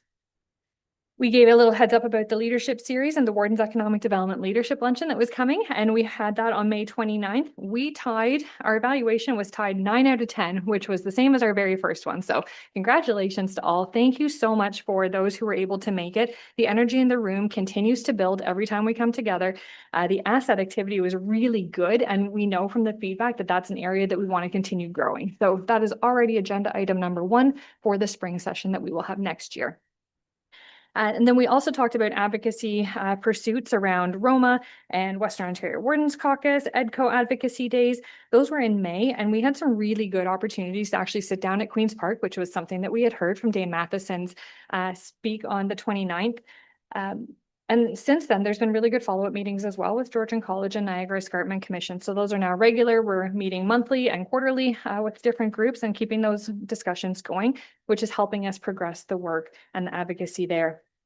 Under the business development side, when we wrote this report, we did not have our TPA from the province. We now do have our TPA from the province for the Business Enterprise Center, which is really good news. And it actually aligned with the advocacy efforts that we had at AMO last year, where we now have a longer contract. We've seen increased funding. So that was a really nice outcome to see. And I just want to highlight a couple, because in the minutes it talks about how we've seen a growth in Business Enterprise Center activity. So in the first 4 months alone, they had 233 inquiries from entrepreneurs, 56 one-hour minimum consultations. That has resulted in 22 new businesses launched, 14 businesses sustained, 3 business expansions, and 1 business purchase just in the first 4 months of 2026. So things have been going very well. There's a lot of movement there. We also heard an update about facilities and the fact that our projects are going very well. We've completed several of them, the Grey Route sign being the most exciting. If you have not been past Grey Routes lately, please take a drive. We have actually heard people saying, you know, the museum with the big blue sign just outside of Rockford. So it's already being recognized, and it's been up for a month and a half. So that's a good sign. But our capital projects are going well so far. Under the economic development heading, we talked about the Made in Grey program around the job fair that was hosted, which we had already talked about with this group, and the Chichimon Cruise and Connect, which had over 250 guests on the boat for the evening on April 23rd. There has been lots of really positive momentum too around investment investment readiness. So there is some definite movement happening in Hanover and Hanover West Gray with the Sauget Municipal Airport, Hanover Hotel projects. And we're starting to work on really specific opportunities, which is really exciting for us to see, because those are only coming because of all of the work that's been done to date to get those foundational pieces and those studies completed. So things are starting to move on the investment readiness side. We also talked about Sydenham campus and how busy that facility has been. And we heard this morning from Jessica, NII hosted one event there. We had the Healthy Communities Conference hosted there. Community Impact Lab is now there, which is part of a partnership between Georgian College, City of Owen Sound, and we are providing the space. And then Canadian Innovation Week. So there's been a lot happening in the first quarter at Sydenham, which has been phenomenal. And then lots of sector opportunities and roundtables to be touching base with our businesses and making sure that the work that we're doing is exactly what they need. Under strategic marketing, the absolute highlight from this team is the fact that we have just launched the new visitgray.ca. If you have not been on it, take a minute to take a look. It has been completely refaced under the Gather brand. The intention that went into building this website in a way that is going to do its best work for our businesses is unbelievable. And we just had a session yesterday with our municipalities, with tourism operators, and that was the one thing that we heard was well done on the intention that went into this website. Not only is it gorgeous, it actually functions in a way that is now supporting industry. So I'm really, really pleased with the team, and that was a huge effort, and it is now launched. So send it everywhere if you can. They've also been very intentional about consumer and industry outreach. We talked about business engagement and onboarding, and then the data to action work that's supporting EDTC as a whole, as well as all of your member municipalities. So we were able to, in our meeting last month, bring Environics to the table. They actually physically came here and walked through a lot of different uses that we can use this data for, that you all have access to. And it's not just economic development. Every one of your departments can access this information. So now we're all talking from the same information. And that's, I think, going to be really key as we work to move forward, and aligns very well with the work under Team Gray and everything that we've seen with the Joint Municipal Services Committee. For Gray Roots Museum and Archives, our highlight from there, not only have we launched some amazing exhibits, Living Histories exhibit has just wrapped up. We had Black Roots exhibit in Gray for Black History Month. Rail Day, always popular. But March break and some of the worst weather that we get, sold out the entire week. Every program was sold out, which is awesome. So families and little kids and grandparents and everybody, they are coming out to Gray Roots to utilize the services. And we've seen a tremendous increase in memberships as well. So it's not the traveling exhibit that's coming in, it's what we have all the time that is drawing people back. And to the point where now it's valuable for them to get a membership. So to see that switch has been just incredible for the team. We have also just welcomed Wild Weather. It is now up for the rest of the summer, and there is a local climate action story exhibit that goes along with it. So all this to say, Gray Roots has been very busy. Sydenham has been very busy. Everybody is just go, go, go. So we're looking forward to a summer where we get to now go internal a little bit, and we're working back on our processes and back through lean and starting to plan for next year.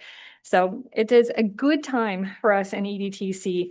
And under community transportation, we also heard an update that the phase 1 study is still progressing. We will be coming back to council in the near future with an update report on that. And then a welcome to all of our EDTC summer students as well. We're very fortunate. We have 14 of them in our department, so we nearly double in size over the summer months, but the energy that they bring is just amazing. I'm not going to talk through any of the planning pieces because that is definitely Scott's department, but he brought a great update on county housing plan, growth management study, archaeological management plan, age-friendly plan, and development charges bylaw.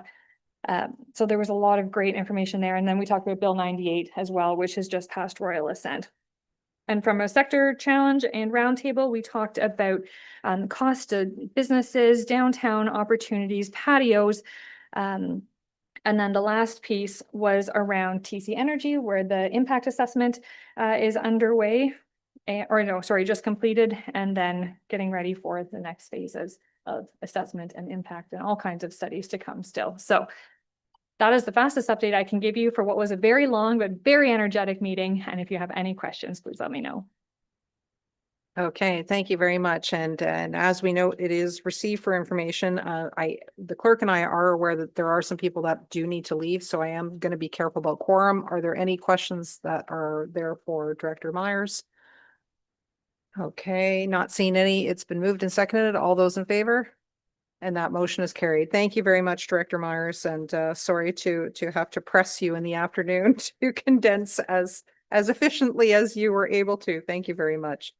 Okay, so next we do need to visit item 7F, which was added to the revised agenda. It's recommended that report PDR CW 2426 regarding the Canada Ontario Development Charges Reduction Program be received for information. May I ask for a mover and a seconder? Moved by Councillor DeBreen, seconded by Councillor Eccles. It's now on the floor for discussion. To you, Director Taylor, in your concise ability. Thank you. Great. Thanks, Madam Warden. I'll try to go quick on this one. I apologize for getting this report to council a little bit later. This has been an emerging project, and thank you very much to Niall, Mary Lou, and Randy for all their efforts on this one. Staff haven't been able to thoroughly research the Development Charges Reduction Program as much as we'd like prior to bringing a report to council. Details are still emerging, but it was only issued on June the 1st, and the funding deadline to apply is 10 a.m. on June 19th in that regard. We value the provincial and federal government's efforts in this regard, but if we could make one small ask, we'd love just a little bit more time and a little bit more detail to inform our councils accordingly. The province and the federal government have announced an $8.8 billion funding pool to municipalities where a municipality reduces their development charges on residential developments by at least 30 to 50%, and that would be retroactive back to March 30th, 2026. And the municipality has to contribute at least 10% of the eligible municipal infrastructure projects from the municipality. The reductions would come in place upon signing of the transfer payment agreement, should a municipality apply and be selected in that regard. Again, it only applies on residential developments, but it has to apply to all residential developments. So it would apply, whether you're building a single detached home or a row house or an apartment, it applies equally there. With respect to the municipal contributions, municipalities have to put forward up to 5 housing enabling infrastructure projects that are already listed in their development charges background study and already in their municipal capital plans. Those projects would need to start construction by at least July 31st of 2030 and would need to be fully completed by October 31st, 2035. So the province is really emphasizing shovel readiness of these infrastructure projects in that regard.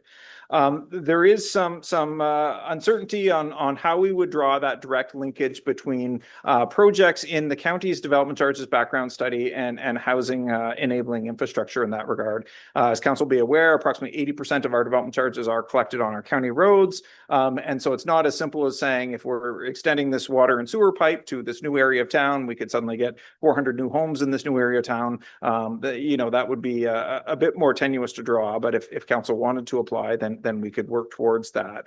The reduction of the development charges would need to be done for at least 3 years. Municipalities could go longer. The province has made it clear that if municipalities are looking to go beyond the 50% reduction or contribute more than 10% of the eligible municipal costs, they'll be looked at more favorably in this regard. Another municipality termed this as a bit of a beauty contest, with municipalities putting forward their best efforts in that regard. Staff do see some challenges in that regard with respect to the potential impacts on the county and our ability to fund the infrastructure in this regard. It's also clear that if there were cost overruns on that development charge project, let's just say you had a road upgrade that you had anticipated to cost $3 million. If you enter into this agreement with the province and the federal government, then any cost overruns are on the municipal dime, not the province or the feds in that regard. We do think that the development charges reduction program is maybe better suited to larger and fast growing municipalities who have some of that more direct housing enabling infrastructure like the water and sewer services in that regard. As part of your application, you need to estimate the number of housing units that would be enabled through this project in that regard. So the staff recommendation in the report is that you would just receive for information, but we provided an alternate option, and there was messaging going back and forth between Niall and Randy and Mary Lou and I, even as of 9 p.m. last night and 7 a.m. this morning, on what the appropriate option was here. The one thing we've landed on as staff was if council does want to direct staff to apply for this, maybe the wording could be that we would consider up to 50%, maybe based on the projects we put forward, 50% percent isn't the exact number, but staff would continue to work with finance and transportation services and others to crunch the numbers in that regard. Although the staff recommendation is just to receive, one of the things we weighed and one of the things that's come up in other municipal discussions in other parts of the province is there reputational damage if you don't apply? Are you going to put the perception out there to the province that maybe municipality X or the Grey County aren't doing enough to try to get shovels in the ground and building permits going on new homes in that regard? So, as much as we see an application being challenging, we also wonder if there's any sort of informal ramifications that would come if we chose not to apply. And the final thing we wanted to flag for council is Grey County and a number of our municipalities are already doing quite a lot to try to prompt residential building through development charges. The county, for approximately the last 5 years, has offered development charges exemption agreements for all rental housing, all purpose-built rental housing, whereby if they meet the terms of the agreement, they don't pay any county development charges. Some of our member municipalities, like the city of Owen Sound, have also offered similar agreements. The county also doesn't charge development charges on residential developments that have been incentivized by a community improvement plan or for nonprofit housing. So in a whirlwind, that's what I had. Certainly turn it back over to either Randy, Niall, or Mary Lou if they have anything further to add, and maybe jointly we can try to answer council's questions in that regard. Thank you. Okay, so with that, then I will put it out if there are questions. Councillor Greg. I guess it would just help me. I'm just going to throw, for example, at you. I see there's a municipality just to the east of Grey County that needs a water treatment plant. Let's just, for rough numbers, say it's $300 million. $100 million is going to be funded by DCs. This program could activate $90 million of funding and 10% municipal costs by reducing their DCs. If I have this right, if I'm interpreting this correct. Whereas a county example, I'll use Grey Road 5 right now going past the Owen Sound Hospital. While it could be reconstructed in the future, if we were going to take advantage of this, we could reconstruct a road, but there might not be a housing build out occurs for 15 or 20 years. So in scenario A, there's a very immediate return on the investment, but in scenario B, it's still tax dollars that are being put to use, and for 20 years, there's maybe no realized gain on it. Am I reading this this initiative correctly? Certainly invite other colleagues to join in here through you, Madam Warren. Sorry. I think you are. One of the challenges amongst staff was trying to figure out what county projects would even be eligible. One of the things I failed to mention because I was trying to rush was that maybe on paper, some of the best county projects would be some of those urban road projects that might otherwise be, in the road exchange being discussed right now. And so, if we were to go forward and if we were to put forward some of those projects, it could delay the road exchanges. The province hasn't necessarily said that you need to see shovels in the ground on the housing. They want you to estimate the number of housing. But I think your point, Councillor Gregg, is fair that if you invest those municipal dollars and provincial and federal dollars and then don't get that tax return in short order by those buildings going up, then it could leave you out. But I'm not as financially minded as some of the others. So if anyone else has anything to add, do weigh in. Okay, I don't see any other hands raised from staff, so we'll go to Councillor Body.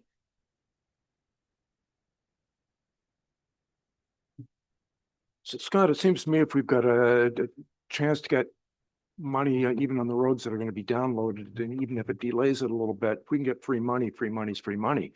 I wonder if there is some utility in making the application, and then there's a lot of questions and a lot of stuff we don't know. If that would allow us to acquire some of that information between the time we make the application and that point that they're looking for us to sign the whatever the agreement is. If that buys us time that we get to that point that we don't sign the agreement, we're not bound by signing the agreement till we sign it. If we do the application, we get that information. I know it's a lot of work for 9 days, but it just seems to me that it keeps more options open. And from my point of view, I'd prefer keeping those options open.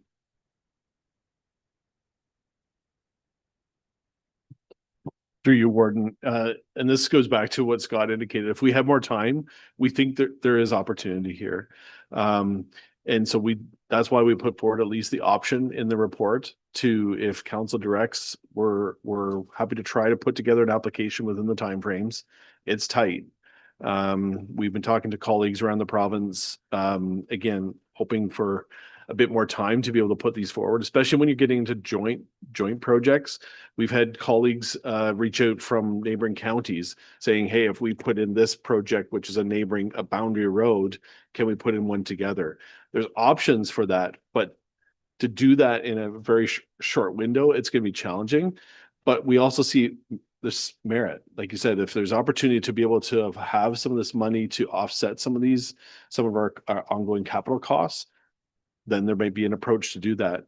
When we looked at with the information that we have right now, and we've started to look at the projects and what may be eligible and what may be then attractive from a provincial lens perspective, we weren't seeing a direct correlation, but at the same time, we see there's still opportunity to put forward an application. And it goes back to what Scott was indicating in terms of just from a reputational perspective and seen in a favorable light that way too.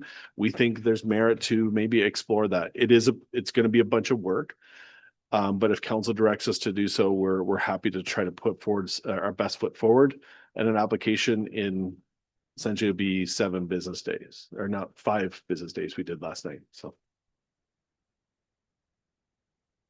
Okay, so just before I move on, if there's a will to do an amendment to the main motion, the clerk has been listening to the conversation and has a draft of potential motion to put forward if we wish to pursue that route. Councillor Patterson. Thank you, Warden. I see this as same as Councillor Body, an opportunity to get some housing enabling work done across the county. I would suggest, if it's possible, that the county apply and include all 9 municipalities. And then these successful projects that are awarded, that are successful, could contribute to the 10% cost that the county will be picking up. And it's to our best interest to apply if we can do it. It's like leaving money on the table. And I think it's a regional benefit for all of us. And I'll just throw it in with the urban road transfer projects. I see a benefit for the urban municipalities. Oh.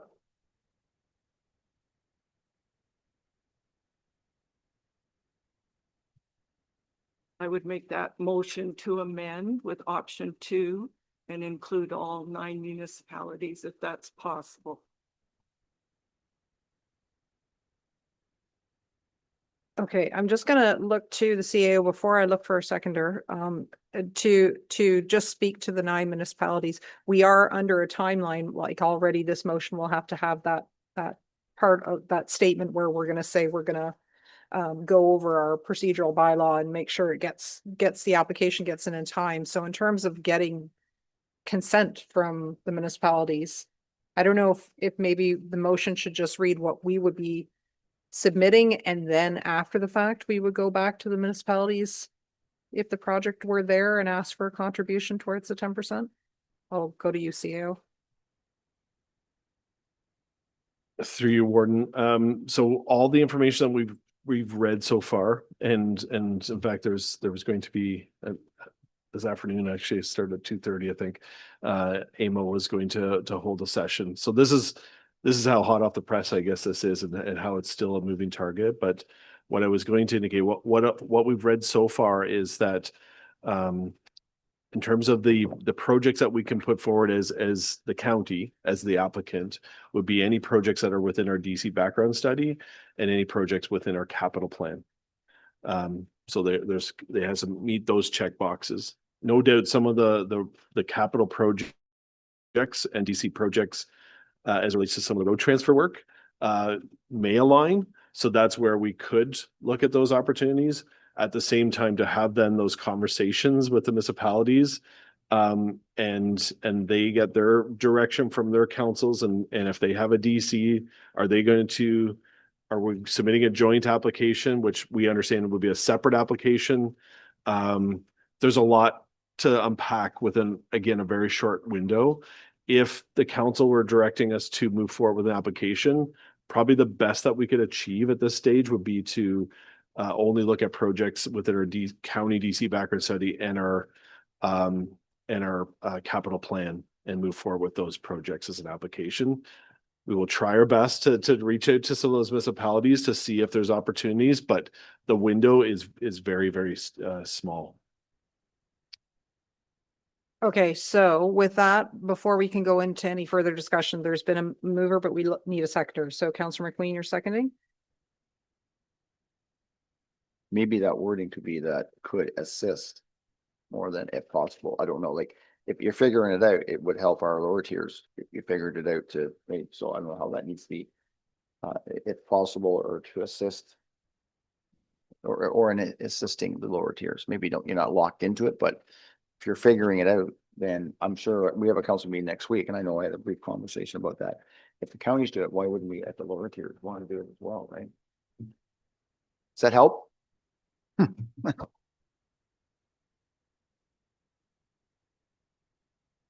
Again, through you, Warden. So our understanding is that if the local municipality wants to put forward a joint application or their own application, they have a current DC background study and a capital plan. Again, it would have to be projects that are within that bucket.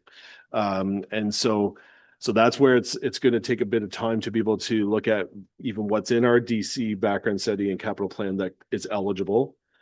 And then local municipalities would have to do the same, but they would have to commit to a reduction as well on their DCs and get that council direction in principle to support to move forward with that application or a joint application. So again, we wish we had more time because we see there's merit, there's opportunity here. And again, if council directs us to move forward, we're happy to try to do our best to put forward an application.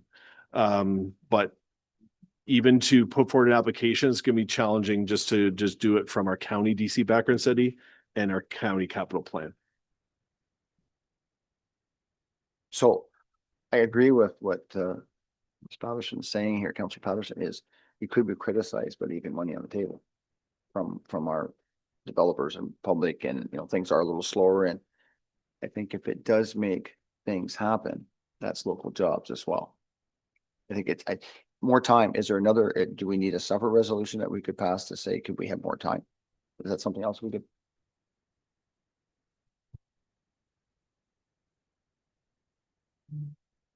What we're hearing is that the province is putting forward these timelines in order to make sure that the TPAs, the actual agreements can be so that they have a short window because they have to review those applications, approve what's eligible, put forward those agreements, and have those all completed before potentially restricted acts or lame duck comes into play.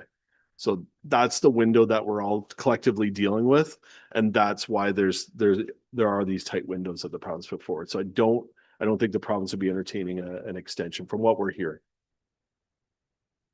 Okay, and speaking of timing, we really don't want to lose quorum and not achieve a decision made on this. I think we do need to advise ourselves to stay in our lane in terms of what we as a county council can control and put the application in, and hope that there's an avenue to continue the dialogue to work with other, if other municipalities, the lower tiers, are deciding to put in their own application, how things might coordinate. But it does seem like to put forth the application based on what we can do about our own development charges would be better than just not putting anything at all. So sorry, I don't want to influence the discussion, but I'm just trying to make sure that I'm absolutely clear on the dilemma that we're in terms of the timing. So I saw two hands go up over here. One was Councillor Body and there was somebody else. Just a point of order. It seems to me we're discussing a motion that isn't the motion yet. So I would just ask, it hasn't been seconded. It has been. Okay, I thought we were still discussing what the motion was going to be. Sorry. No, thank you. Yeah, there was Councillor McQueen had acknowledged he was seconding, but he had that question of clarification. So he went straight into the discussion. So it has been seconded by Councillor McQueen. I see Councillor Eccles' hand and then Councillor Gregg, is your hand up too? Okay, all right. So Councillor Eccles, Councillor Gregg, then to Councillor Dobreen. Thank you, Madam Warden, through you. I would say it's to staff. One thing about this is that the DC charges, if I'm understanding this, will be reduced by 30 or 50%, however we put it in, for 3 years. We've talked, there's been some discussion and some question, oh, we're going to leave if we don't apply for this, we're going to leave some money on the table. It's a 3-year reduction in our DC charges. We're scrambling to find a few projects that will fit into this. Again, it comes out to the same thing as the housing was a number of years ago when the Ford government said, oh, and by the way, you're not going to charge DC charges anymore. This is almost the exact same thing. We're going to leave a bunch of money on the table, all right. I feel anyways about this.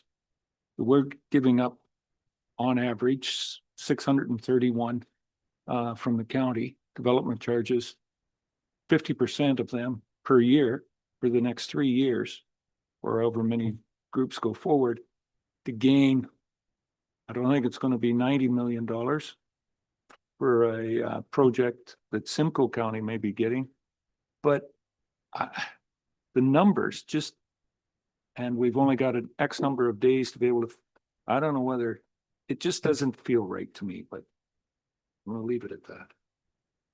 Okay, we'll go to the CAO and then to Councillor Gray.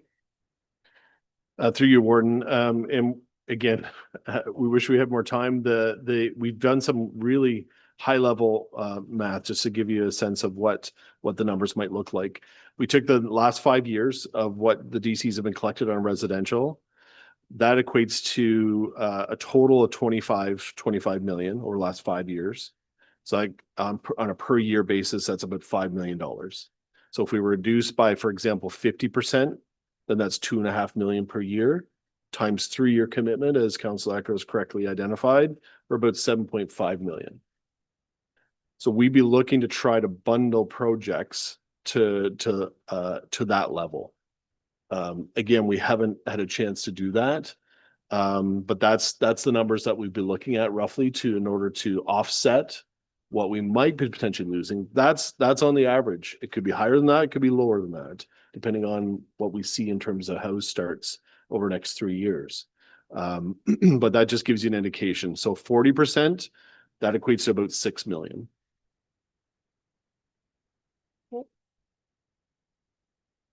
Councillor Gregg? Thank you. And through you, quick question.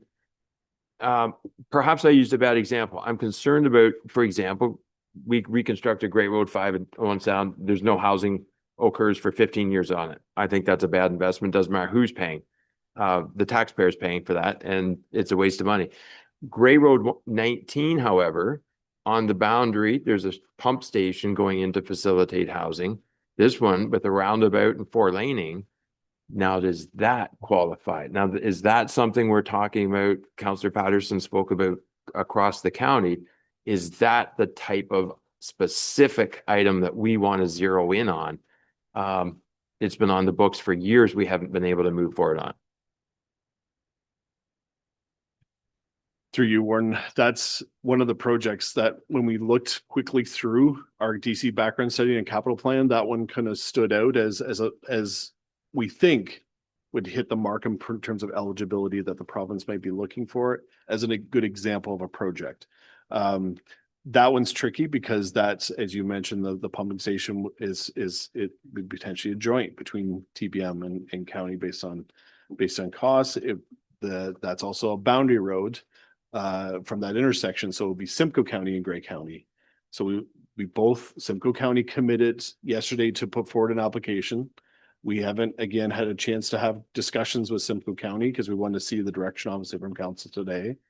We've had other counties, though, reach out to us on other boundary road projects as well. So it's just, it's a lot of moving pieces here. And again, a few days in order to put this forward together. But that is a great example of a project that we think could meet the eligibility requirements, but takes a little bit to stick handle, even more so because it's joint projects. Okay, we'll go to Councillor DeBreen. Thank you. And I will try to be quick. I echo the cost, and thank you CAO Scherzer for the reduced for 3 years, you know, and what that equates to. But it also is plus 10% of the eligible program costs is borne by the county as well. And I think trying to rush something, which is what the province has done, is to, you know, eliminate competition, I guess, for those who have projects ready. But whether we pursue it or not, I think it's worthy of letting them know we have some opportunity if we'd had time to collaborate with our neighbors. And I guess the other the other aspect, there's no guarantee that we're going to get it. And it maybe it's a little PTSD, but we had our DCs reduced to 80%, then 85%, and we're still waiting to be made whole on that.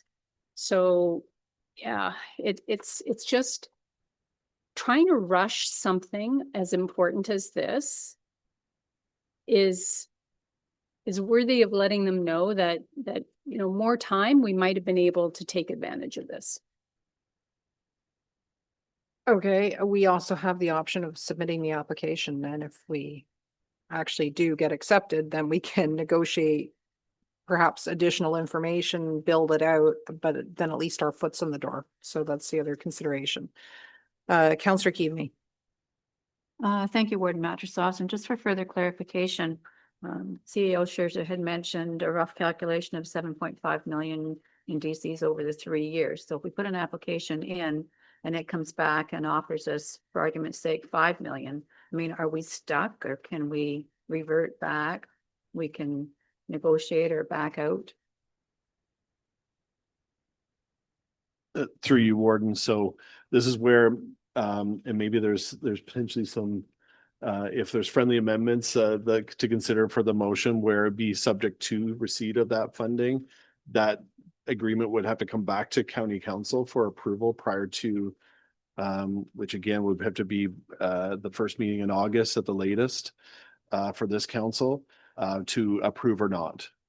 So if we apply, we get notification that we were successful. They have to put forward a TPA of an agreement in very short order, and then we'd have to bring that back to council. Council can then make the final decision of yes or no.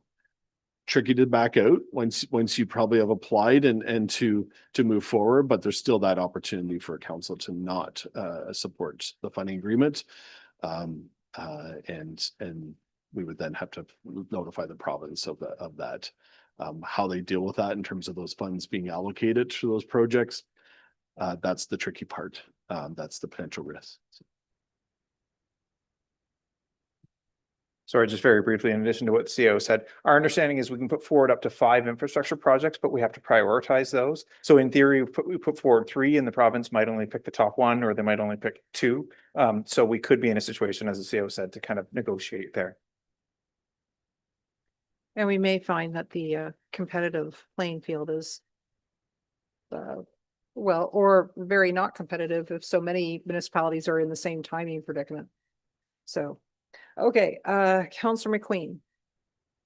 Very quickly, it was on a report earlier on today for the DC charges that we collected from 2021 to 2025. 2021, we had 876 bills of single and semi-detached. Last year was 247. There is a sliding scale there. Our building is down. So if it gives that boost also.